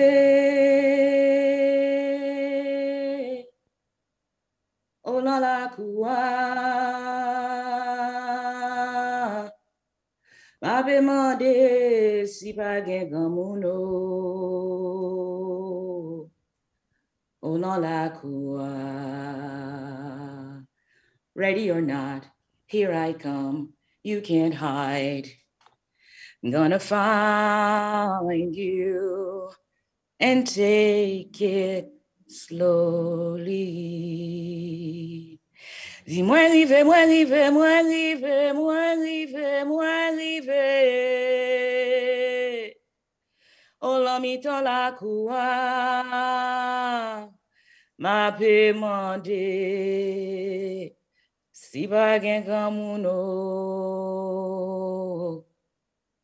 ola la kua. Magua. Marien, Zaragua, Maguana, Igwe.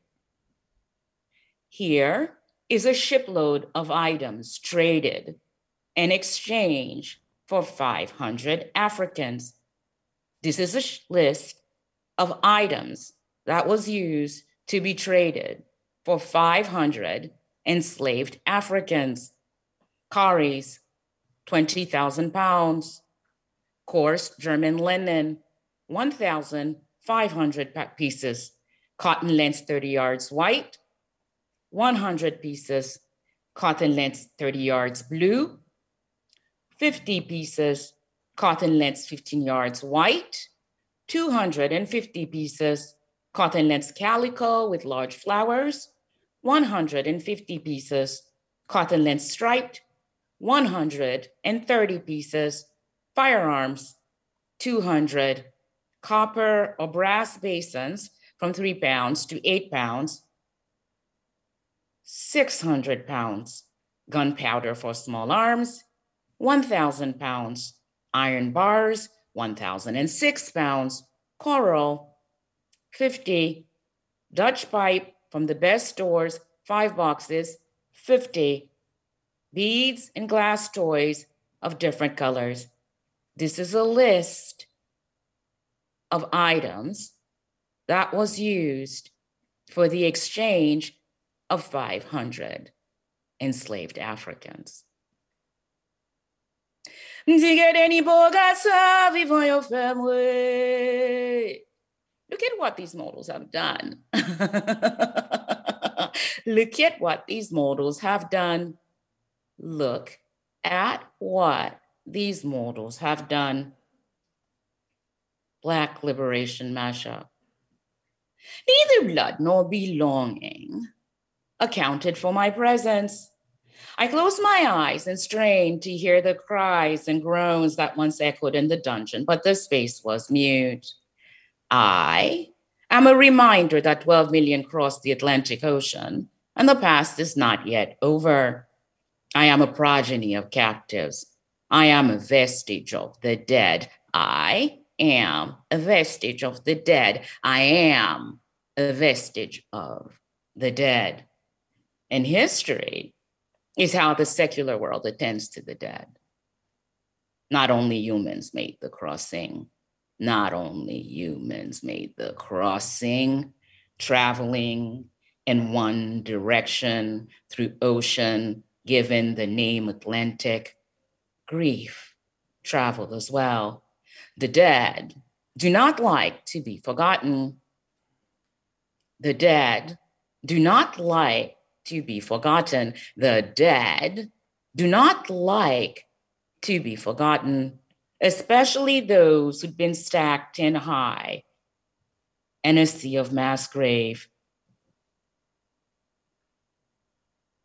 Aguila Negra, the voyage began July 16, 1702. 500 boarded, 107 survived.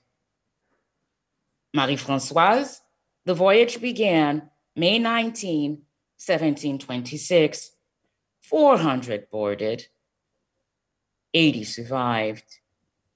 Saint-Jacques, voyage began October 2nd, 1741. 239 boarded, 162 survived. Aigle, voyage began July 12, 1786. 391 boarded, 260 survived. Digedeni bogatsa vivant your family. Digedeni bogatsa vivant your family. Look at what these mortals have done. Look at what these mortals have done. Have you ever wondered why it is that all we seem to have learned from you is how to corrupt our societies and how to be tyrants? You will have to accept that it is mostly your fault. Let me show you how you look to us. You came. You took things that were not yours. You took things that were not yours. You took things that were not yours. And you did not even for appearance's sake ask first. You could have said, may I have this, please? Even though it would have been clear to everybody that a yes or no from us would have been of no consequence, you might have looked so much better. Believe me, it would have gone a long way. I would have had to admit that at least you were polite. Look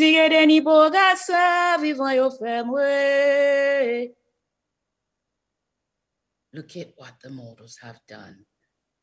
Look at what these mortals have done.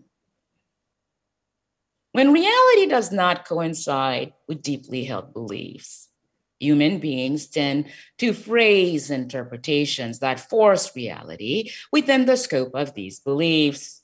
They devise formulas to repress the unthinkable and to bring it back within the realm of accepted discourse.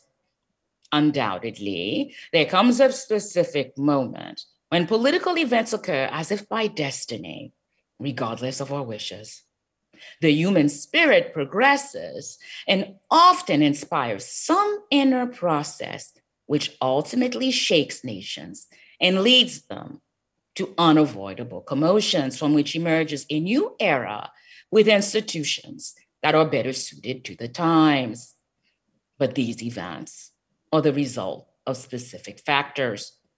They are produced by specific forces. We cannot neglect the least of these factors if we are to understand these events. We cannot neglect the least of these factors if we are to understand these events. Every owner of slaves shall, whenever possible, ensure that his slaves belong to as many ethno-linguistic groups as possible. If they cannot speak to each other, they cannot foment rebellion and revolution. So kill them off. Kill them off. Kill them off. Kill them off. And get new ones who know nothing of liberty and equality. There is no movement among our Negroes. They are very tranquil and obedient. A revolt among them is impossible. Oh, we have nothing to fear on the part of our Negroes. We sleep with our doors and our windows wide open. Freedom for Negroes is a chimera.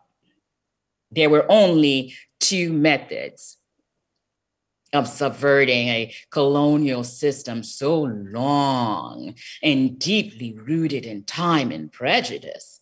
The one, gradual, emanated from our oppressors themselves.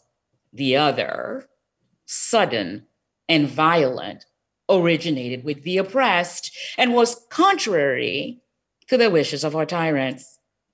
We used the last method. We used the last method. We used the last method. Indeed, it is not enough to be free of whips, principalities, and powers. Pay me off, you savages. Build me an equitable human assertion. Build me an equitable human assertion. Build me an equitable human assertion. One that looks like a jungle, or one that looks like one of your cities in the West, but I provide the stock, the beast, the myths. All we have to do now is take these lies and make them true somehow. All we have to see is that I don't belong to you and you don't belong to me. The Alpha and Omega and the letter. To the citizens of Greece, to the citizens of Greece, to the citizens of Greece. Before I received your letter from Paris, dated last August 20th, the news about the revolution of your co-citizens against the despotism, which lasted for over 3 centuries, had already arrived here. With great enthusiasm, we learned that Hellas was finally forced to take up arms in order to gain her freedom and the position that she once held among the nations in the world. Such a beautiful and just case. Most importantly, the first successes which have accompanied it cannot leave Haitians indifferent, for we, like the Hellenists, were for a long time subjected to a dishonorable slavery. And finally, with our own chains, we broke the head of tyranny. Wishing to heavens to protect the descendants of Leonidas, we thought to assist these brave warriors, if not with military forces and ammunition, at least with money, which will be useful for acquisitions of guns, which you need. But events that have occurred and imposed financial restrictions onto our country absorbed the entire budget, including the part that would be disposed by our administration. Moreover, at present, the revolution which triumphs in the eastern portion of our island is creating a new obstacle and carrying out our aim. In fact, this portion, which was incorporated into the republic I preside over, is in extreme poverty and thus justifies immense expenditures of our budget. If the circumstances as we wish improve again, then we shall honorably assist you, the son of Hellas, to the best of our abilities. Citoyens, transmettre compatriotes yo souhaité au bon chef haïtien ap voye sous non-libération nou. Citizens, convey to your compatriots the warm wishes that the people of Haiti send on behalf of your liberation. The descendants of ancient Hellenists look forward and the reawakening of their history to the trophies worthy of Salamis. May they prove to be like their ancestors, Zansetio, and guided by the commands of Militiades, and be able in the fields of the new marathon to achieve the triumph of the holy affair that they have undertaken on behalf of their rights, religion, and motherland. May it be at last through their wise decisions that they will be commemorated by history as the heirs of the endurance and virtues of their ancestors. Zansetio. Mwen rive, o la la kuwa, ma pe mande si pa gen kamouno, o la la kuwa. And the 15th January, 1822, and the 19th year of independence, Jean-Pierre Royer. Dis moi rive, moi rive, moi rive, moi rive, moi rive. O la mi tan la koua, ma pe mande si pa gen kamouno. O la la koua. Some things go on. Some things just say. I used to think it was just my memory. Some things you forget, other things you never do. All we have to do now is take these lives and make them true somehow. None of us start with a clean slate. None of us start with a clean slate. None of us. But the historicity of the human condition requires that practices of power and domination be renewed. If your house ain't in order, you ain't in order. If your house ain't in order, you ain't in order. The world recreated humankind is master of a new fate, strengthened by a new experience of life. The fruitfulness of this admirable doctrine that it poses to each of us, the immediate problems from which it is impossible to shy away without cowardice, it is now vital to dare to know oneself. It is now vital to dare to know oneself, to dare to confess to oneself, to dare to ask oneself what one wants to be. Without new visions, we don't know what to build, only what to knock down. We not only end up confused, rudderless, and cynical, but we forget that making a revolution is not a series of clever maneuvers and tactics, but a process that can and must transform us. It is a process that can and must transform us. Revolution begins with the self, and the self, for the space between power and vulnerability is not just an edge. There is room there. There is room there. There is room for deference. There is room for humility. There is room for surrender. And there is room for grace. Because we are each other's harvest. We are each other's harvest. We are each other's business. We are each other's magnitude and bond. Dis moi rive, moi rive, moi rive, moi rive, moi rive. Ola mitala kuwa.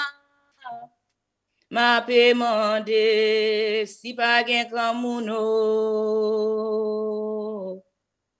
Ola la kuwa. Thank you. Thank you, Gina.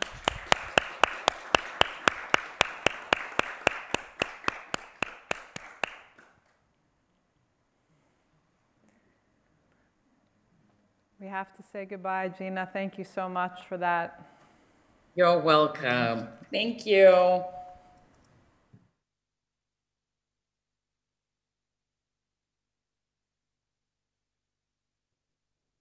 Καλησπέρα. Στην πρώτη μας, νομίζω, στα ελληνικά αποκλειστικά συζήτηση. Θα κάνω μια γρήγορη εισαγωγή. Θα συστήσω τους τρεις ομιλητές μας σήμερα. Το Σταύρο Γρημάνη, Ελπίδα Βόγλη και Νίκο Βαφέα. Θα τους έχουμε σύντομα στις οθόνες μας. Δυστυχώς όχι σήμερα μαζί μας στο χώρο. Πρόκειται για ένα από τα τρία πρώτα πάνελ, τα οποία είναι αφιερωμένα σε μια προσπάθεια, τέλος πάντων, να εχνηλατήσουμε τις μεταβολές και διαδικασίες μέσα από τις οποίες διαμορφώνεται, αλλάζουν πολιτικές ταυτότητες στον ελληνικό χώρο, από την περίοδο της ίδρυσης του ελληνικού κράτους, και σε αυτή την περίοδο εστιάζει η σημερινή συζήτηση, μέχρι και τις μέρες μας. Το δεύτερο πάνελ είναι προγραμματισμένο για αύριο, νομίζω, και το επόμενο την Κυριακή. Το πάνελ έχει μια ιστορική προοπτική, και οι τρεις σήμερα καλεσμένοι μας είναι ιστορικοί. Όσον αφορά τους μετασχηματισμούς της πολιτικής υποκειμενικότητας, όπως είπα, στα πρώτα στάδια του ελληνικού έθνους κράτους, και παρακολουθεί μια διαλεκτική σχέση ανάμεσα στο κράτος, το οποίο αντιλαμβανόμαστε ως κύριο υπεύθυνο για τη διαμόρφωση, των πολιτικών ταυτοτήτων, και την κουλτούρα, τον πολιτισμό, σαν είναι το επίκεντρο αυτών των τριών πάνελ. Το κράτος εδώ, ο πολιτισμός και πιο συγκεκριμένα πολιτικός πολιτισμός, εννοούνται εδώ με μια ευρεία έννοια. Το κράτος ως μη φυσικό πρόσωπο διεθνούς δικαίου που παρέχει εγγυήσεις προστασίας για τη ζωή, την ελευθερία και την προσωπική περιουσία κάποιου, ή το κράτος σε μια πολιτική οργάνωση που διατηρεί το μονοπόλιο στα νόμιμα μέσα βίας ή και ως οργάνωση στην υπηρεσία των συμφερόντων της αστικής τάξης. Ο πολιτισμός ή αυτό που μεταφράζουμε ως κουλτούρα στα ελληνικά, στον πληθυντικό και στις υλικές και μη υλικές εκφράσεις του. Ο πολιτισμός ή και κουλτούρα ως σύστημα νοημάτων και πρακτικών, στις οποίες ενσωματώνονται διαμορφώνοντας συμβολικά συστήματα εξουσίας και πολιτική κουλτούρα. Ο πολιτισμός επίσης και η κουλτούρα ως εσωτερικευμένοι προσανατολισμοί προς την πολιτική, κοινά νοήματα που πρικίζουν ή αμφισβητούν την νομιμότητα στους πολιτικούς θεσμούς ως αξίες και στόχοι ιεροί για τη συλλογικότητα. Εδώ η αναφορά στο έθνος κράτος, εκφραζόμενα μέσα από σύμβολα, μύθους, ρητορικές, στρατηγικές. Να συστήσω τον πρώτο μας ομιλητή, τον Σταύρο Γρημάνη, ο οποίος είναι μεταδιδακτορικός ερευνητής στο Τμήμα Ιστορίας του Πανεπιστημίου Κρήτης. Από το 2020 μετέχει ως μεταδιδακτορικός ερευνητής στο Πανεπιστήμιο Αθηνών, στο πρόγραμμα Κοινωνία και Θεσμοί, στην επαναστατημένη Ελλάδα, και ασχολείται με τα αρχεία του Υπουργείου Δικαίου μεταξύ 1823 και 27. Τα κύρια πεδία της έρευνάς του είναι η Βυζαντινή Αγιολογική Γραμματεία και μεταβυζαντινή Γραμματεία, αλλά και η ιδεολογική ιστορία.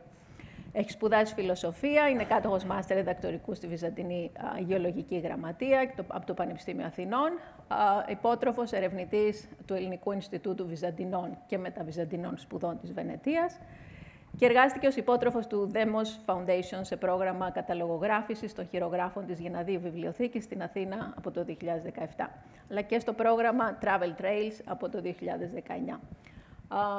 Νομίζω, Σταύρο, σε ακούμε και στη συνέχεια κάνω μια μικρή εισαγωγή και για την Ελπίδα και τον Νίκο.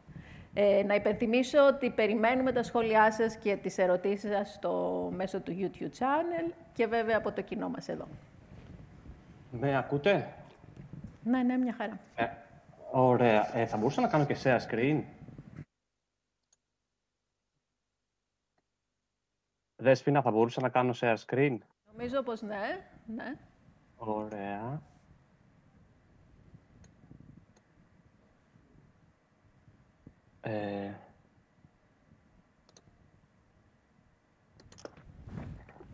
Καλησπέρα σας. Θα ήθελα καταρχάς να ευχαριστήσω τους οργανωτές και τη Δέσποινα Λαλάκη για την πρόσκληση και τους συνομιλητές για την τιμή να παρεύρεσκομαι στο πάνελ μαζί τους.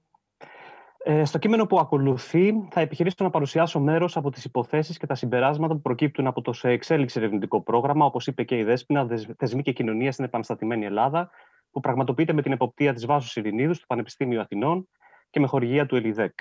Πυρήνας της έρευνας είναι το πεδίο του δικαίου, όπως αποτυπώνεται στα αρχεία του Επαναστατικού Υπουργείου από το 1823 έως το 1827. Στο πρόγραμμα, με βάση την πλήρη καταγραφή του αρχείου του Υπουργείου και την αναλυτικότερη επεξεργασία των καταγγελιών που περιέχονται, επιχειρεί την κατανόηση της διαμόρφωσης των νέων κρατικών θεσμών και της κοινωνικής πραγματικότητας στο προνομιακό χώρο που διαμορφώνει το αίτημα για δικαιοσύνη και η εφαρμογή των νόμων, η συμμόρφωση σε αυτούς, οι τακτικές των θεσμικών φορέων και των ανθρώπων από τα κάτω.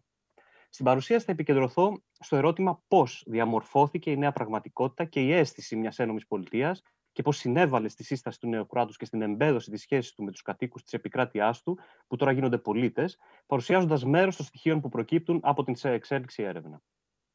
Ο χρόνος και το διεθνές πλαίσιο είναι συνθήκες εκ των όνου κάνευ για την κατανόηση των παραπάνω.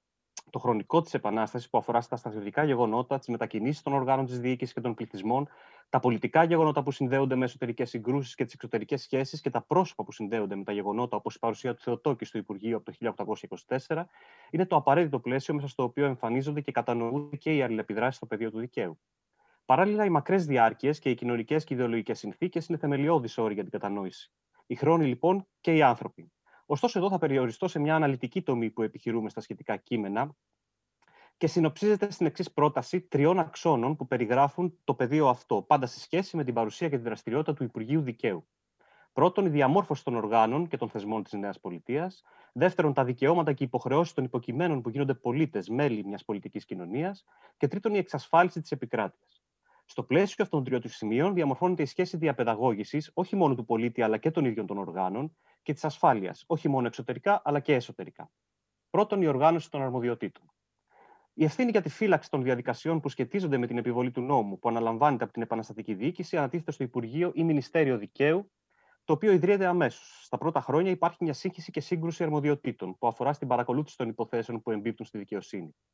Η σύγχυση παρατηρείται μεταξύ των αρμοδιοτήτων του Υπουργείου του Δικαίου και των Υπουργείων των Εσωτερικών, κυρίως όμως εκείνων της θρησκείας και της αστυνομίας. Με το Υπουργείο Θρησκείας, το πρόβλημα εντοπίζεται στο τι εμπίπτει στις δικαιοδοσίες τους. Ενώ με το Υπουργείο της Αστυνομίας, με το πώς αντιμετωπίζονται οι υποθέσεις. Οι υποθέσεις οικογενειακού δικαίου, παραδείγματος χάρη, που αφορούν διαζύγια μέχρι το τέλος της επαναστατικής περίοδου, θεωρούνται ευθύνη του Υπουργείου Θρησκείας. Αλλά δεν είναι σπάνιες περιπτώσεις που συναντάμε τέτοιες να απευθύνονται και να αναλαμβάνονται και από το δικαίου. Από την άλλη, κληρονομικές υποθέσεις, ενώ αποτελούν αρμοδιότητα του Υπουργείου Δικαίου, δεν είναι σπάνιο να αναλαμβάνονται από το Θρησκείας. Το αποτέλεσμα είναι να εκφράζονται διαμαρτυρίες και των δύο εκατέρωθεν προς το εκτελεστικό, αλλά και εκατέρωθεν για την καταπάτηση των αρμοδιοτήτων τους. Ιδιαίτερα με την ανάληψη της θέσης του Υπουργού από τον Ιωάννη Θεοτόκη, η προσπάθεια πιο αυστηρού καθορισμού των χώρων δικαιοδοσίας και άρα οι συγκρούσεις είναι πιο συχνές. Είναι παράλληλα η περίοδος κατά την οποία η κεντρική διοίκηση επιχειρεί να ενδυναμώσει τη θέση της απέναντι στις άλλες εξουσίες.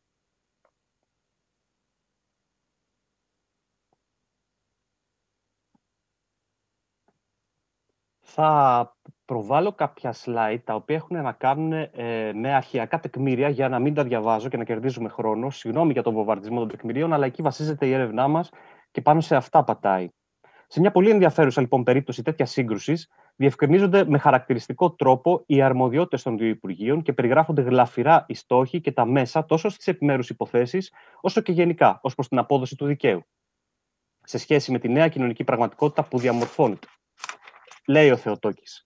Το Υπουργείο τούτο πολλάκις ανεφέρθη προς τη θρησκεία, εκθέτοντας υπόψη αυτού τα δίκαια ζητήματά του, και προσκαλούν να παραχωρεί τούτο προς αυτό την θεωρία εκείνων των υποθέσεων, την εις αυτό το Υπουργείο όσα ανάγονται εις το δικαιικών και απαιτούν την απόδοση δικαίου ως ιδιά του, κατά τη σημασία και αυτού του ονόματός του. Όσα δε εις το θρησκευτικών, είτε στο μυστήριο του γάμου, εις την φύλαξη των ιερών ευθύμων και κανόνων εκκλησιαστικών κτλ., τα γνωρίζει ανήκοντα εις την θρησκεία. Στόχος είναι η απόδοση της δικαιοσύνης που στο τέλος αυτού του εγγράφου ταυτίζεται με τις αρχές της ηθικής. Μέσω είναι Σταύρο, συγγνώμη να σε διακόψω. Αν μπορείς να το κάνεις full screen, θα είναι πιο εύκολο και για όλους μας να το διαβάσουμε. Ψάχνω, γιατί στο Libre που έχω εγώ δεν το βρίσκω τη λειτουργία αυτή. Slideshow. Οκ. Δεν είναι το ίδιο με το κανονικό.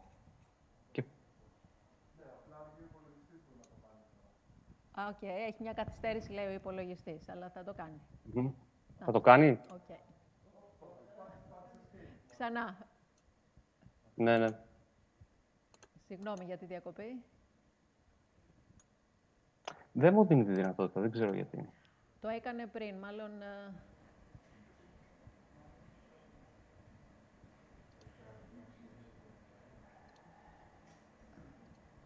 Όπως βλέπετε, δεν μου δίνει τη δυνατότητα. Θες να το κλείσεις και να το ξανανοίξεις? Οκ. Α, να το, ήταν από πίσω.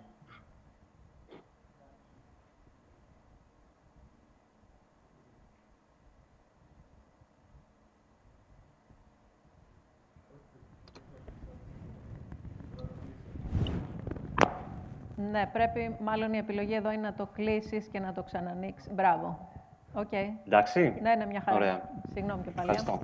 Okay. Στόχος λοιπόν είναι η απόδοση της δικαιοσύνης που στο τέλος του εγγράφου ταυτίζεται με τις αρχές της ηθικής. Μέσω είναι η ικανοποίηση των πολιτών και η παράλληλη διατήρηση της υπόλοιψης της διοίκησης. Από τα παραπάνω αποτυπώνεται το γενικό σχήμα, στο οποίο εντάσσεται η θέση του νέου υποδιαμόρφωση θεσμού έκφρασης και απόδοσης του δικαίου στην κοινωνική πραγματικότητα που διαμορφώνει η Επανάσταση.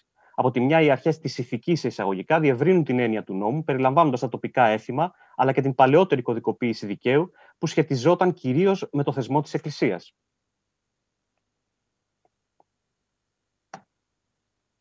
Εναλλάζει τώρα.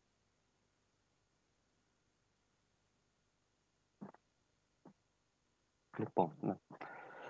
Αυτό είναι το έγγραφο.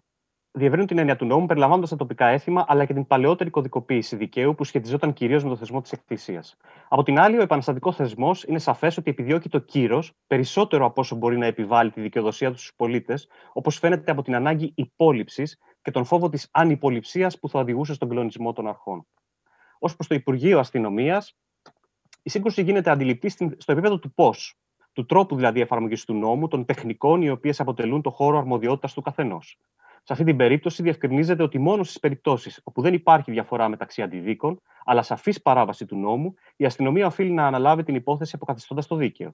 Σε όλες τις άλλες, όπου παρατηρείται διένεξη μεταξύ δύο μερών, χωρίς να είναι δυνατή η απόφαση άνευ μιας διαδικασίας κρίσης, η αρμοδιότητά του περιορίζεται στην προώθηση της υπόθεσης του Υπουργείου Δικαίου, στην έρευνα και ανάκριση των σχετιζόμενων, πάντα σε στενή συνεργασία με το Υπουργείο Δικαίου, με σκοπό την δικαιότερη και σύμφωνα με τους νόμους σύσταση διαδικασιών κρίσης. Η έννοια της αστυνόμευσης αργεί να εμφανιστεί. Παρατηρείται όμως τον ναύπλιο που συστήνονται περιπολίες για την τήρηση της τάξης και την παρακολούθηση της τήρησης των νόμων από τους κατοίκους. Πιο πάνω, αναφερθήκαμε στη έμεση ταύτιση της έννοιας της ηθικής τάξης με εκείνη του νόμου. Το Υπουργείο Δικαίου, ιδιαίτερα κατά τη θητεία του Θεοτόκη, εκφράζει έντονα την τάση του ορισμού του δικαίου σε σχέση και με αντιπαραβολή με τους παλαιότερους δικαιικούς ορισμούς και θεσμούς. Σε δύο περιπτώσεις ενδεικτικά αυτό φαίνεται πολύ έντονα. Πρόκειται και όχι τυχαία για περιπτώσεις όπου το ηθικό, όπως οριζόταν με βάση την παλαιότερη κατάσταση, συγκρούεται με το νόμιμο, όπως γίνεται αντιληπτό στη νέα υποδιαμόρφωση κοινωνική πραγματικότητα που εκφράζεται από την επαναστατική διοίκηση. Σε μια περίπτωση κληρονομικού δικαίου, το Υπουργείο έρχεται σε ευθεία σύγκρουση με τους νόμους των αυτοκρατόρων. Ο Θεοτόκης δεν διστάζει να παραδεχτεί την ύπαρξη μιας νομικής διάταξης, η οποία είναι παντάπαση τυραννική και βάρβαρος, της οποίας η τήρηση και εφαρμογή δεν θα ήταν αλυσιτελής για το νέο πολίτευμα των Ελλήνων, που ζητούν να ζουν δίκαια και χριστιανικά. Η φρασεολογία που χρησιμοποιεί είναι ενδεικτική για την κατανόηση της λειτουργίας των επαναστατικών θεσμών. Καταλήγοντας, συμπεραίνει. Και ούτως αντίκειται και παραβαίνει το ελληνικό πολίτευμα, του οποίου θεμελιώδης αρχή είναι η ασφάλεια της ιδιοκτησίας εκάστου πολίτου, την οποία ενεπιστεύθη στην προσεχή διατήρηση της διοικήσεώς του. Με τον Θεοτόκη, σημαντικό εκφραστή του ριζοσπαστικού φλερισμού στα ενία του, το Υπουργείο Δικαίου διαμορφώνει τις κύριες αρχές τις οποίες εκπροσωπεί το υποδιαμόρφωση κράτους. Σε μια υπόθεση που αφορά αρπαγής περιουσίας, απειλή της ζωής και εγκατάλειψη συζύγου, ο Θεοτόκης γίνεται οξύς και σαφής ως προς τον ορισμό των απότατων αρχών του δικαίου από το κράτος και των ευθυνών του απέναντι στην κοινωνία. Αυτό το αθέμητον συμβεβικός ούκ ολίγων κατετάραξε το Υπουργείο.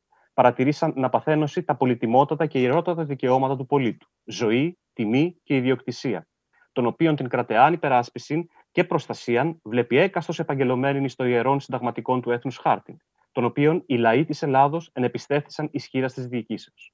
Ταυτόχρονα, με τις διευθετήσεις των αρμοδιοτήτων και των ευθύνων των θεσμών που εμπλέκονται στην έκφραση και απόδοση του δικαίου και τον ορισμό του δικαιικού πλαισίου, το Υπουργείο αναδύεται και στην προσπάθεια διοργάνωσης των μηχανισμών και των τεχνικών με τις οποίες οφείλει να αποδίδεται η δικαιοσύνη. Αυτό το κάνει παράλληλα με τις διαδικασίες που διευθύνει και μέσω αυτών, καθώς κατευθύνει ταυτόχρονα τα διάφορα κρατικά όργανα. Στην προηγούμενη περίπτωση που αναφέραμε, ο Θεοτόκης συμπληρώνει οργισμένος. Στην περίσταση ταύτην, το περιπλέον όπου καταταράτει το Υπουργείο Δικαιοσύνης είναι όπου ο αδικούμενος αυτός πολίτης, καταφεύγων στην βοήθεια των προϊσταμένων ημών, έβρεν ότα κοφεύοντα και αδιαφορίαν αντί διαφεντεύσεως. Για να κάνει αποτελεσματική τη λειτουργία της δικαιοσύνης, δίνει συγκεκριμένες οδηγίες στους επάρχους. Αιτείται τη συνδρομή άλλων Υπουργείων. Παρακαλεί, διατάζει και άλλοτε απειλεί τις τοπικές αρχές, τις δημογεροντίες, τους προκρίτους και τους τοπικούς αστυνόμους να ενεργήσουν. Βλέπει ενιαίο το σύνολο των υποκειμένων στους νόμους του επαναστατικού κράτους. Κατευθύνει τις διαδικασίες απόδοσης δικαιοσύνης, παρέχοντας κάποτε λεπτομερείς οδηγίες για τον τρόπο με τον οποίο οφείλουν να λειτουργούν τα κρατικά όργανα απέναντι στους πολίτες. Βασικό χαρακτηριστικό εκτός της ταχύτητας και της ακρίβειας είναι και η διακριτικότητα, την οποία εκφράζει με τον όρο πνευματικότητα στο συγκεκριμένο απόσπασμα. Αναπτύσσεται έτσι στοχοθεσία των κρατικών θεσμών ως προς τη διαμόρφωση τόσο του ενοιολογικού πλαισίου, όσο και των τεχνικών που σχετίζονται με την εφαρμογή του δικαίου στην επικράτεια. Δεύτερο άξονα, τον οποίο θέσαμε, είναι η διαμόρφωση της κοινωνίας των πολιτών. Μέχρι τώρα ακολουθήσαμε τη μέθοδο που εφαρμόζει το Υπουργείο του Δικαίου ως προς τη διευθέτηση των δικαιοδοσιών, των ευθυνών και των τεχνικών στην εφαρμογή του δικαίου και το ενοιολογικό πλαίσιο μέσα στο οποίο επιχειρεί εναγωνίως να εντάξει τη δράση του, ορίζοντας την έννοια του δικαίου, του νόμου και του ίδιου του υποσύσταση πολιτεύματος στη σχέση του με τους πολίτες στο πλαίσιο των δικαιικών σχέσεων. Τι συμβαίνει όμως από τα κάτω, πώς αντιδρούν τα ίδια τα υποκείμενα, πώς γίνονται πολίτες μέσα από τις αλληλεπιδράσεις μεταξύ τους που έχουν ως αντικείμενο τη δικαιοσύνη και τον νόμο. Οφείλουμε να παρατηρήσουμε από το πλήθος των αναφορών, των αιτημάτων και των καταγγελιών των ανθρώπων που φτάνουν στο Υπουργείο του Δικαίου ότι οι πράξεις σε ένα μεγάλο βαθμό είναι διαμεσολαβημένες. Αν παρακάψουμε τα πρόσωπα τα οποία με κάποιον τρόπο μετέχουν μιας παιδείας που τα κάνει ικανά να αντιληφθούν το νέο ενοιολογικό και θεσμικό πλαίσιο και να ανταπεξέλθουν αποτελεσματικότερα στις τεχνικές ανάγκες του, δύο άλλα επίπεδα διαμεσολάβησης παρατηρούμε. Πρώτα, την επιτροπία. Αυτή συνδέεται, νομίζω, και με την πρώτη ομάδα προσώπων που ανέφερα. Πολύ μεγάλο μέρος καταγγελιών αναφορών ανατίθεται σε επιτρόπους, οι οποίοι εξοδοτούνται από τους ενδιαφερόμενους να φέρουν μπροστά στα κατάλληλα όργανα τα αιτήματα ή τις καταγγελίες. Εκτός των περιπτώσεων όπου ο ενδιαφερόμενος αδυνατεί για τεχνικούς λόγους να παραστεί, ένα μεγάλο μέρος ανατίθεται σε ανθρώπους που από ό,τι φαίνεται αναλαμβάνουν τις εμπιστοσύνης των ενδιαφερόμενων γιατί έχουν την τεχνική γνώση. Στους τελευταίους, το μεγαλύτερο ποσοστό είναι γυναίκες, αλλά και ομάδες προσώπων και κοινότητες. Όσον αφορά τις γυναίκες, η παρουσία τους παρόλα αυτά δεν είναι αμεληταία στα σχετικά έγγραφα. Παρατηρείται μια διαφοροποίηση μεταξύ της δυνατότητας που παρέχει ο νόμος σε μια γυναίκα και της πραγματικής δυνατότητας εμπλοκής της σε μια δικαιική διαδικασία. Δεύτερο και σημαντικότερο στοιχείο που αφορά τη μεσολάβηση είναι οι αναφορογράφοι. Οι αναφορές, τα αιτήματα, οι καταγγελίες που κατευθύνονται στα διοικητικά όργανα πολλές φορές παρουσιάζουν ομοιόμορφα στοιχεία στη δομή και στην έκφραση των αιτημάτων. Στις περισσότερες περιπτώσεις, οι αναφορογράφοι δεν φέρονται παρά μόνο από το γραφικό χαρακτήρα και το ύφος. Σε κάποιους, ωστόσο, συνοδεύουν το όνομα του ενδιαφερόμενου, όπως παραδείγματος το κάνει κατ' επανάληψη ο Μαυροκέφαλος το 1824, προσθέτοντας κατά την υπογραφή του ενδιαφερόμενου τη φράση «Διαχειρός Δέλτα Μαυροκεφάλου». Μάλιστα, τις περισσότερες φορές πρόκειται για καταγγελίες γυναικών, χωρίς να λείπουν βέβαια και οι άνδρες ενδιαφερόμενοι. Οι συγκεκριμένες εκφράσεις που χρησιμοποιούνται με το ιδεολογικό και τεχνικό γνωστικό φορτίο που φέρουν, αποτελούν προφανώς πρότυπο για τους ίδιους τους ενδιαφερόμενους, όσους έχουν τη δυνατότητα ανάγνωσης και γραφής, αλλά και για τους αγράμματους, εφόσον συγκαταντίθεται υπογράφοντας το κείμενο. Το τελευταίο όμως δεν είναι βέβαιο ότι συμβαίνει πάντα. Τον Απρίλιο του 1824, ο έπαρχος Αιγείου διαμαρτύρεται στο Υπουργείο Δικαίου, γιατί η αναφορά με βάση την οποία το Υπουργείο αποφάσισε φαίνεται να έγινε εν αγνία του ενδιαφερόμενου. Και αυτός, εισαγωγικά, ειρνήθη όσα ύστερον ίσως έμαθε να γράφει στην αναφορά του. Το Υπουργείο του Δικαίου ας ευαριστηθεί, παρακαλούμε, για να ζητήσει το γραφέα της αναφοράς και πράξει τα δέοντα προς παράδειγμα και άλλου. Όσοι γεμάτοι από κακοήθεια και πάθη, ίσως χαμερπός, καθάπτονται αδίκως ενός επάρχου με γεμάτον το στόμα από λέξεις, τις οποίες έμαθαν να προφέρουν, διότι έζησαν πραγματικώς με αυτάς. Οι τελευταίες φράσεις με τις οποίες κατηγορεί τον αναφορογράφο, ίσως φανερώνει και μια γενικότερη στάση των αρχών απέναντι στην ομάδα αυτή, η οποία πολλές φορές διαμορφώνει τα αιτήματα των πολιτών, ξεφεύγοντας των ορίων της τεχνικής απόδοσης και μπαίνοντας στο ίδιο το περιεχόμενο της υπόθεσης. Στο σύνολο των σχετικών εγγράφων αποτυπώνεται έντονα η προσαρμογή των ενδιαφερόμενων στις νέες πραγματικότητες και τις απαιτήσεις που διαμορφώνουν, τόσο στο επίπεδο της δομής των εγγράφων, όσο και στη φρασεολογία και τη διαμόρφωση του περιεχομένου ως προς τις δικονομικές τεχνικές που αναπτύσσονται. Η κατάσταση των εγγράφων αποτυπώνει γνώση τόσο του ενοιολογικού πλαισίου, η κείμενη νόμη και ο ορθός λόγος, όσο και των τεχνικών. Έπαρχος, αξιόχρεος δικαστική επιτροπή, και δεν είναι η μόνη. Τόσο η ενοιολόγηση όσο και η τεχνική αποτυπώνεται σε πιο απλή μορφή και με αδρά χαρακτηριστικά, ακόμη και φαίνεται από το γραφικό χαρακτήρα, συντάσσονται χωρίς άμεση μεσολάβηση. Φανερώνεται έτσι μια διεύρυνση τόσο της κατανόησης του πλαισίου λειτουργίας του νόμου, όσο και των τεχνικών αποδόσεων του δικαίου. Οι γυναίκες που καταγγέλουν απευθύνονται στα όργανα με εκφράσεις που δείχνουν την κατανόηση εκ μέρους των υποκειμένων μιας νέας δυνατότητας που ανοίγεται ως προς τη δικαιοσύνη μέσω της σχέσης με τον νέο διαχειριστή του δικαίου και της επιβολής του νόμου μακριά από τοπικούς θεσμούς και δεσμούς. Στις αναφορές και τις καταγγελίες των πολιτών είναι συνεχής η αναφορά στην έννοια του δικαίου, στην εφαρμογή του νόμου και στα όργανα που έχουν επιληφθεί για την προστασία του δικαίου και την εφαρμογή. Η έννοια που δίνουν στο δίκαιο φέρει ακόμη τα παλαιότερα στοιχεία κοινοτικής ηθικής και των αντίστοιχων κανονισμών που διαχειρίζεται η Εκκλησία και οι τοπικές κοινότητες.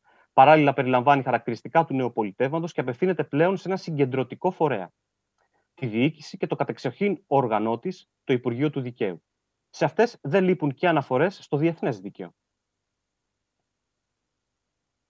Αρκετές φορές παρατηρείται μια κλιμάκωση στις πράξεις των προσώπων, που ξεκινούν ακολουθώντας τις γνωστές έννες οδούς της εκκλησιαστικής δικαιοσύνης και των τοπικών αρχών, δηλαδή των δημογερόντων και των προκρίτων. Απογοητευμένοι από αυτές, είτε λόγω της αδυναμίας των φορέων, είτε και λόγω της αδράνειάς τους στην επιβολή της δικαιοσύνης, στρέφονται τότε στα κεντρικά όργανα, ζητώντας την ενέργεια δραστικών, όπως συνήθως γράφουν, μέτρων, είτε και την αποστολή εκτελεστικής δυνάμεως.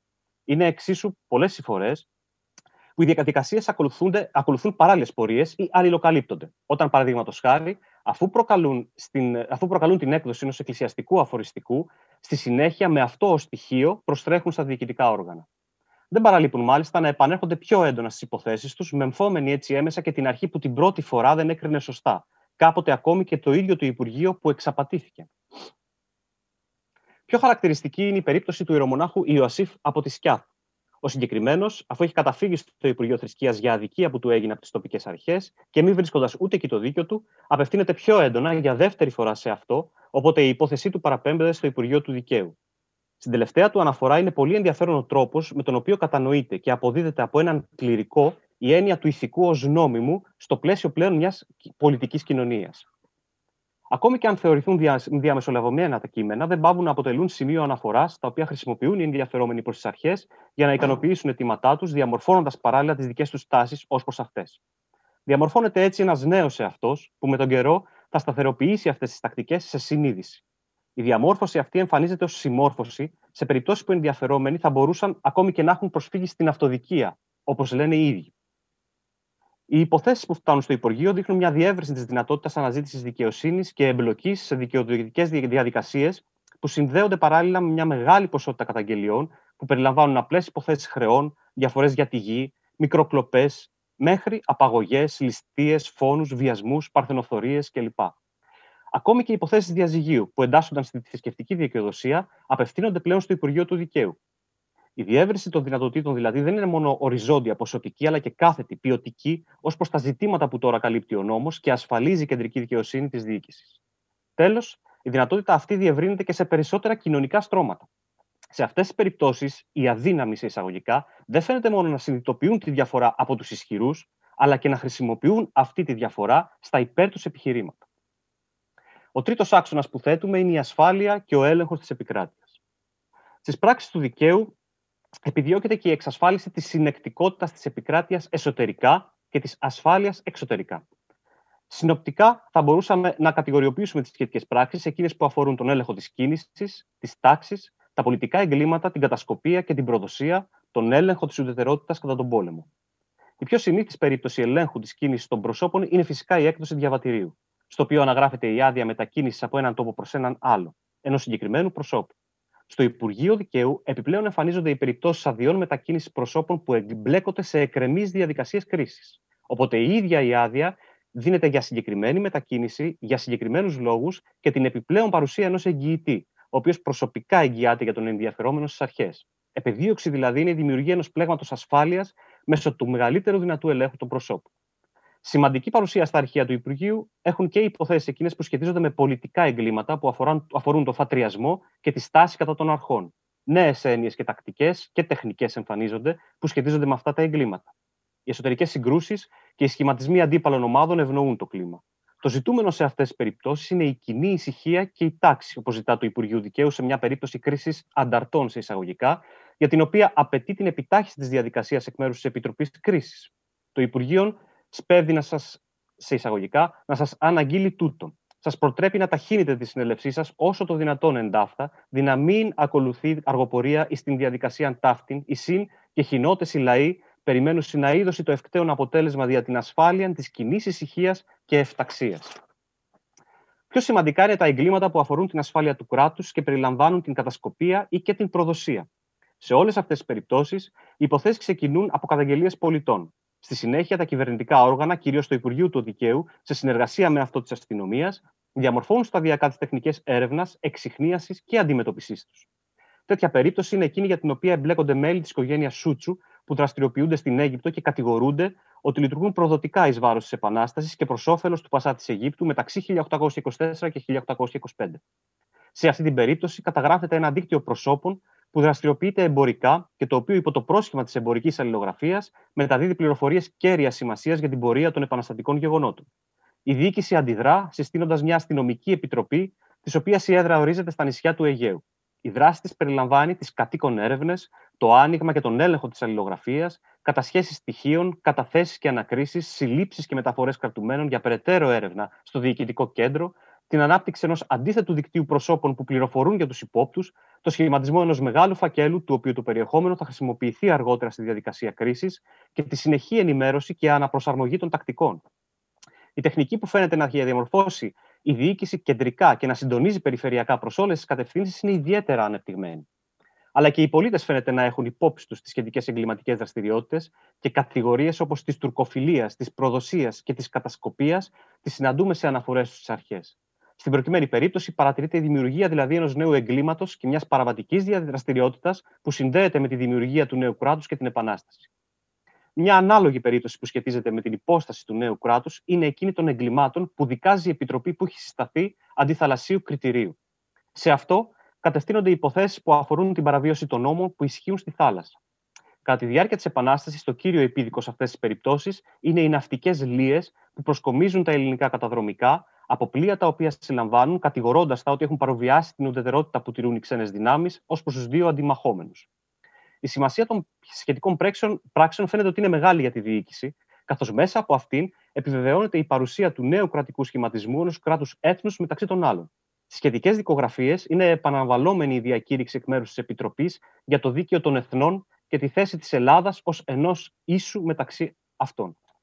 Εξετάσασα προσέτη λεπτομερώς τα ανήκοντα των θαλασσίων νόμων, περί λιών και τα αναντήρητα δικαιώματα των εθνών και ότι παρά των ευρωπαϊκών δυνάμεων διακηρυχθής ουδετερότης εις των μεταξύ των Ελλήνων και Τούρκων πόλεμων είναι φανερό δείγμα διού οι πρώτοι δύνανται ακολήτως να απολαμβάνωση το δικαίωμα των εθνών.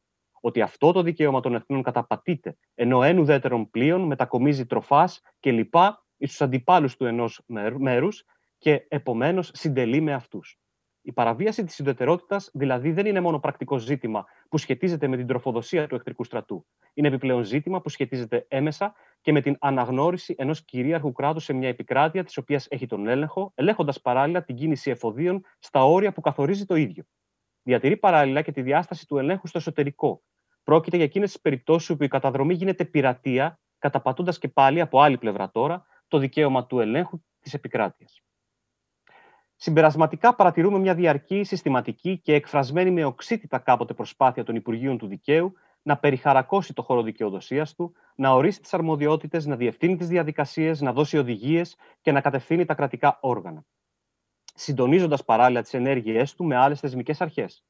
Όπως εκφράστηκε επανειλημμένα, σκοπός του είναι η εφαρμογή του νόμου, η τήρηση του δικαίου, η ικανοποίηση των αδικούμενων, η φύλαξη της τάξης, η εξασφάλιση της επικράτειας. Στο χώρο δικαίου που διαμορφώνει με τις πράξεις του, βρίσκουν έδαφος τα αιτήματα, οι καταγγελίες, οι διαμαρτυρίες, οι αναφορές των ανθρώπων, που στη συνάντησή τους με τους θεσμούς, πάνω σε αυτό το έδαφος του δικαίου δηλαδή, διαμορφώνονται πλέον σε πολίτες, υιοθετώντας στάσεις και εφαρμόζοντας πρακτικές κατά κύριο λόγο μεσολαβημένες. Η παιδαγωγική σχέση που διαμορφώνεται έτσι μεταξύ των θεσμών και των νέων πολιτών μπορεί κάποτε να λειτουργεί και αμφίδρομα, όταν οι αρχές προσαρμόζονται στην πραγματικότητα, όπου όπως είδαμε συναντάται το παλαιό με το νέο, το παραδοσιακό με το νεωτερικό, το τοπικό με το κεντρικό. Αυτή η πορεία διαμόρφωσης πολιτών είναι παράλληλη με τη διαμόρφωση του εδάφους πάνω στο οποίο λαμβάνει η χώρα. Έδαφος που νοείται κυριολεκτικά ως επικράτεια, αλλά και μεταφορικά ως πολιτική τάξη, όπου στόχος είναι η ασφάλεια και η ησυχία. Ο χώρος που διαμορφώνει το δίκαιο στο επαναστατικό νέο κράτος, οι σχετικές πράξεις και τα έγγραφα είναι προνομιακός για την κατανόηση της διαμόρφωσης του νέου εθνικού κράτους και ελπίζουμε η ερευνά μας σε αυτό το χώρο να συμβάλλει στην καλύτερη κατανόησή του. Σας ευχαριστώ. Εμείς ευχαριστούμε, Σταύρο. Να προχωρήσουμε στην επόμενη ομιλήτρια, την Ελπίδα Βόγλη. Είναι μαζί μας, συνδεδεμένη. Ναι. Ναι. Οκ, καλώς ήρθες, Ελπίδα. Η Ελπίδα είναι αναπληρώτρια καθηγήτρια νεότερης και σύγχρονης ελληνικής ιστορίας στο Δημοκρίτιο Πανεπιστήμιο Θράκης. Συμμετέχει επίσης στο πρόγραμμα διαβίου μάθησης του Πανεπιστημίου Αιγαίου, το οποίο ονομάζεται «Η Ελλάδα στη νεότερη και σύγχρονη εποχή, πολιτικές, κοινωνικές, οικονομικές προσεγγίσεις» και στη διδακτική ενότητα συγκεκριμένα 1821, «Γέννηση του έθνους κράτους». Τα ερευνητικά της ενδιαφέροντα εστιάζονται στην ελληνική πολιτική, κοινωνική και οικονομική ιστορία και ειδικότερα στα ζητήματα εθνικισμού, ταυτότητας, ηθαγένειας και της διασποράς. Έχει συγγράψει μια σειρά από άρθρα σε συλλογικούς τόμους και επιστημονικά περιοδικά και βιβλία, μεταξύ των οποίων «Έργα και η μέρα ελληνικών οικογενειών» 1750-1940, ένα δεύτερο με τίτλο «Έλληνες στο γένος, η ταυτότητα και η ηθαγένεια στο εθνικό κράτος των Ελλήνων» 1821 με 1844, εκδόσεις Πανεπιστημίου Κρήτης, και νωρίτερα το 2010 το βιβλίο της «Γνήσιον μεταξά, η ανάπτυξη μιας οικογενειακής επιχείρησης» από τις εκδόσεις Λιβάνη.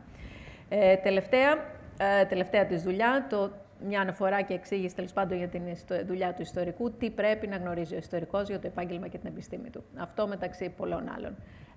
Ελπίδα, όποτε είσαι έτοιμη, σε ακούμε. Το μικρόφωνο σου. Ξανά δεν σε ακούμε. Ναι. Ωραία. Είμαι έτοιμη. Ακούγομαι τον έτσι. Λοιπόν, καλησπέρα. Σας ευχαριστώ πολύ. Λοιπόν, το θρήσκευμα ως πολιτική ταυτότητα. Τα θέματα ταυτότητας εύκολα πυροδοτούν πολέμους ιστορίας. Αλλά αν και οι απαρχές τους συνήθως εντοπίζονται στις συζητήσεις του κοινοβουλίου σε συλλογική μνήμη, αποτυπώνεται η μηντιακή τους προβολή. Η απομόνωση μιας τέτοιας συγκρουσιακής στιγμής από την πρόσφατη ελληνική ιστορία αρκεί μάλλον για να αναδείξει το ερευνητικό πεδίο της προσέγγισης μου. Λίγο πριν την αλλαγή του αιώνα και της χιλιετηρίδας, λίγο πριν από την κορύφωση του ελληνικού εξευρωπαϊσμού και τον αποχαιρετισμό της γυραιάς δραχμής, ο διχασμός κορυφώνεται με αφορμή την αναγραφή του θρησκεύματος στα δελτία της αστυνομικής ταυτότητας των Ελλήνων πολιτών. Σχεδόν πάντα τα ερωτήματα που απασχολούν τα μέλη μιας κοινωνίας σε ό,τι αφορά την ταυτότητά τους παρακινούνται από τις εξελίξεις που τους προβληματίζουν στο παρόν τους. Αναντήρητα αποκτούν μεγαλύτερη σπουδαιότητα επειδή είναι δυνατόν να ανάγονται στο παρελθόν. Μα από την Επανάσταση ήταν ακόμη οι χριστιανοί αυτόχθονες οι Έλληνες πολίτες. Ήταν ένα από τα ελκυστικότερα και συνηθέστερα επιχειρήματα στον πόλεμο περί της θρησκευτικής ή πολιτικής ελληνικής ταυτότητας που μνημόνευσε παραπάνω. Προφανώς δεν είχε μια τέτοια σημασιολογική διάσταση κατά νου ο Charles Hayes το 1960, που μελετούσε συγκριτικά την αλληλοσυσχέτιση θρησκείας και εθνικισμού. Άλλωστε, σε μία μόνο εξαίρεση μετά την ελληνική περίπτωση, στο ρουμανικό του αστικό κώδικα του 1866, περιλαμβάνεται το θρήσκευμα σε νόμους και διατάξεις ηθαγένειας. Η ιστορικοποίηση πάντως επίκαιρων ζητημάτων είναι συνήθως διαδικασία που διαφέρει ελάχιστα από εκείνη της ιδεολογικοποίησης τους. Αυτό το παρελθόν είναι πιθανό να μετατρέπεται με αξιοσημείωτη άνεση σε πηγή άντλησης παραδειγμάτων και πολύτιμων επιχειρημάτων για τη στήριξη των απαντήσεων που είναι θεμιτό να θεωρούνται επικρατέστερες, όχι βέβαια διότι αποδεικνύουν μια πολυπόθητη ιστορική αλήθεια, αλλά επειδή κατά την προσαρμογή τους σε έκαστο σύγχρονο ερώτημα είναι πιθανό να προσφέρουν αδιάσυστα συμπληρωματικά τεκμήρια των αντιλήψεων που ήθιστε να γίνονται αντιληπτές ως κυρίαρχες, με βάση τις οδηγίες ή και την υποκίνηση των σύγχρονων κυβερνητικών ή και πολιτικών ελίτ. Με φαλτήριο λοιπόν τις παραπάνω σκέψεις προβάλλουν ερωτήματα όπως: υπό ποιες συνθήκες, με ποιους στόχους είναι πιθανό το θρήσκευμα να καταγράφεται ως απαραίτητο στοιχείο της ταυτότητας του πολίτη σε νόμους της ηθαγένειας ή ακόμη και σε επίσημα πιστοποιητικά ή άλλα έγγραφα? Πώς εξηγούνται οι συνέχειες ή οι ασυνέχειες, η υποχώρηση είτε η μεταστροφή αυτού του ρόλου του θρησκεύματος? Η ταυτότητα του Έλληνα πολίτη, όπως προσδιορίστηκε στη διάρκεια της Επανάστασης, αλλά και όπως εξελίχθηκε στους 2 αιώνες της ιστορίας του ελληνικού κράτους, σίγουρα προσφέρεται ως υποεξέταση παράδειγμα. Αν και στο σημερινό νόμο της ελληνικής ηθαγένειας δεν περιλαμβάνεται καμία αναφορά στη χριστιανική πίστη, αξίζει να επαναλάβω ότι περιλαμβανόταν και μάλιστα ως το σημαντικότερο κριτήριο της ταυτότητας του πολίτη από το Σύνταγμα που ενίκρινε η πρώτη επαναστατική εθνοσυνέλευση στις αρχές του 1822 μέχρι τη σύσταση κράτους και επισήμως μέχρι τον πρώτο βασιλικό νόμο της ελληνικής ηθαγένειας λίγες ημέρες πριν την ενηλικίωση του όφωνα το 1835. Και η προφανή συνέπεια, η στενή σύνδεση της χριστιανικής θρησκείας με τον ιδρυτικό μύθο του πολιτικού έθνους. Άραγε μπορούμε να διακρίνουμε πολιτικές στοχεύσεις που εξηγούν την ενδεχόμενη ταύτιση της χριστιανικής κοινότητας με την ελληνική εθνική κοινωνία και από την άλλη σε ποιο βαθμό προβάλλονταν περιορισμοί ή και τάσεις αποκλεισμού? Θα επιχειρήσω μια συνοπτική απάντηση των παραπάνω ερωτημάτων στους 3 εξελικτικούς χρόνους της σχέσης που αναπτύσσεται ανάμεσα στη χριστιανική θρησκεία και την ταυτότητα του Έλληνα πολίτη. Η πρώτη περίοδος, η συντομότερη, αλλά και η σπουδαιότερη, η δεκαετία της Επανάστασης. Έλληνες πολίτες αναγνωρίζονταν αποκλειστικά οι χριστιανοί αυτόχθονες ή μόνιμοι κάτοικοι των υποταόπλα επαρχιών, το διάστημα που παρέμεναν υπό τα ελληνικά όπλα ή, σε διαφορετική περίπτωση, εάν οι ίδιοι μετακινούνταν σε επαναστατημένες επαρχίες. Αυτή η επιλογή των Έλληνων νομοθετών υπαγορεύτηκε από την κοινή συνειδητοποίησή τους ότι οι πολιτικές ταυτότητες ορίζονται με βάση τις προϋπάρχουσες πολιτικές παραδόσεις, εάν στόχος είναι να προβάλλουν δεσμούς άμεσα αντιληπτούς, ώστε να ενώνουν αποτελεσματικά τους ανθρώπους με την πατρίδα τους. Στην προκειμένη περίπτωση, μάλιστα, με μια ελληνική πατρίδα που δεν διέθετε εδαφική υπόσταση, ούτε πολιτική αυτονομία. Και οι στρατιώτες επαναστάτες, τους οποίους αναγόρευαν Έλληνες πολίτες οι νομοθέτες τους, ήταν κατά κύριο λόγο τα μέλη της μέχρι πρότινος μη κυριαρχής ομάδας στις υποταόπλα επαρχίες, και ήταν αναγκαίο να υποκαταστήσουν την κυριαρχή ομάδα, δηλαδή τους εχθρούς της Επανάστασης, τους μουσουλμάνους, επιβάλλοντας αποκλεισμούς ή και εκδιώξεις. Έτσι εξηγείται γιατί δόθηκε προτεραιότητα στην εισαγωγή του θεσμού της ελληνικής ηθαγένειας στο επαναστατικό δίκαιο. Και επίσης αυτός είναι ο πρώτος βασικός λόγος που μας επιτρέπει να κατανοήσουμε γιατί επινοήθηκε εξ αρχής ο ορισμός του χριστιανού αυτόχθονα πολίτη, ο οποίος όντως υπήρξε σταθερά επικρατέστερος μέχρι το 1832. Ο δεύτερος λόγος είναι εξίσου σημαντικός. Η χριστιανική πίστη περιέγραφε αποτελεσματικά τη τη συγγένεια των αυτοχθόνων επαναστατών, δηλαδή των πολιτών, με τους άλλους χριστιανούς υπηκόους του Σουλτάνου, η συμμετοχή των οποίων στην Επανάσταση θα ήταν ευεργετική και για την επικράτησή της, αλλά και για την επέκτασή της. Σε αυτή τη χρήση της, η θρησκευτική ταυτότητα παρουσιαζόταν σπουδαιότερη από την εθνική ταυτότητα του Έλληνα, εφόσον ήταν δυνατό να καθορίσει την βάση της χριστιανικής οικουμενικότητας, την πολιτική ταυτότητα. Γιατί αυτό ήταν το ζητούμενο. Ο τρίτος λόγος φαίνεται μάλιστα μεγαλύτερη σημασία. Έλληνες πολίτες ήταν χριστιανοί και όχι αποκλειστικά οι ορθόδοξοι αυτόχθονες ή ετερόχθονες επαναστάτες. Ο αποκλεισμός, για παράδειγμα, των Εβραίων αυτοχθόνων, προφανώς δεν προκαλούσε ανησυχίες στους Έλληνες νομοθετές. Και ο λόγος ήταν ότι οι Εβραίοι δεν διέθεταν την υποστήριξη ούτε τη συμπάθεια κάποιας ξένης δύναμης. Αντίθετα, μια υποσύσταση ελληνική πολιτεία ορθόδοξων αυτοχθόνων ή ετεροχθόνων θα απέκλειε όχι μόνο τους άλλους χριστιανούς κατοίκους της υπόταοπλα επικράτειάς της, και όντως θα προκαλούσε αντιδράσεις, για παράδειγμα της Γαλλίας, της κατά παράβαση προστάτητας δύναμης των καθολικών υπηκών του Σουλτάνου. Αλλά επίσης θα έκλεινε εξ αρχής τις πύλες της στους περισσότερους Ευρωπαίους χριστιανούς και φιλέλληνες, ενισχύοντας την εντύπωση ότι το κίνημα εξαρτάται και ελέγχεται από τη μοναδική ορθόδοξη δύναμη της εποχής, τη Ρωσία. Αντίστοιχα, κατά παράβαση προστάτητας δύναμης των Ορθόδοξων της Οθωμανικής Αυτοκρατορίας, η οποία ασφαλώς, όχι τυχαία, μόλις έγινε γνωστό το κίνημα της Πελοποννήσου, πολλαπλασίασε τις τυχαίες περιηγήσεις της, χωρίς άδεια, των πλοίων της εννοώ, στον Βόσπορο. Σε αυτό το πλαίσιο είναι σαφές ότι το θρήσκευμα και η προστασία ομοθρήσκων ομοδόξων, αφού λειτουργούσαν ως παράγοντες νομιμοποίησης των παρεμβάσεων των μεγάλων δυνάμεων και στις υποθέσεις άλλων χωρών, θα ήταν επίσης πιθανό να έχουν νομιμοποιητικές επενέργειες, εάν ήταν δυνατό να μεταφορτωθούν στο επαναστατικό, ιδεολογικό και στην ελληνική περίπτωση και νομοθετικό οπλοστάσιο. Και στους χρόνους της μεγάλης ιδέας, η σύσταση κράτους εγκαινιάζει τη δεύτερη περίοδο στην εξέλιξη της σχέσης μεταξύ της θρησκείας και της πολιτικής ταυτότητας. Αυτή είναι η δεύτερη περίοδος και είναι η περίοδος που καταλαμβάνει τη μεγάλη διάρκεια του 19ου αιώνα και μάλιστα μέχρι τη μικρασιατική καταστροφή και το συμβατικό τέλος της μεγάλης ιδέας. Βασικό σημείο αναφοράς ήταν η αφαίρεση του θρησκεύματος από τον κώδικα της ηθαγένειας του 1835 ή και από τις διατάξεις του αστικού κώδικα του 1856 και από τις πολυάριθμες τροποποιήσεις μεμονωμένων σημείων τους, όμως όχι από την ελληνική πολιτική.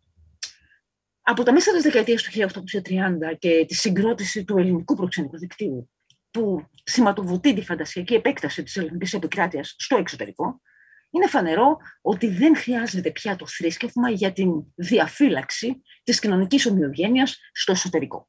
Χρειάζεται μόνο η μεταφόρτωσή του σε ελληνοποιητικό κριτήριο ταυτότητας, αλλά εκτός συνόρων. Και εξηγούμε. Το ελληνικό βασίλειο είχε συσταθεί. Ήδη διέφεται τον χριστιανό βασιλιά, όχι ορθόδοξο. Επίσης, διέφεται τους χριστιανούς Ευρωπαίους προστάτες του, που με εξαίρεση στη Ρωσία και πάλι δεν ήταν ορθόδοξοι. Ωστόσο, είχε αποδειχθεί επιτυχής η ανάδειξη των χριστιανών υπηκών του Σουλτάνου σε κυρίαρχη ομάδα, έστω των λίγων επαρχιών που επιδικάστηκαν στο ελληνικό κράτος. Και οι διαφορές τους απέναντι στους ετερόδοξους που κατοικούσαν στην επικράτεια την ελληνική, είτε είχαν πολιτογραφηθεί είτε όχι, αναφέρομαι κυρίως στους στρατιώτες ή τους άλλους συμπατριώτες του βασιλιά Όθωνα ή και κάποιους άλλους Ευρωπαίους, οι διαφορές δεν σχετίζονταν με απειλές κυριαρχίας, ανάγονταν σε πολιτικές αντιπαραθέσεις. Όπως, για παράδειγμα, ήταν και αυτή μεταξύ αυτοχθόνων και ετεροχθόνων.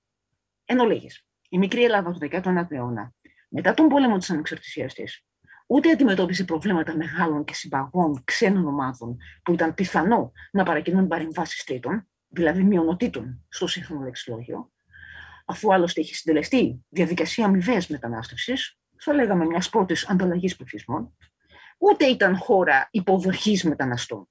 Αντίθετα, προοδευτικά, μετά τα μέσα του 19ου αιώνα, κατέστη χώρα μετανάστευσης. Υπό αυτό το πρίσμα, μόνον εκτός των ελληνικών συνόρων η θρησκεία μπορούσε πια να νοηματοδοτείται ως ισοδύναμη της πολιτικής ταυτότητας, και αυτό γιατί, σε ένα πρώτο επίπεδο, η στήριξη του αναπτυξιακού οράματος του κράτους στην επεκτατική εδαφική πολιτική του ως πυρήνας του αλυτρωτικού ιδεολογήματος, τόνιζε την ανάγκη διατήρησης των δεσμών με τους χριστιανούς των Οθωμανικών επαρχιών. Σε δεύτερο επίπεδο, διότι ήταν επίσης προφανής η ανάγκη ελληνοποίησης, και εδώ όρος με πολιτικά κριτήρια, των προκυρατικών διασπορικών ομάδων που αναπτύσσονταν στην Ευρώπη και δεν διέφυταν την ελληνική ηθαγένεια. Πράγματι, στο πλαίσιο της πολιτικής που ακολουθείται στα ελληνικά προξενικά καταστήματα περίπου μέχρι τα μέσα της δεκαετίας του 1850, το θρήσκευμα αποτελεί αναγνωριστικό στοιχείο της ταυτότητας του Έλληνα, όπως περίπου στο επαναστατικά χρόνια. Γεγονός που αρκετά συχνά εντείνει και τις ελληνοοθωμανικές αντιπαραθέσεις. Τρίτο επίπεδο, λοιπόν. Το κέντρο βάρους της ελληνικής πολιτικής στα θέματα ηθαγένειας μεταβιβάζεται πια από τους κύκλους των αλυτρώτων σε εκείνους της διασποράς, όταν οι πρώτοι επισήμως πια απουσιάζουν από το ελληνικό πολιτικό λεξιλόγιο ως αποτέλεσμα του τέλους, όχι τόσο της μεγάλης ιδέας, αλλά σωστότερα της ελληνικής αλυτρωτικής πολιτικής. Αναφέρουμε στη μικραστικτική καταστροφή. Η μετατροπή του μεγάλου μέρους των αλύτρωτων σε πρόσφυγες εντός της ελληνικής επικράτειας όχι μόνο δεν συνδυάστηκε με προβλήματα εθνικής ομοιογένειας, στην ουσία θεωρήθηκε μια λύση στο πρόβλημα των μειονοτήτων που προέκυψε κυρίως μετά τις ελληνικές επιτυχίες στους Βαλκανικούς πολέμους. Τότε δηλαδή για πρώτη φορά και παρά την προηγούμενη εμπειρία σε προσαρτήσεις εδαφών, για παράδειγμα το 1864 ή το 1881, η Ελλάδα ήρθε αντιμέτωπη με τον κίνδυνο της ανάπτυξης εντός της επαυξημένης τώρα επικράτειάς της εθνικών μειονοτήτων, τα μέλη των οποίων διατηρούσαν δεσμούς κυρίως με ανταγωνιστικά και αναθεωρητικά χριστιανικά γειτονικά κράτη. Το θρήσκευμα δεν ήταν δυνατό αυτή τη φορά να αξιοποιηθεί για την αποσόβηση του κινδύνου. Σε αυτή την συγκυρία προτεραιότητα δόθηκε στην έννοια του ομογενούς, στην αντιπαράθεσή του με εκείνη του αλλογενούς, τα κριτήρια του οποίου νοηματοδοτούνταν με διαφορετικό τρόπο όταν ο όρος περιέγραφε άτομα ή ομάδες εντός ή εκτός της Ελλάδας. Και πώς ορίζεται ο ομογενής? Από τον ορισμό του 1952 και μετά, ο ομογενής θεωρείται αυτός που συνδέεται με το έθνος δια των συνήθων γνωρισμάτων, κυρίως μάλιστα της γλώσσης και όχι απαραίτητα της γλώσσας, της θρησκείας, των κοινών παραδόσεων, κυρίως της συνηθίσεως των κοινών ιστορικών πεπρωμένων και άλλα. Οι νομοθέτες και γενικότερα οι αρμόδιοι για την εφαρμογή της ελληνικής πολιτικής ούτε προβληματίζονταν ούτε χρειάζονταν τεκμήρια για τον ρόλο του θρησκεύματος που αυτονόητα τους προσέφερε λύσεις στο δυσεπίλητο πρόβλημα της απόδειξης της εθνικής ταυτότητας. Γιατί πράγματι πρέπει να δεχόμαστε, όπως εξηγεί ο Μάικλ Μπίλι, ότι οι εθνικές ταυτότητες είναι κάτι υπαρκτό, αλλά δεν είναι κάτι που μπορούμε να το αγγίξουμε, να το προβάλλουμε, να το δείξουμε. Και έτσι, μια εγκύκλεως του Υπουργείου Εσωτερικών το 1965 προσφέρει αναλυτικότερες εξηγήσεις, με σημείο εστίασης αυτή τη φορά την ελληνική διασπορά. Ακόμη και αν δεν μπορεί να αποδεχθεί η ελληνική καταγωγή, το σημαντικότερο είναι, όπως ανέφερε, η συμπεριφορά των ομογενών ως Ελλήνων, η συμμετοχή των ιστάς ελληνοχριστιανικάς κοινότητας και συλλόγους, η ενίσχυση ηθική και υλική του ελληνικού στοιχείου, η συμμετοχή στις εκδηλώσεις εθνικής σημασίας, η παρακολούθηση θείων λειτουργιών κτλ. Πράγματι, από το 1922 μέχρι το τέλος του 20ου αιώνα ορίζεται η τρίτη περίοδος των πολιτικών συντεταγμένων της θρησκευτικής πίστης, με σημαντικότερη κορύφωσή της τον κώδικα της ηθαγένειας του 1955, πριν καταλήξουμε στον πόλεμο της ιστορίας των τελευταίων χρόνων του αιώνα ή στο προήμιό του τη δεκαετία του 80, δεν θα αναφερθώ στον 21ο αιώνα. Στο μεταξύ όμως είχαν ήδη συντελεστεί συνταρακτικές αλλαγές στην Ελλάδα, που ήταν πλέον χώρα υποδοχής όχι μόνο ομογενών ή παλινοστούντων, αλλά και ξένων αλλογενών μεταναστών. Αντί άλλου επιλόγου, λοιπόν, αξίζει μόνο να πλημμονεύσω, γιατί είναι βέβαιο ότι θα επιτρέψει την εμβάθυνση της κατανόησής μας, την εξής σκηνή από την κινηματογραφική παραγωγή Πολίτικη Κουζίνα του 2003. Τη στιγμή που ο Τούρκος αξιωματούχος προτείνει μυστικά στον Έλληνα πολίτη κάτοικο της πόλης, που υποδίεται ο Ιεροκλής Μιχαηλίδης, να εξισλαμιστεί και όχι να αποποιηθεί την ελληνική ηθαγένεια, προκειμένου να μην απελαθεί. Σας ευχαριστώ πολύ. Ευχαριστούμε πολύ, Ελπίδα, και ευχαριστούμε και για αυτή την σύνδεση με πιο πρόσφατα γεγονότα. Ανοίγει πολύ ενδιαφέρουσες συζητήσεις. Ο τελευταίος ομιλητής μας, Νίκος Βαφέας, είναι αναπληρωτής καθηγητής ιστορικής και πολιτικής κοινωνιολογίας, όχι μόνο ιστορικός όπως ανέφερα στην αρχή, στο Πανεπιστήμιο Κρήτης. Τα ερευνητικά του ενδιαφέροντα είναι στα πεδία της πολιτικής και ιστορικής κοινωνιολογίας, κοινωνιολογική θεωρία, μεθοδολογία και επιστημολογία των κοινωνικών επιστημών. Έχει μια σειρά από δημοσίευσεις και εκείνος σε συλλογικούς τόμους και επιστημονικά περιοδικά και είναι συγγραφέας μαζί με τον Γιάννη Κουμπουρλή του τόμου με τίτλο «Ιστορική κοινωνιολογία, αντικείμενο και μέθοδος και της μονογραφίας από τον ληστή στον Αντάρτη, τα ένοπλα κινήματα των γιαγιάδων στη Σάμο». Νομίζω η σημερινή του παρουσίαση είναι ως ένα βαθμό βασισμένη σε αυτή τη μελέτη. Νίκο, οπότε σε ακούμε. Δέσποινα, ευχαριστώ. Ευχαριστώ τους οργανωτές που μου δώσανε την ευκαιρία να είμαι εδώ μαζί σας. Είναι πολύ ενδιαφέρουσα αυτή η συνάντηση επιστημονική. Η σημερινή μου ανακοίνωση ουσιαστικά θα βασιστεί σε αυτή την έρευνα που κατέληξε, σε αυτή τη μονογραφία που ανέφερε τελευταία η Δέσποινα. Κυρίως θα προσπαθήσω να αναδείξω και να σχολιάσω τον διφορούμενο χαρακτήρα των πολιτικών ταυτοτήτων σε περιόδους ιστορικής μετάβασης και εν προκειμένου σε περίοδο κατά τη διαδικασία της μετάβασης από την Οθωμανική Αυτοκρατορία στο εθνικό κράτος, με μελέτη περίπτωσης το νησί της Σάμου. Να πω προκαταβολικά ότι το νησί της Σάμου έχει δύο ιδιαιτερότητες όσον αφορά αυτή τη διαδικασία της μετάβασης. Η μία ιδιαιτερότητα είναι ότι ακριβώς δεν περνάει 100% από την Οθωμανική Αυτοκρατορία στο ελληνικό κράτος το 1912-13, ακριβώς διότι περίπου 80 χρόνια πριν την Ένωση, η Σάμος είχε ένα πολύ ιδιότυπο καθεστώς πολιτιακό. Οι πιο πολλοί θα το γνωρίζουμε, από το 1830-34 μέχρι το 1912, είναι ηγεμονία, είναι ημιαυτόνομο πριγκιπάτο με χριστιανό πρίγκιπα, αν θέλετε, στο πρότυπο των παραδουνάβιων ηγεμονιών, φόρο υποτελές στο Σουλτάνο. Αυτό έχει μια ιδιαιτερότητα. Πάνω εδώ στηρίχτηκε και το περίπου παρεμφερές, πολύ πιο βραχύβιο, σχεδόν αντίστοιχο καθεστώς της Κρητικής πολιτείας αργότερα. Έχει αυτή, δηλαδή, θα μπορούμε να κάνουμε αυτόν τον παραλληλισμό με την Κρήτη, ακριβώς διότι υπήρξαν αυτές οι αυτόνομες ή ημιαυτόνομες πολιτείες προηγουμένως. Μία δεύτερη ιδιαιτερότητα της Σάμο είναι ότι ακριβώς κατά τη διάρκεια ή λίγο μετά την ένωση με το ελληνικό κράτος, στη Σάμο έχουμε μία σειρά ένοπλων κινημάτων εξαιρετικά βίαιων, τα κινήματα των αδελφών Γιαγά ή Γιαγάδων, ή αλλιώς γιαγαδικά, όπως έχουν μείνει στη λαϊκή μνήμη του πληθυσμού της Σάμου.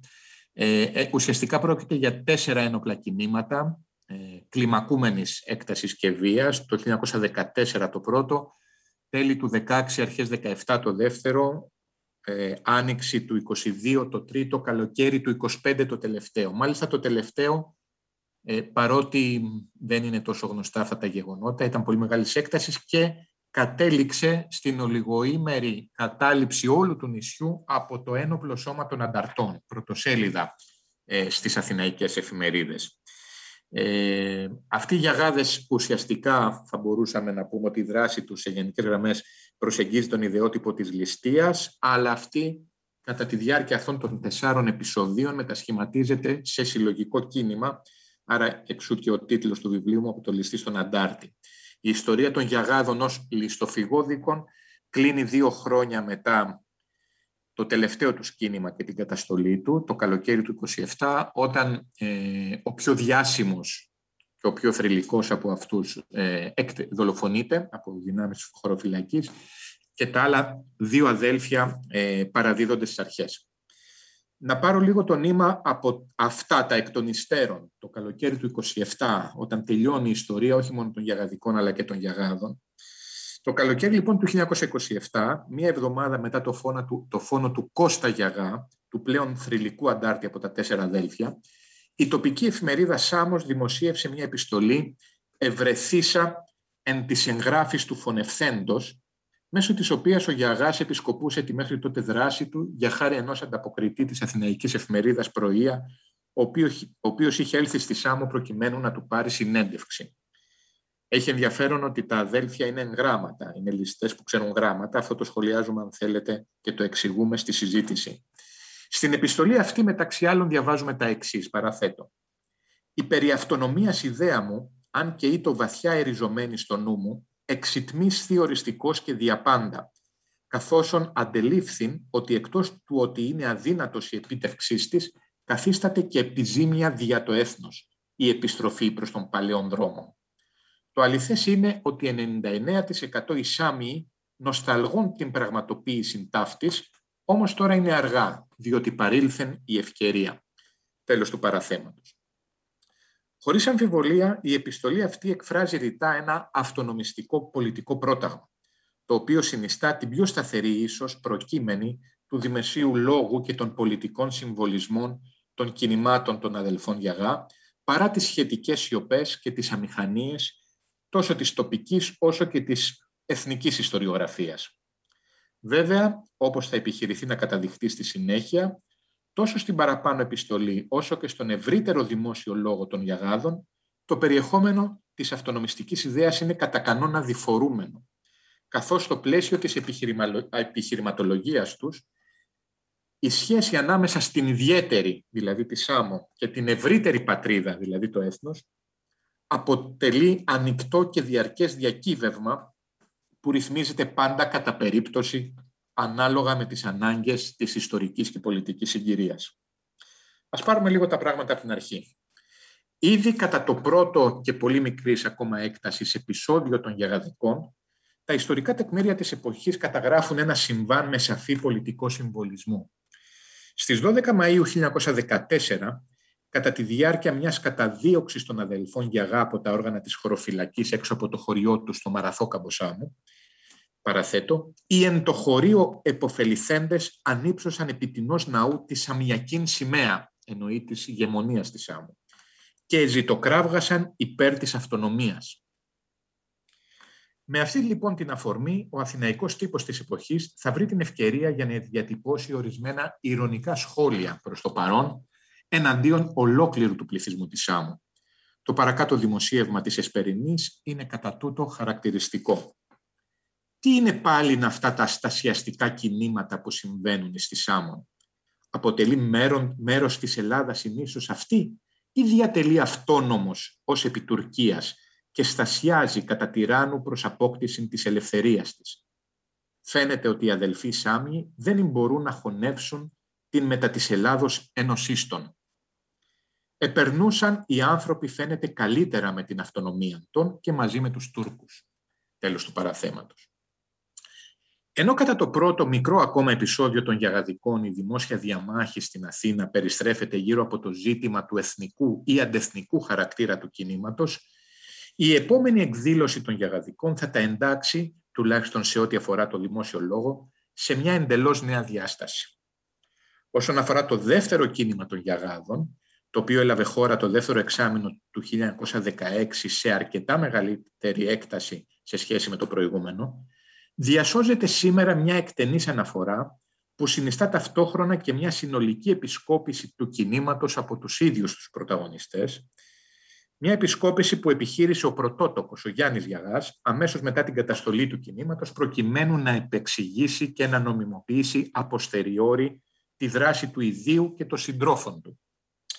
Στο φύλλο του Φιλοβασιλικού Εμπρός της 6 Φεβρουαρίου 1917 δημοσιεύεται συνέντευξη που έδωσε ο Γιαγάς σε συντάκτη της εφημερίδας που τον επισκέφτηκε στο κρατητήριο της Αστυνομικής Διεύθυνσης Αθηνών, όπου είχε καταλήξει μετά την καταστολή του κινήματος και τη φυγή του από τη Σάμο ο Γιαγάς. Η συνέντευξη αυτή κατά την οποία οι αναφορές του ομιλητή στον εαυτό του και τα αδέλφια του γίνονται στο τρίτο πληθυντικό πρόσωπο, αρχίζει ως εξής, παραθέτω. «Ότε οι επαναστάτε», εννοεί τις στρατιωτικές δυνάμεις της εθνικής άμυνας, «απεβιβάστησαν εις Σάμον και κατέλυσαν τα σαυτόθη νομίμους αρχάς, προσεκάλεσαν τους γιαγάδες να υποστηρίξωσι το κίνημα, υποσχόμενοι εις αυτούς αμνηστίαν και θέσεις. Αλλά οι αδελφοί γιαγά όχι μόνον δεν εδέχθησαν τας προτάσεις των επαναστατών, αλλά και απήντησαν εις αυτούς ότι θα τεθώσιν επικεφαλής αντεπαναστατικού κινήματος. Και πραγματικώς την 8η Νοεμβρίου 1916, οι μεν δύο αδελφοί, Γεώργιος και Κωνσταντίνος Γιαγάς, συγκέντρωνον άνδρας εις το ορεινών χωρίων Κοσμαδέη, ο δε Ιωάννης περιήρχε το μυστικό στα χωρία της Σάμου και συνεννοείτο με τους φίλους του. Τέλος του παραθέματος. Παρεπιπτόντως, το χωριό Κοσμαδέη ακριβώς τότε θα καεί ολόκληρο από τις δυνάμεις της χωροφυλακής. Είναι προφανές ότι ήδη από την αρχή της συνέντευξης ο λόγος του Γιάννη Γιαγά εντάσσεται πλήρως στο λεξιλόγιο και τις διαχωριστικές γραμμές του εθνικού διχασμού, ο οποίος βρίσκεται τότε σε μία όξυνση και εδράζεται πάνω στα αντιθετικά ενοιολογικά δίπολα εκτροπή νομιμότητα και επανάσταση-αντεπανάσταση. Το στοιχείο αυτό από μόνο του καταδεικνύει, νομίζω, την ικανότητα του εγγράμματου καπετάνιου να χειρίζεται το λόγο και να τον προσαρμόζει στα δεδομένα της συγκυρίας. Στο πλαίσιο αυτών των ενοιολογικών διπόλων, λοιπόν, ο Γιάννης Γιαγάς δεν θα απεκδηθεί μόνο το ρόλο του ληστή, αλλά και αυτόν του επαναστάτη, τον οποίο κρατά για τους πολιτικούς του αντιπάλους, ενώ ο ίδιος τάσεται ρητά με τις δυνάμεις της αντεπανάστασης. Είναι προφανές εν ολίγης ότι στη συγκεκριμένη συγκυρία ο λόγος του Γιάννη Γιαγά, εντασσόμενος πλήρως στη λογική του εθνικού διχασμού, χάνει κάθε παραδήλωση που παραπέμπει σε αυτονομιστικού τύπου προτάγματα. Αλλά αυτό μόνο προσωρινά. Κατά τα δύο επόμενα επεισόδια των Γιαγαδικών, πολύ μεγαλύτερης έκτασης από τα δύο προηγούμενα, η αυτονομιστική ιδέα θα εμφανιστεί και πάλι στο λόγο των ανταρτών, για να συνδεθεί σε ένα ιδιάζον ιδεολογικό αμάλγαμα με τον φιλοβασιλικό πατριωτισμό, όπως αυτός εκφράστηκε τότε στην ιδεολογία του κωνσταντινισμού και παρά την χωρίς αμφιβολία λογικά αντινομική σχέση μεταξύ των δύο συνιστοσών. Κάτι τέτοιο είναι, νομίζω, ιδιαιτέρως εμφανές στο τρίτο επεισόδιο των Γιαγαδικών που λαμβάνει χώρα κατά το δεύτερο εξάμηνο του 1922. Στο συγκεκριμένο κίνημα, το οποίο από την άποψη της αφορμής της εκδήλωσής του δεν μπορεί παρά να συναρτηθεί και πάλι με τη βία του εθνικού διχασμού, καθώς πρόκειται για μια τοπική εκδήλωση αντίδρασης στο κίνημα των Πλαστήρα Γονατά μετά την κατάρρευση του Μικρασιατικού μετώπου, έχουμε για πρώτη φορά ξεκάθαρα καταγεγραμμένη άρθρωση δημόσιου λόγου και χρήση πολιτικών συμβολισμών εκ μέρους των προτεργατών του, προκειμένου να ενεργοποιηθούν μηχανισμοί κοινωνικής και πολιτικής κινητοποίησης. Έτσι, ένα από τα πρώτα πράγματα που θα κάνουν οι αντάρτες αμέσως μετά τη μεγάλη τους επιτυχία σε αυτό το κίνημα, δηλαδή την κατάληψη εκ μέρους του της δεύτερης πόλης του νησιού, του Καρλοβάσου, είναι να επιστρατεύσουν τους μαθητές της εκεί εγκατεστημένης εμπορικής σχολής για την αντιγραφή προκηρύξεων, μέσω των οποίων θα σπεύσουν να ανακηρύξουν την ανεξάρτητη δημοκρατία της Σάμου, υπό την προστασία μάλιστα της κοινωνίας των εθνών, και θα καλέσουν τους κατοίκους του νησιού να εκδηλώσουν υπακοή στις νέες αρχές. Είναι προφανές ότι από την άποψη τουλάχιστον του δημοσίου λόγου των ανταρτών έχουμε να κάνουμε ξεκάθαρα με ένα κίνημα αυτονομιστικού ή αποσχιστικού τύπου, κάτι το οποίο θα προκαλέσει εξαιρετική αμηχανία τόσο στους σύγχρονους του όσο και στους μεταγενέστερους μελετητές, εξού και οι σιωπές της ιστοριογραφίας. Για να διαπιστώσει όμως κανείς τη διφορούμενη σχέση μεταξύ εθνικής και τοπικής ταυτότητας σε αυτή τη συγκυρία, όπως έχει καταγραφεί αυτή η αντινομική σχέση στο λόγο των δρόντων ιστορικών υποκειμένων, αρκεί να διαβάσει τις επόμενες προτάσεις της δεύτερης αυτής προκήρυξης. Αυτής της προκήρυξης. Παραθέτω. Η μεταβολή του πολιτεύματος εις νέον καθεστώς σήμερον και δημοκρατίαν ανεξάρτητων υπό την προστασία της κοινωνίας των εθνών και στηριζομένης επί του δόγματος της αυτονομίας του θεσπισθέντος μετά τον Παγκόσμιο Πόλεμο και επικροτηθέντος υφ' όλων των λαών, ουδόλως αποτελεί διάρρηξη των εθνικών δεσμών της νήσου ημών μετά της λοιπής Ελλάδος. Είναι δε μόνον απλή μεταβολή του εσωτερικού αυτής πολιτεύματος. Εξού η πρόοδος και η ευημερία του σαμιακού λαού εν το μέλλοντι θα πηγάσει. Τέλος του παραθέματος. Η συγκεκριμένη αναφορά στην αρχή της αυτοδιάθεσης του Αμερικανού Προέδρου Βίλσον, αλλά και η ασάφεια σε ό,τι αφορά το περιεχόμενο που τους αποδίδεται από αυτούς τους που την επικαλούνται, είναι, νομίζω, εδώ στοιχεία τουλάχιστον αξιοσημείωτα. Αυτή η διφορούμενη και μάλλον κατά περίπτωση ad hoc χρήση πολιτικών συμβολισμών που παραπέμπουν στην αυτονομιστική ιδέα είναι ακόμα πιο εμφανής στο επόμενο, το τελευταίο και το πιο μεγάλο, πιο έντονο επεισόδιο των Γιαγαδικών. Εκείνο δηλαδή που είχε ως αποτέλεσμα την ολιγοήμερη κατοχή του συνόλου της επικράτειας της Σάμου από τους αντάρτες στις αρχές Ιουνίου του 1925.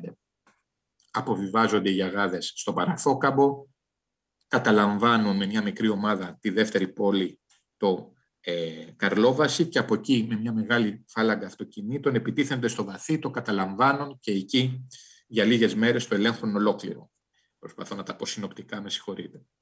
Ήδη πριν την πορεία των ανταρτών προς το Βαθύ, όταν ο αριθμός των ανταρτών δεν ξεπερνούσε ακόμα τους 16 άνδρες, οι τελευταίοι, κατά τη διάρκεια της κατάσχεσης του Δημοσίου Ταμείου του Καρλοβάσου, θα σπεύσουν να εκδώσουν απόδειξη στο όνομα της Σαμιακής Δημοκρατίας και πάλι. Πράξη με ξεκάθαρο πολιτικό συμβολισμό.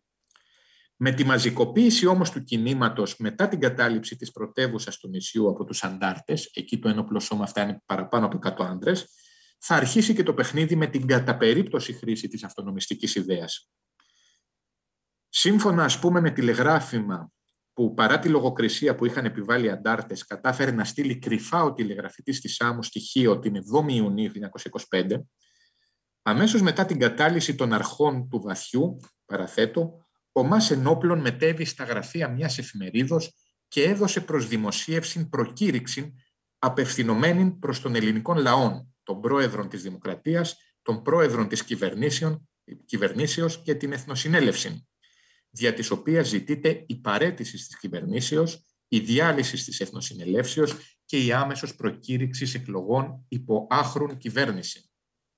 Όπως προσθέτει ο τηλεγραφητής της Σάμου, παραθέτω, εν τη προκηρύξη ή της ετυχοκολήθη εις διάφορα κέντρα της νήσου, τονίζεται ότι εις περίπτωση κατά την οποία τα ανωτέρω αιτήματα δεν ήθελουν γίνει αποδεκτά, η Σάμος θα κηρυχθεί αυτόνομος, αποσπωμένη της λοιπής Ελλάδος. Ωστόσο, καταλήγει το τηλεγράφημα, η προκήρυξη αυτή δεν διαβιβάστη εις τας Αθήνας.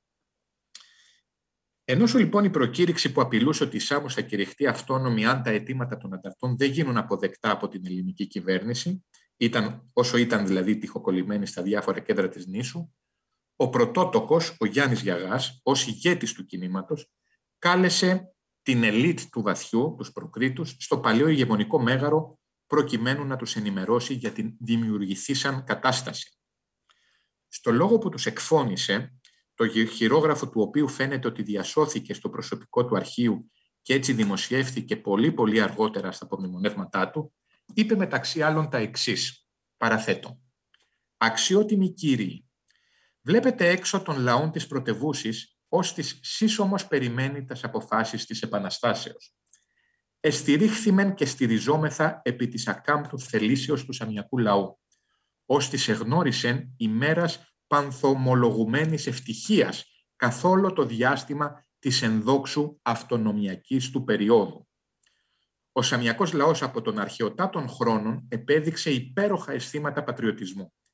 Η δε επανάσταση του 1912 εναντίον της Τουρκίας και η ομόφωνος θέλησης της επαναστατικής σαμιακής συνελεύσεως όπως ενώση της Σάμων μετά του ελευθέρου ελληνικού βασιλείου είναι τα φωτεινότερα σημεία τα αποδεικνύοντα το πνεύμα της εθνικής αλληλεγγύης, υπό την επίδραση του οποίου προσέφερε πολλαπλάς και μεγάλας εις το κράτος και το έθνος υπηρεσίας επιζημία των τοπικών του συμφερόντων».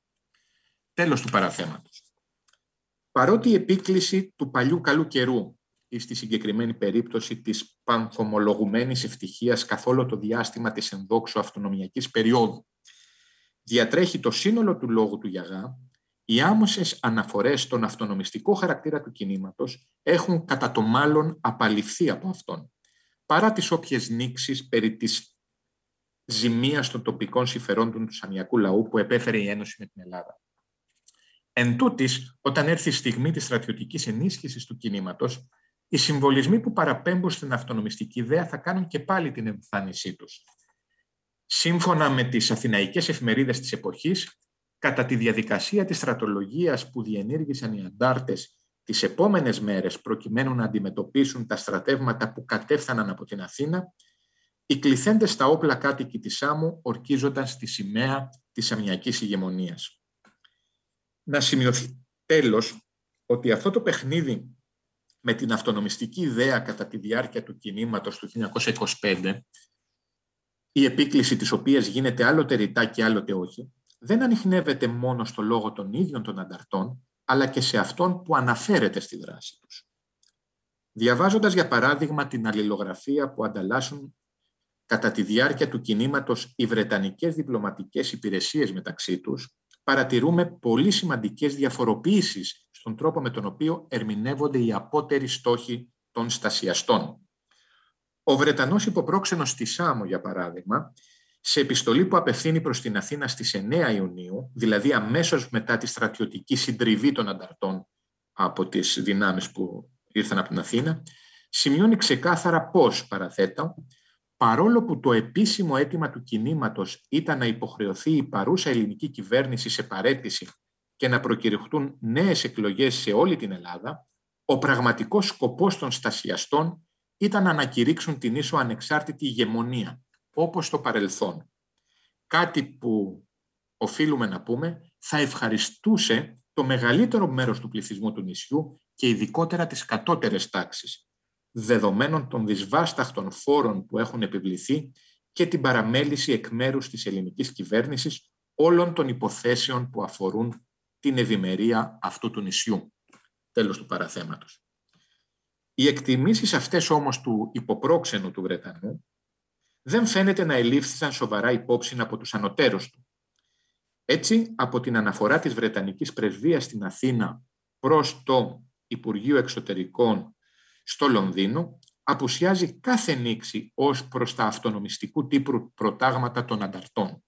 Παραθέτω, σκοπός των ληστών ήταν να ξαναγεμίσουν τις άδειες τσέπες τους, γράφει ο Βρετανός πρέσβης στους ανωτέρους του και προσθέτει. Προκειμένου να συγκαλύψουν αυτόν τον σκοπό, εμφάνισαν ως βασικό τους αίτημα την παραίτηση της κυβέρνησης, ένα αδέξιο μάλλον ψέμα, όταν συνειδητοποίησαν ότι δεν έχουν περιθώρια επιτυχίας απέναντι στις ισχυρές στρατιωτικές δυνάμεις που στάλθηκαν εναντίον τους. Τέλος του παραθέματος. Σε αντίθεση όμως με τις βρετανικές διπλωματικές υπηρεσίες, οι ελληνικές δικαστικές αρχές θα αποδειχτούν πολύ λιγότερο διστακτικές στο να αποδεχτούν τον αυτονομιστικό χαρακτήρα του σαμιακού κινήματος του Ιουνίου του 1925. Στη δίκη των δύο αδελφών Γιαγά που είχαν μείνει ζωντανοί, του Γιάννη και του Κίμωνα, που έλαβε χώρα 2 χρόνια αργότερα στο κακουριοδικείο της Σύρου το 1927, γίνεται ρητή αναφορά στον αποσχεστικό χαρακτήρα του κινήματος, καθώς τα δύο αδέλφια, εκτός των άλλων, κατηγορούνται για το ότι θέλοντες να αποσπάσωση την ίσον σάμων της ελληνικής δημοκρατίας, κηρύξαντες ταύτην αυτόνομων, συνόμωσαν εντός του κράτους διεγείραντες τάση.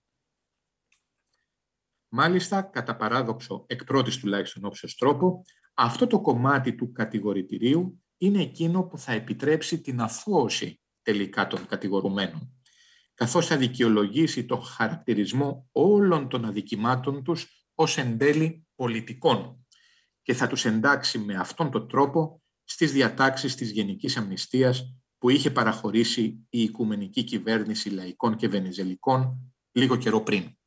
Σας ευχαριστώ πολύ.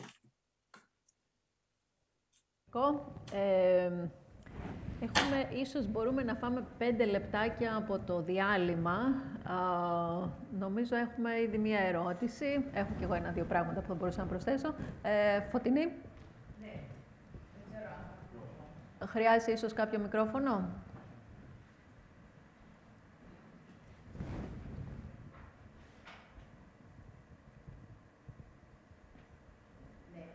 Ευχαριστώ πάρα πολύ και τους τρεις ομιλητές, και τους δύο ομιλητές και την ομιλήτρια.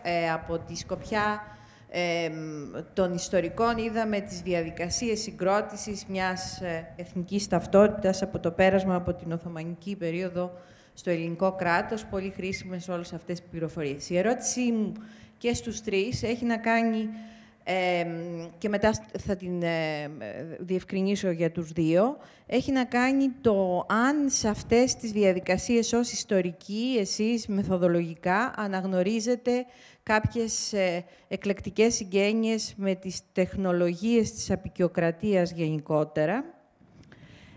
Και πολύ συγκεκριμένα θέλω να ρωτήσω τον πρώτο ομιλητή, μίλησε για κάποιες παιδαγωγικές μεθόδους, αν αυτές οι παιδαγωγικές μέθοδοι έχουν τα χαρακτηριστικά των παιδαγωγικών μεθόδων που χρησιμοποιούσε η Αποικιοκρατία ως πολιτικό σύστημα τον 19ο αιώνα.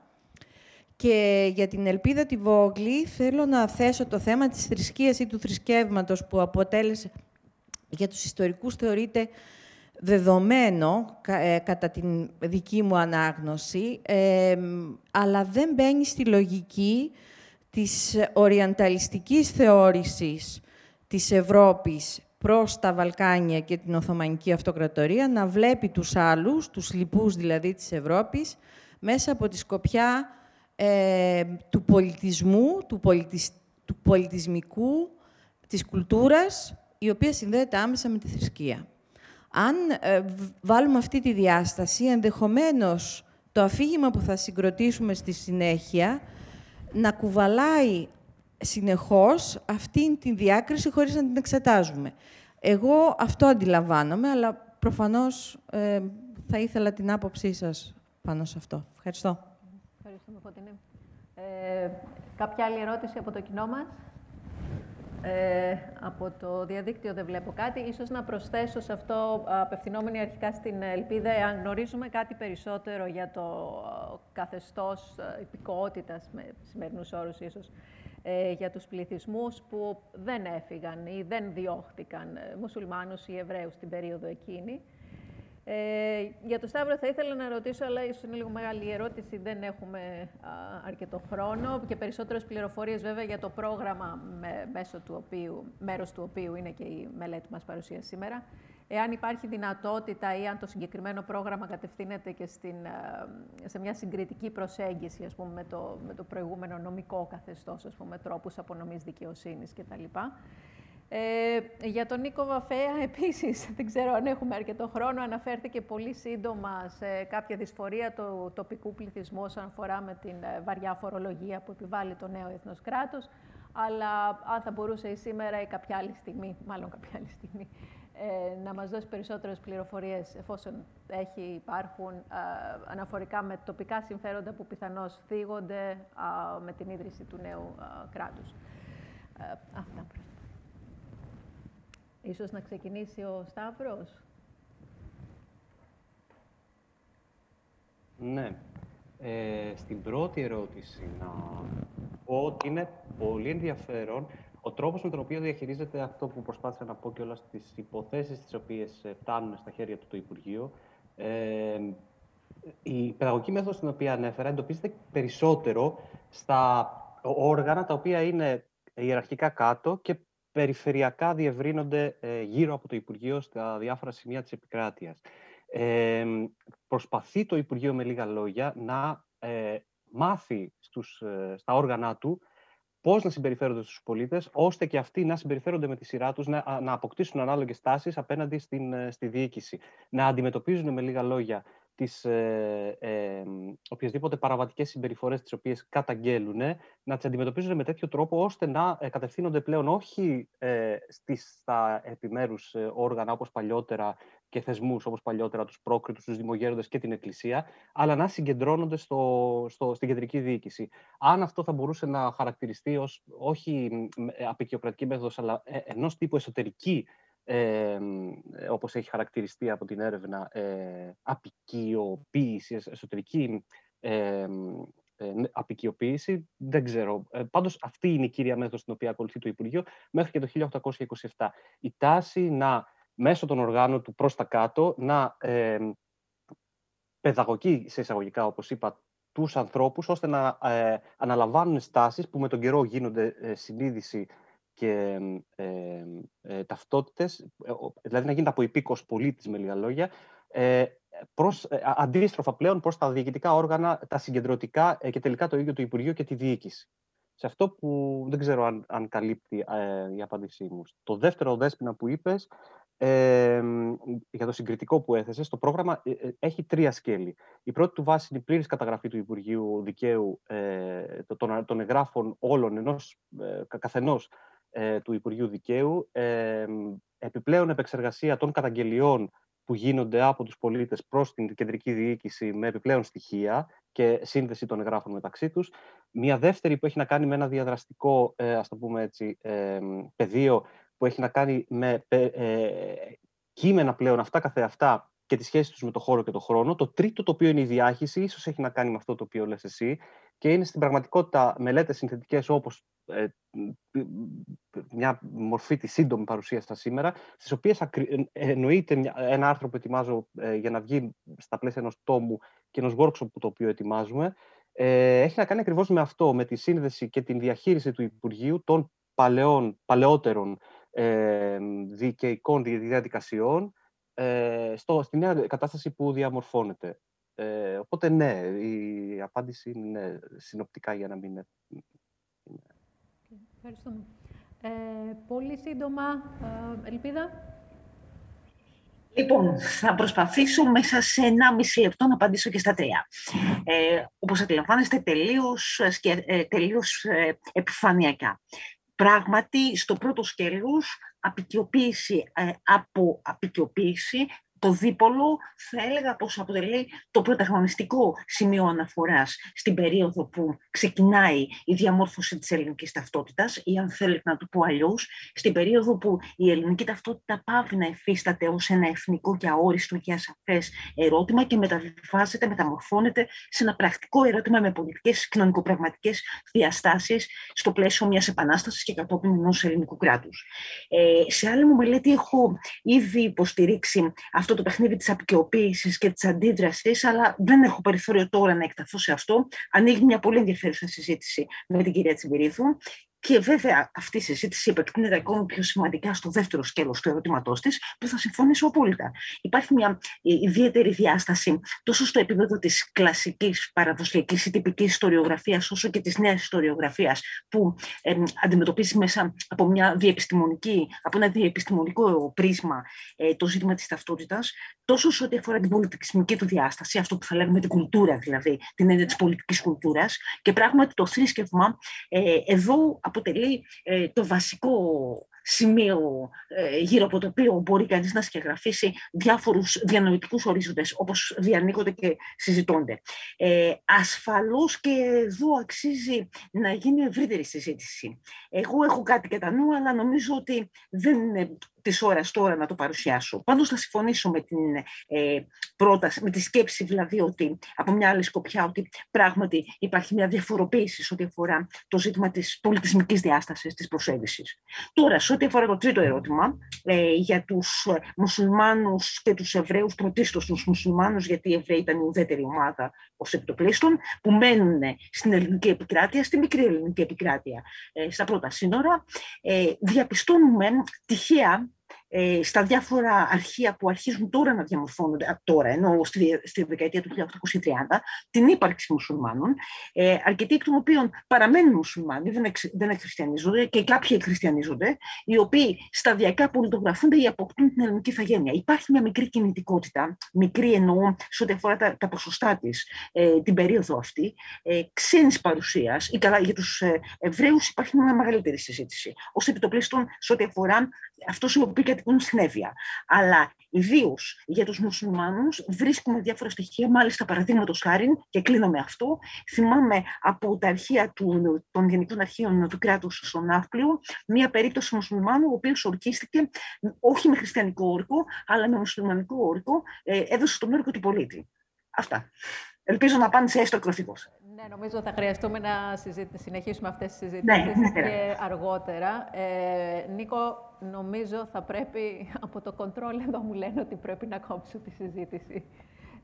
Θα χαρούμε όμως να μιλήσουμε κάποια άλλη στιγμή και να προχωρήσουμε και σε κάποια δημοσίευση των συζητήσεων εδώ. Να σας ευχαριστήσω και τους τρεις και να ανανεώσουμε, όπως είπα, το ραντεβού ίσως σε κάποια άλλη συνάντηση ή γραπτός κάπου. Ευχαριστούμε πάρα πολύ. Ευχαριστούμε.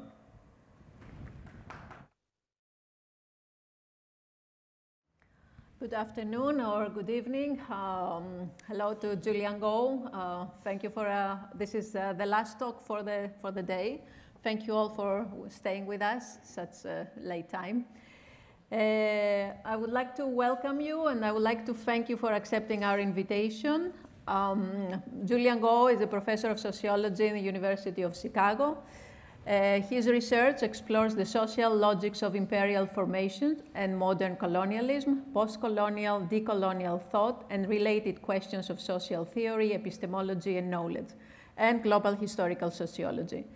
Much of Go's work has focused on the United States empire, resulting in articles and books such as The American Colonial State in the Philippines, Global Perspectives, which is co-edited with Ann Foster.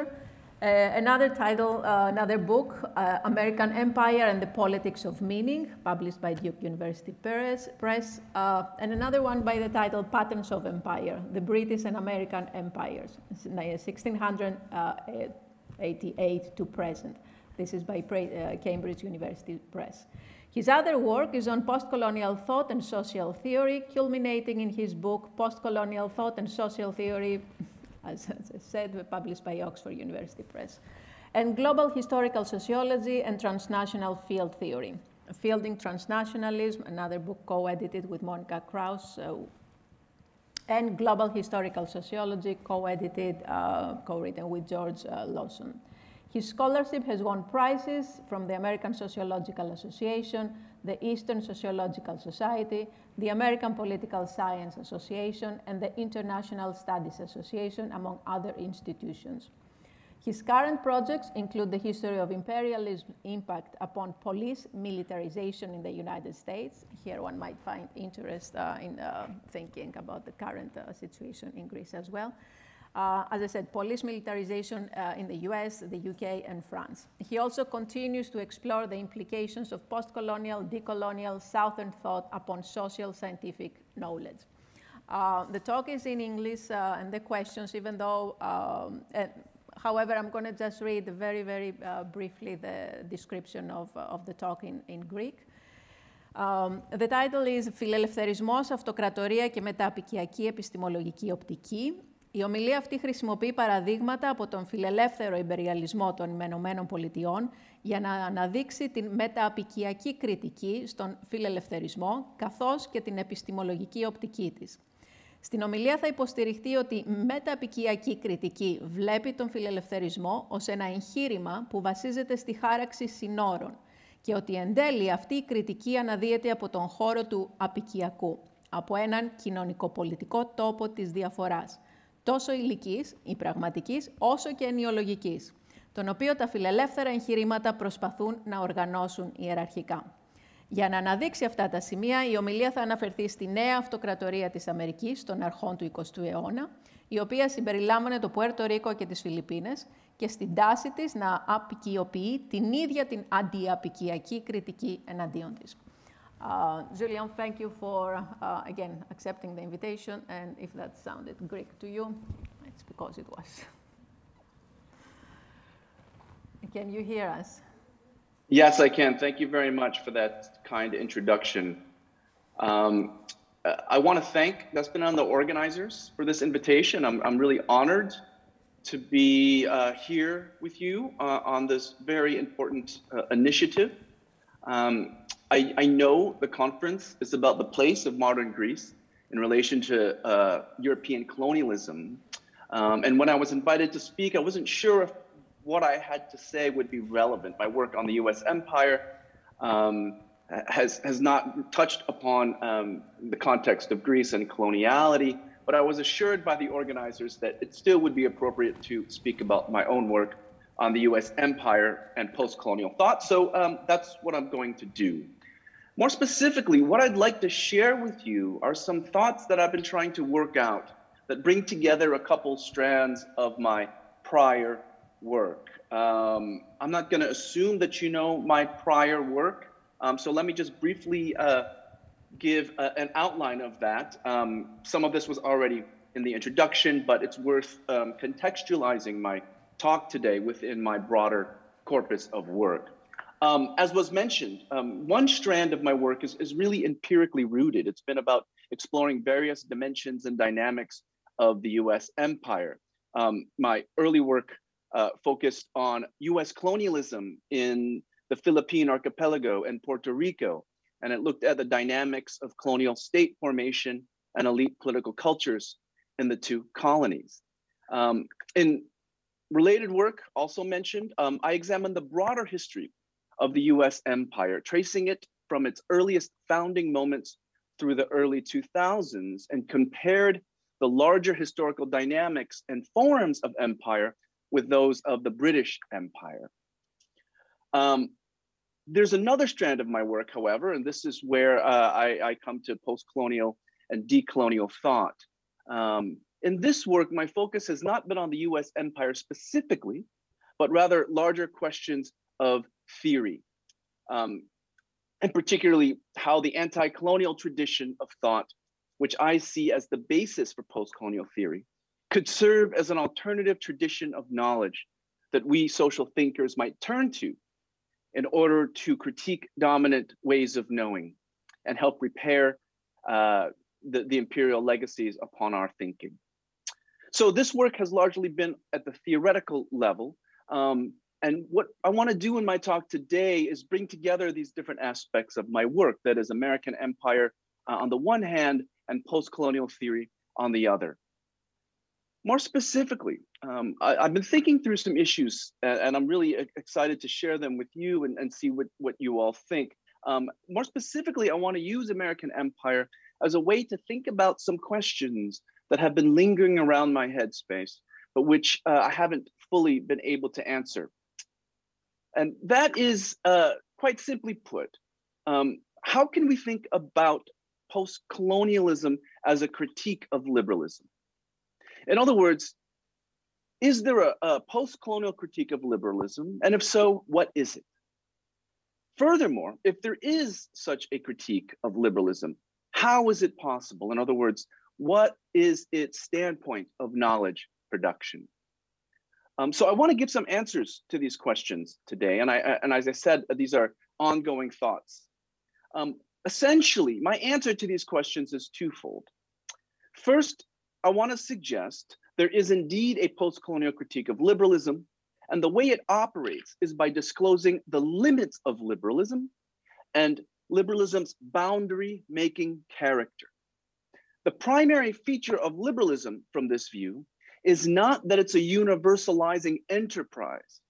Rather, its primary feature is that it is exclusionary, that it draws lines which in turn constitute its core. And I also want to suggest, secondly, that this post-colonial critique doesn't come from just anywhere. It comes from the standpoint of the colonized within the space of the colonial.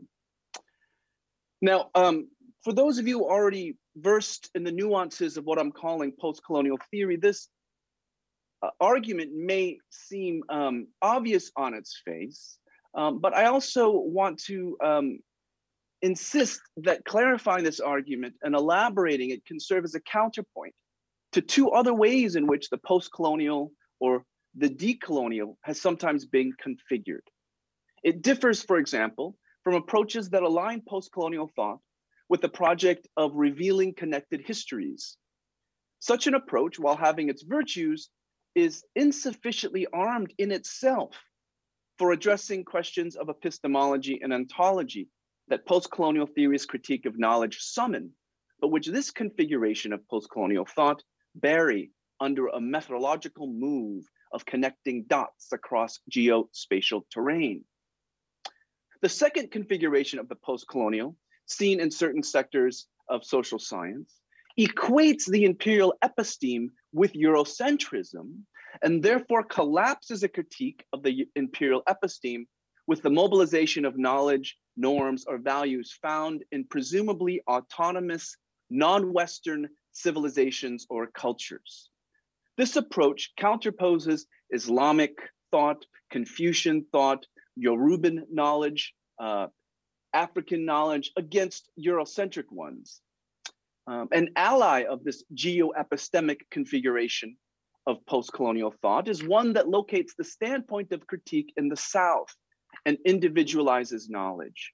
To counter Eurocentrism and generate a post-colonial critique, according to this approach, all we need to do is locate an individual from the global South with the correspondingly correct ethnic or racial identity, whose knowledge is presumed to automatically facilitate a critical approach. By these moves, post-colonial thought becomes a game of geo-epistemics, resting upon, I would argue, a questionable ontology of the world. Now, I think of the post-colonial critique differently. More than artfully charting connections across spaces and societies, the post-colonial critique bears witness to the limits that those connections engender. It mobilizes the critical voices of those subjected to the analytically flattened connectivities. And rather than digging up values from a presumably pristine space of non-Western indigeneity, a space presumed to be external to liberalism's geographic location of emergence, post-colonial thought, as I see it, emerges from the colonial space and through a critical engagement with the dominant forms and knowledges that impose themselves upon that space. Now, to be clear, these points about post-colonial thought and its critique of liberalism have been partially informed by ongoing critical intellectual histories of liberalism and empire. I'm thinking here of the founding work of people like Uday Mehta and others in political science, like my colleague here at Chicago, Jennifer Pitts. Mehta, for those of you who don't know this book, exposes how liberalism in the 19th century contained within it an exclusionary logic that expressed rather than deviated from its core principles. For example, he says, the universalistic reach of liberalism derived from the capacities that it identifies with human nature. Concealed behind the endorsement of these universal capacities are the specific cultural and psychological conditions that are woven in as preconditions for the actualization of these capacities. Liberal exclusion works by modulating the distance between the interstices of human capacities and the conditions for their political effectivity. Besides Mehta, my thinking is also inspired by anti-colonial writers and post-colonial thinkers, such as Frantz Fanon, writing within the context of the French Empire. And if Mehta challenged the operations of liberal exclusion within the thought of British thinkers, Fanon underscored the hypocrisy of liberal humanism as it was ostensibly practiced by European colonialists more broadly. He writes that same Europe where they were never done talking of man and where they never stopped proclaiming that they were only anxious for the welfare of man, today we know with what sufferings humanity has paid for every one of their triumphs of the mind. When I search for man in the technique and style of Europe, I see only a succession of negations of man and an avalanche of murders. So these critiques might be familiar, but if I put those aside, even though I've been informed by them, my thinking has also been, and here's where I come to my work on US empire, it's been informed foremost by my research on US empire, not just European or British imperialism. And specifically, my thinking is inspired by the voices of those subjected to America's empire state at the turn of the 20th century. Now, to understand this, we have to understand something about America's empire state at the time. The United States, of course, in the late 19th and early 20th centuries, underwent profound transformations in its imperial career. It had, of course, for decades been expanding westward on the frontier, displacing and in many cases decimating indigenous peoples, seizing their lands and incorporating new territories. In these cases, America's acquired territories became states in the Union.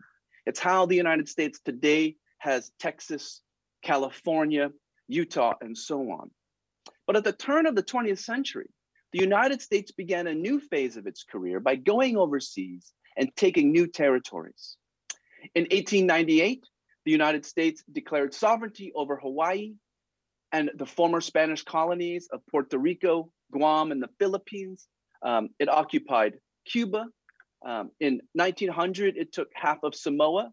In 1918, it took the Virgin Islands, which at the time had about 26,000 inhabitants. And so the United States, in a sense, constructed an overseas empire. And then there were three paths for these, this colonial archipelago, for these territories. And this is important to understand. There were three paths. One is statehood. The United States could have granted all of these territories statehood. It could have given Puerto Rico statehood, for example. This is what it had done in the Western frontier to have states like Texas. But this only happened for Hawaii and not until 1951.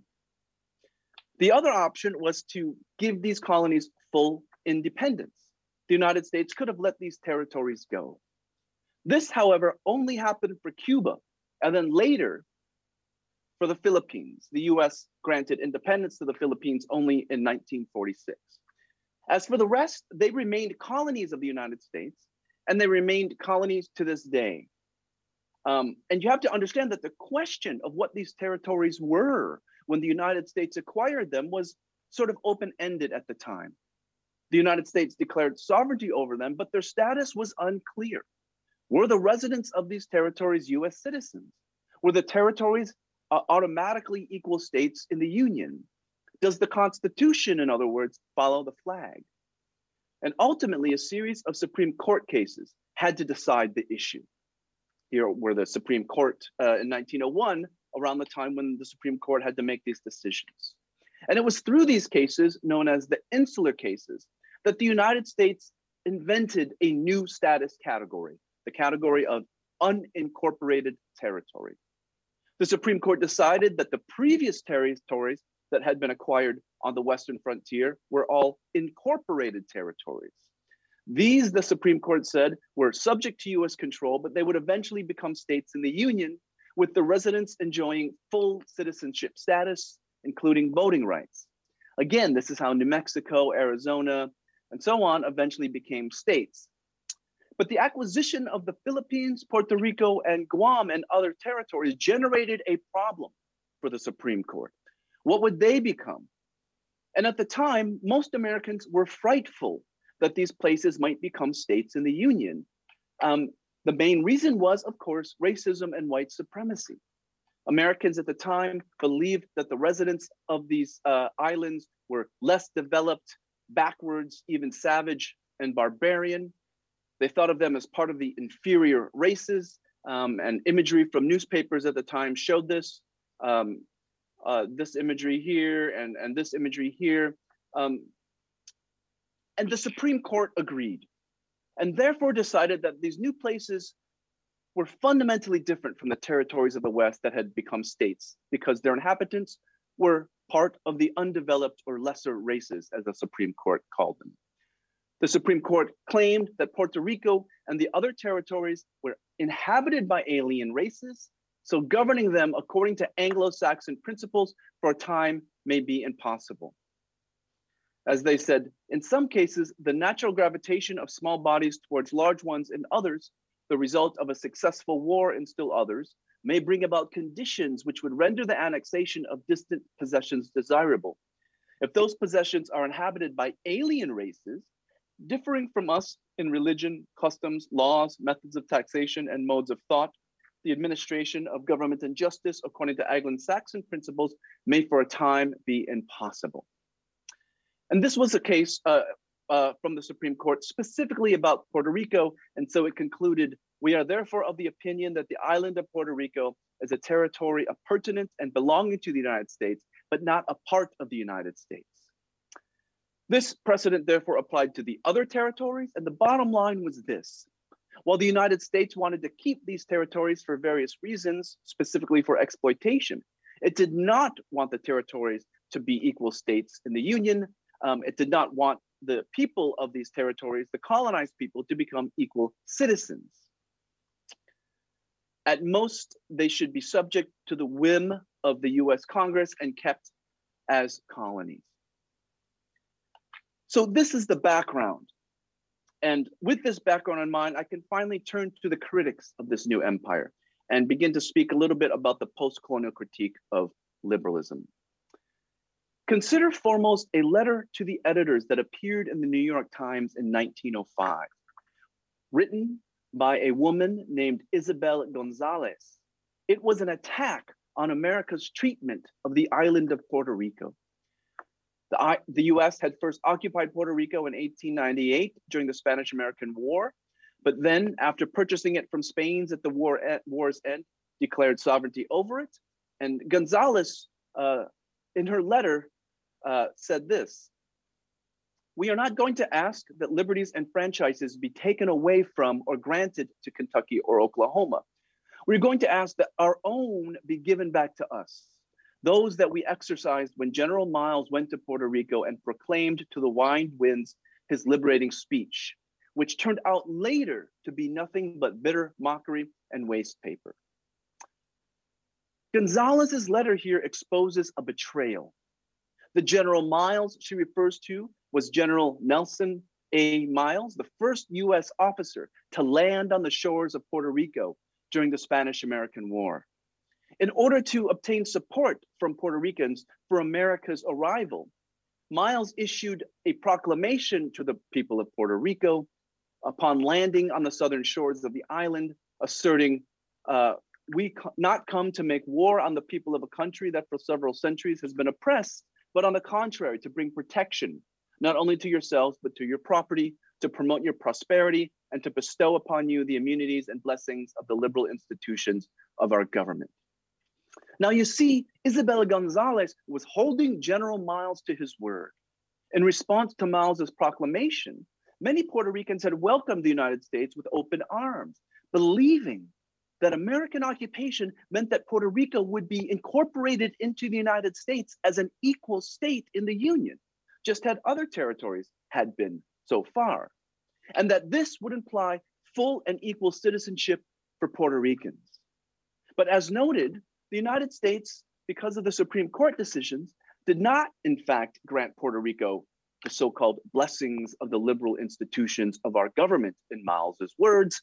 It did not make Puerto Rico a state, nor did it make Puerto Rican residents equal citizens. And Gonzalez had learned this the hard way in 1902, after she took a boat from San Juan to New York City. She had been expecting to enter the country through the New York port as a US citizen. Had not the US declared sovereignty over her homeland? Had not General Miles promised the blessings of the liberal institutions of our government to the Puerto Rican people? Gonzalez, though, in New York, was immediately confronted by a wall. Port officials denied her entry as a citizen, detained her as an alien, and sent her back to Puerto Rico. Eventually, Gonzalez enlisted a Puerto Rican lawyer, an official resident commissioner from Puerto Rico to the United States Congress, Federico Degetau. She enlisted him for legal advice, and her case ended up in the Supreme Court as part of those Supreme Court cases I had just referred to, known as the insular cases. Gonzalez was clamoring for equal citizenship by taking her case to the court. She insisted that America's Constitution followed the flag. She insisted that Puerto Ricans were full American citizens by virtue of the fact that America had declared sovereignty over the island. Now, the larger issue here has to do with Gonzalez's campaign for equal citizenship and how the United States eventually, as I mentioned, forced the answer that the United States was not going to give Puerto Rico full citizenship, that the territories like Puerto Rico were going to essentially remain colonies. Gonzalez failed to win her case for citizenship. And ultimately, as I've mentioned, the Supreme Court declared that while the United States could retain sovereignty over Puerto Rico, it did not mean that, that Puerto Rico was an equal state, nor that residents would get citizenship. In fact, the Supreme Court decided that while Gonzalez and the people of Puerto Rico were not aliens because they were subject to American control, they were not citizens either. They were something else entirely. Here then is where the American liberal empire state drew lines. The insular cases created the category of unincorporated territories. They were called foreign in a domestic sense, which means that they were part of the United States, subject to American control, but a line was drawn around them. Puerto Ricans, Filipinos, Comoros, and Guam would become second-class citizens. Hence, as Gonzalez herself said in her editorial, America's new colonized peoples were neither Americans nor foreigners. They were ultimately colonial subjects. Now, there's a lot of complexities here, but the larger point that I'm trying to get at is to use Gonzalez's case, to think about her case and the case of these unincorporated territories in America's empire as a window into the limits of liberalism's universalism and a window into its boundary drawing character. Now, American liberal thought may have created the idea that, quote, all men are created equal, but it never claimed that everything or everyone are men or that all men are equal in actuality. Liberalism instead insists that to be bestowed the benefits of liberalism's promise, the rights-bearing citizen must meet strict criteria in order to be a citizen. For one thing, they must be a person, not a piece of property or a thing. This is why slaves were not afforded equal rights. They were not seen as persons, they were seen as property. Furthermore, even if someone is not property, they are not automatically granted the status of the rights-bearing citizen. People must have, according to liberal thought, the rationality and maturity to be deserving of the rights they will exercise. In the early 20th century America, progressive era reformers like Woodrow Wilson, who would eventually become president, articulated this quite clearly. Through various speeches and writings, they insisted that having liberty means that an individual or a community must govern itself, but self-government is a form of character, they said, characterized by self-control, self-mastery, and self-possession.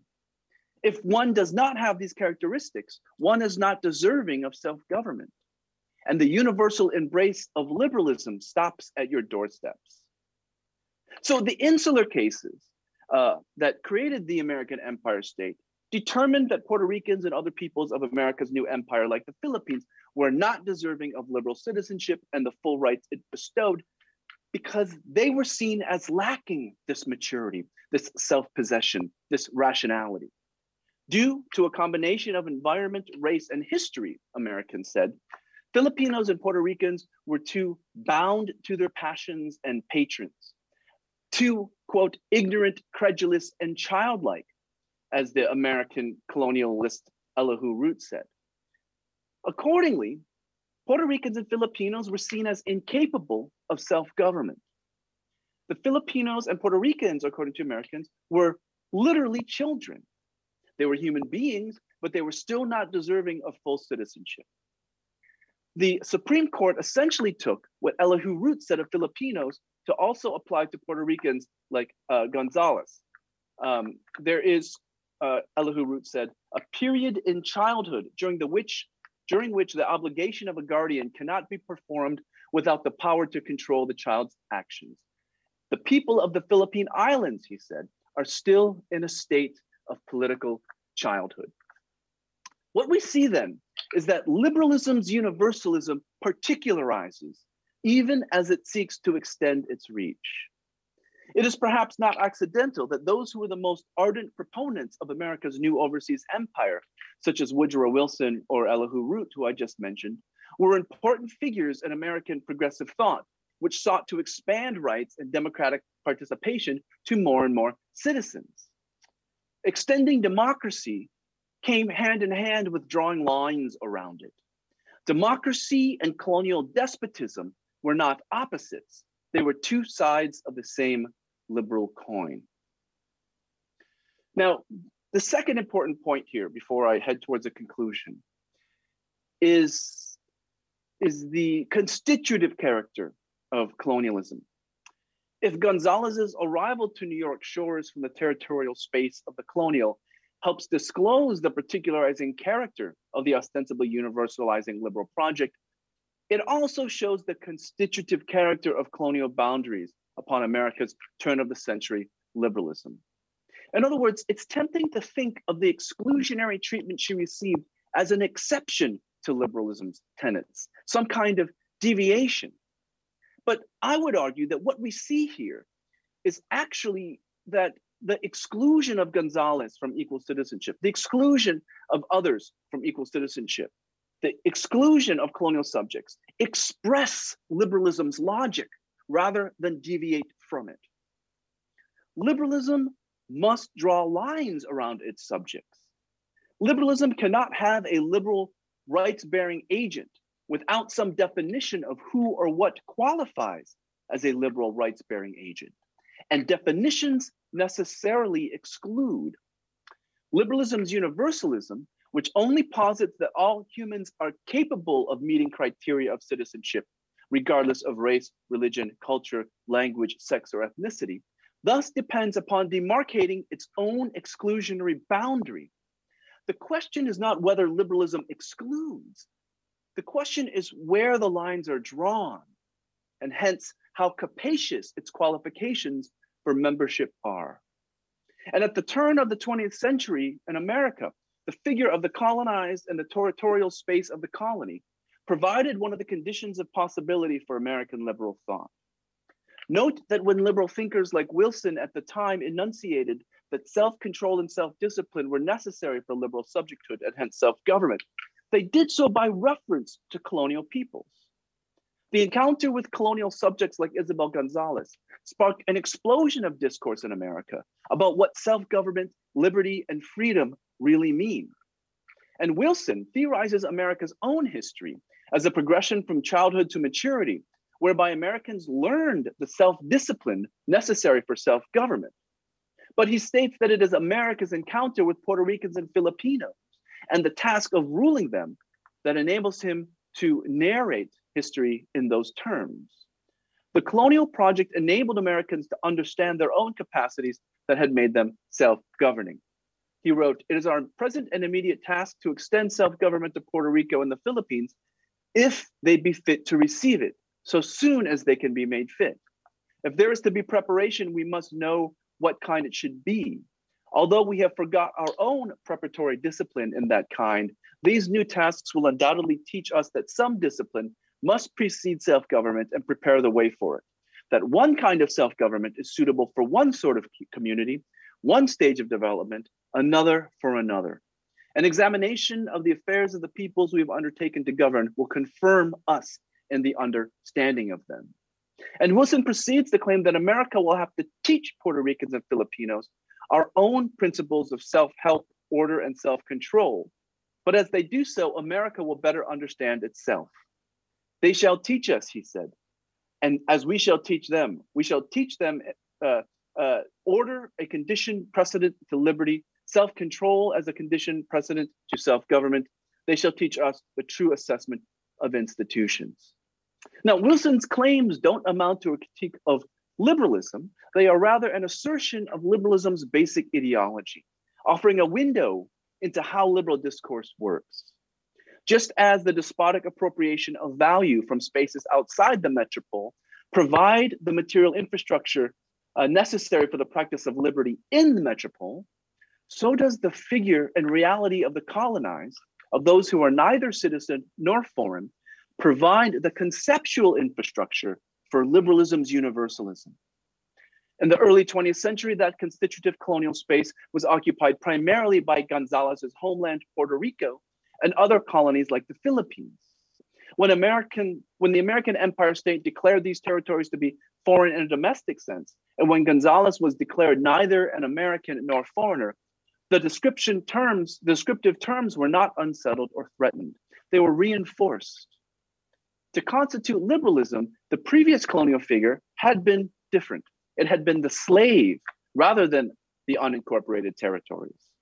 Isabel Gonzalez's boundary-making predecessor was thus, for example, the bondsman Dred Scott, whose case in the Supreme Court in 1857 firmly fixed that slaves were property, and so Scott, as property, could not be bestowed with the blessings of liberal subjecthood. Of course, the 14th Amendment to the Constitution overturned that case, thereby granting full citizenship to all those born in the US, regardless of race. But this did not so much upend liberalism's boundary drawing project as it did reanimate it. For even the 14th Amendment did not overturn the fact that children and women were not granted equal rights, even if they were citizens. And with America's new empire, liberalism's exclusionary boundaries were merely redrawn than removed.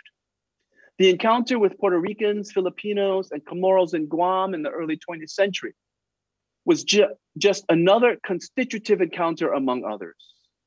As the lawyer Henry Hoyt argued before the Supreme Court when he rejected citizenship status to Gonzalez, as he put it, he said, in regards to the categories of American citizen, alien, and national, the meanings of these words are relative rather than absolute.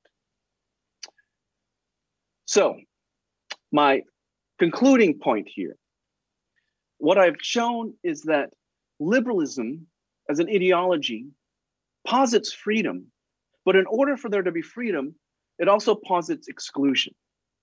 Freedom depends upon exclusion. Liberal rights depend upon the denial of rights of others. And again, the question is not whether liberalism has this exclusionary character. The question is only when and where it will draw lines. Even today in the United States, someone under the age of 16 is still excluded from liberalism's full privileges. They are not fully an equal citizen. So even though we draw the lines at age, we're still drawing lines. Similarly, liberalism draws lines around citizens and foreigners. Immigrants who come to the United States, so-called illegally or even legally for a time, are seen as human, but they're not necessarily seen as equal rights-bearing citizens. Liberalism may hold the hope of freedom, but liberalism, by holding the hope of freedom, also operates through exclusion. And I conclude by suggesting that to embrace liberalism is probably the best ideology that we can embrace for now. But we must always recognize its exclusions that linger beneath and underneath liberalism's promises, so that we can imagine a future even beyond liberalism, where lines perhaps don't have to be drawn. Thank you. I'll conclude with that. Thank you very much. I think that was like really useful. As you were talking, actually, I was thinking about the recent economic crisis coming about because of neoliberalism, actually, and the language used to describe the situation in Puerto Rico and Greece, where apparently we were all proven undeserving subjects of the Anglo-Saxon liberal principles, still being in a state of political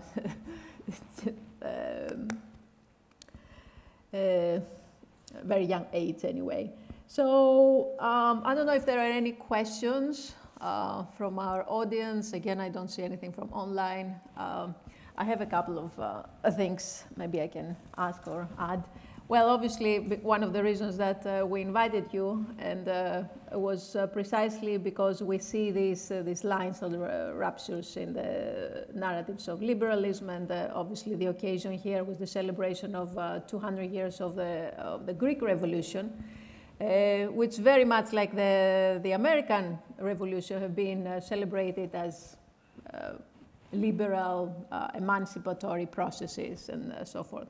So, or at least this is how it's largely celebrated this year in this part of the world. So one of the things that we try to do here and with this conference today is to better understand how we can benefit from a post-colonial critique of liberalism, precisely what you were delivering here today. Do we need, however, to broaden the scope and definition of colonialism to better understand the process through which states, the Greek state, for instance, liberal states, build internal domestic colonies? By doing so, and here is my concern, do we undermine, weaken the power of post-colonial critique by engaging some kind of appropriation also of the colonial experience? This is a question sort of like was posed earlier in another talk. The colonial experience and suffering that may or may not be comparable to the Greek case. And I understand here, of course, you're not really familiar with the Greek, modern Greek history. A case, talking about Greece, that is right at the border of Western culture, as I alluded to before with this reference to the modern or most recent economic crisis, but also at the same time is at the center of this, this Western colonizing culture.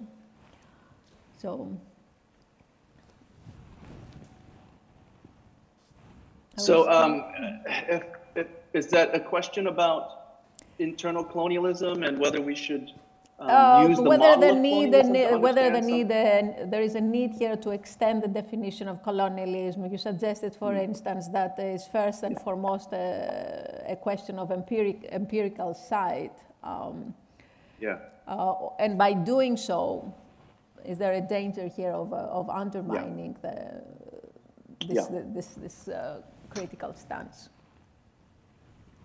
Yeah, that's a very good point, a very good question. I think that for me, I like to use colonialism concretely to refer to it to the official declaration of sovereignty and assertion of power over peoples who are seen as inferior and who are officially designated as inferior.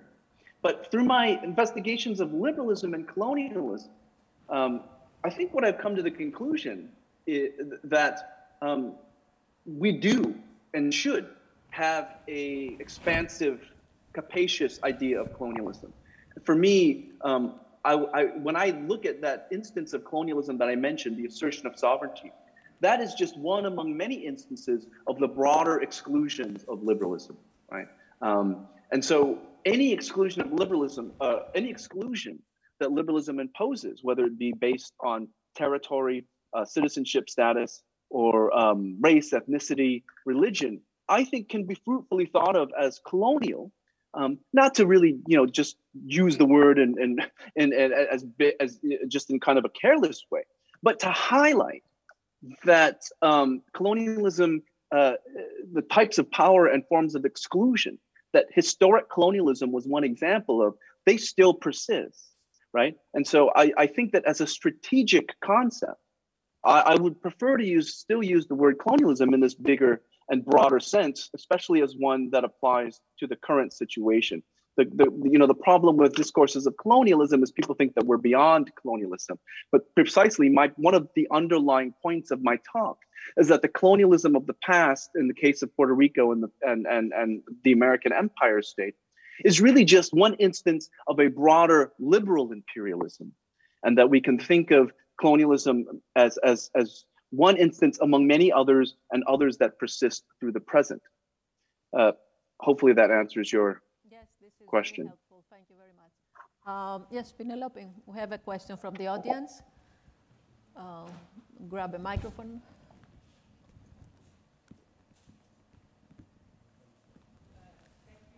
For this great talk. It's late here, so I hope I can formulate, well, first an observation. I think this foreign and a domestic sense could be really interesting to think about the Greek case. Like today we heard about sort of the Ionian Islands, like Corfu, which were protectorates that they would get the same blue books that they would give to the British, would give to other colonies, but then, they didn't have the category for slaves. So they were in, they were out. And we also heard about sort of these informal, zones where a lot of the looting, cultural looting of antiquities happened because it was sort of in and out of colonies. So I think this is sort of maybe this idea of this proximity of these close, sort of foreign and domestic sense. Somehow it seems like there's something there that would be really interesting to think about. My question, though, is more about liberalism and about education. Because I've read that book by Mehta, and it's very powerful, this whole idea of that the colonized are children, that we're going to educate them, but they'll never actually become adults. But I'm wondering if you could talk a little about education and its role in drawing those lines, and then how we have things like affirmative action, let's say debates, because you realize that all these lines have been drawn, so it's not really working to actually, the promise of liberalism through education, literally.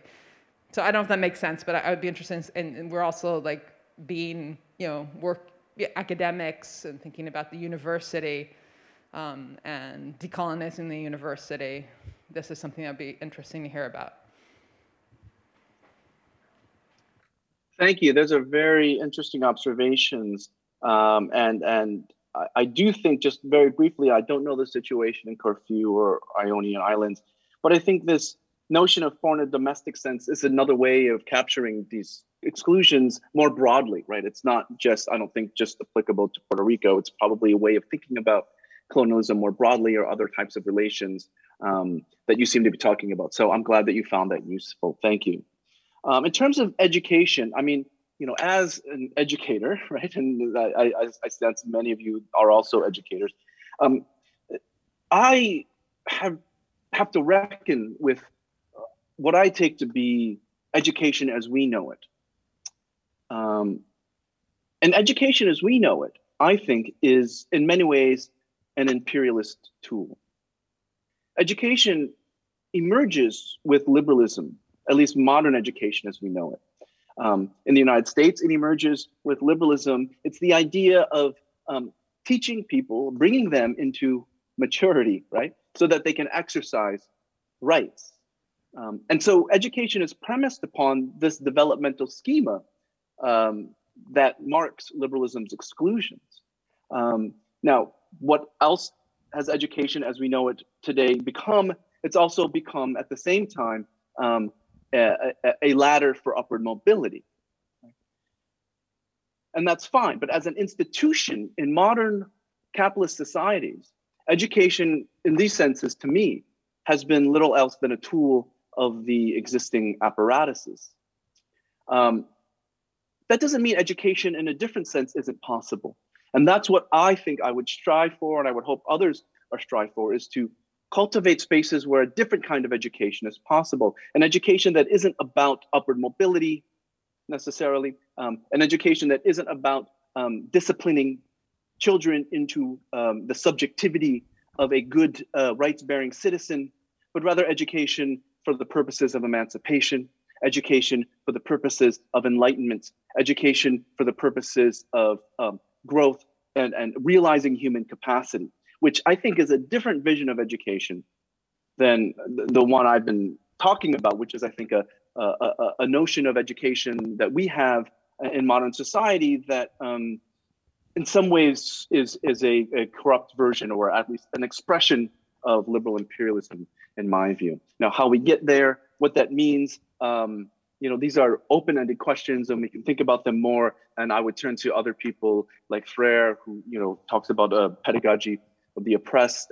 There are other models of education we can think of, and so I would just urge us to maybe think about those and to recognize how the educational institutions that we're involved in now are mostly tied to this history of empire and the disciplining of subjects into capitalism. Thank you very much. I had a couple of more questions which you anticipated. I think you already answered them.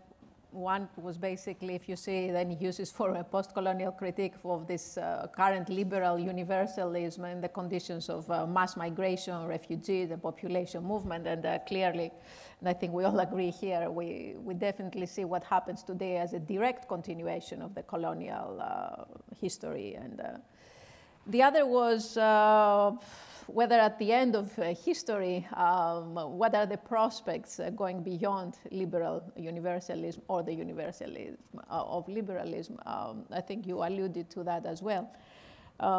Maybe just a quick note or a quick question about what in Greece we mostly understand of American imperialism creating what I would compare to what you describe as insular cases. The direct engagement of the United States with Greece, or the most systematic, comes after the Second World War, where basically US comes as the official protector of Greece following Britain. And of course, it is that period of Cold War that is the Red Scare is introduced, and severe anti-communism. So this is the time basically that a great number of people, leftists, radicals, who have fought against the German occupation, find themselves in this suspended state of non-deserving citizens. I would compare that to these insular cases. So do you think that American imperialism or continuation of colonial practices sort of continues creating these cases of exclusion, of insular cases, of these divisions that we see obviously in the United States, but all around the world, these new categories of terrorists or undeserving radicals and so forth? And again, the tools available, to go back to my first question of post-colonial critique, would be useful to better understand. Yes, great question. And I do think, at least for me, I think there's a number of different ways we could think about the current configuration of discourse and power that you're talking about. But for me, from a standpoint of a post-colonial critique, I certainly think that it's helpful to, on the one hand, think of these configurations as continuations of the kind of colonialism that you see in the insular cases, but also to be open to new configurations analytically, and to recognize that colonialism works in different ways. And probably today there are a number of different ways that it works, a number of different lines of exclusion. And I think you seem to be alluding to those when we think about the war on terror, or when you think about the Cold War, the communists as enemy and alien. And note all of these discourses that essentially, what are they about? They're about legitimating violence upon people. They all have a similar discourse of foreignness, whether the foreignness is due to race or morality. They're evil, fundamentally evil terrorists. It's always a discourse of foreignness, which of course, historically very much originates with racial discourse and with colonialism and imperialism in the past. But that discourse persists even as colonialism and imperialism in the sort of formal sense begin to dissipate in the 20th century, and new enemies, so to speak, new foreigners take hold, whether it be, again, the immigrant, the migrant, the terrorist, the criminal, right, which relates to my current work on police militarization. And when I look at police militarization and the use of police violence and military violence on otherwise people who would be otherwise citizens, it's the same discourse, right? It's that the citizen is undeserving of proper humane treatment because they're inhuman, right? Because they're violent, they go against our morals, or because they are racially other. So it's really about this larger process of othering. And that's entailed in all of these configurations, past and present, whether in the United States or overseas or other places in the world. And to me, post-colonial critique is all about understanding those complexities to othering. That's great. Thank you so much. The more we see American policing tactics being imported in Greece, we might find use in your work for some future talks and future discussions. I don't think we should keep you any longer tonight. Thank you also for accepting our invitation to be part of our advisory board, but also for your talk today. So I hope we can continue this discussion. Thank you again. Thanks so much. Thank you.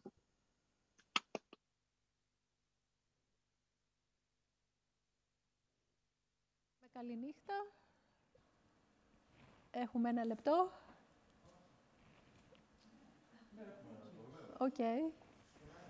Οκ, εντάξει. Ναι, ήταν η τελευταία μας ομιλία για απόψε.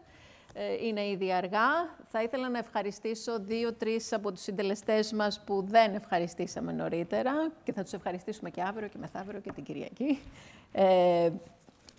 Συγκεκριμένα, η Ναταλία Κλώσσα που μου φωνάζει εδώ, η οποία είναι υπεύθυνη για την οργάνωση ό,τι έχει να κάνει με το συνέδριο. Για όλα αυτά τα πολύ όμορφα που βλέπετε γύρω μας, για τα οποία είναι υπεύθυνος ο γραφίστας μας Λάζαρος Κακουλίδης. Μεταφράσεις, επιμέλεια, ο Βαγγέλης Πούλιος, μαζί μας όλη την ημέρα σήμερα. Και βέβαια η Λέκτρα Αλεξανδροπούλου για τη διαχείριση όλου του έργου και του project εδώ, η οποία εργάζεται για το Rosa Luxemburg, το παράρτημα εδώ στην Αθήνα και βέβαια χρηματοδοτεί και το project. Ευχαριστούμε πολύ και ελπίζουμε να σας δούμε όλους και περισσότερους ακόμα αύριο εδώ. Γεια σας.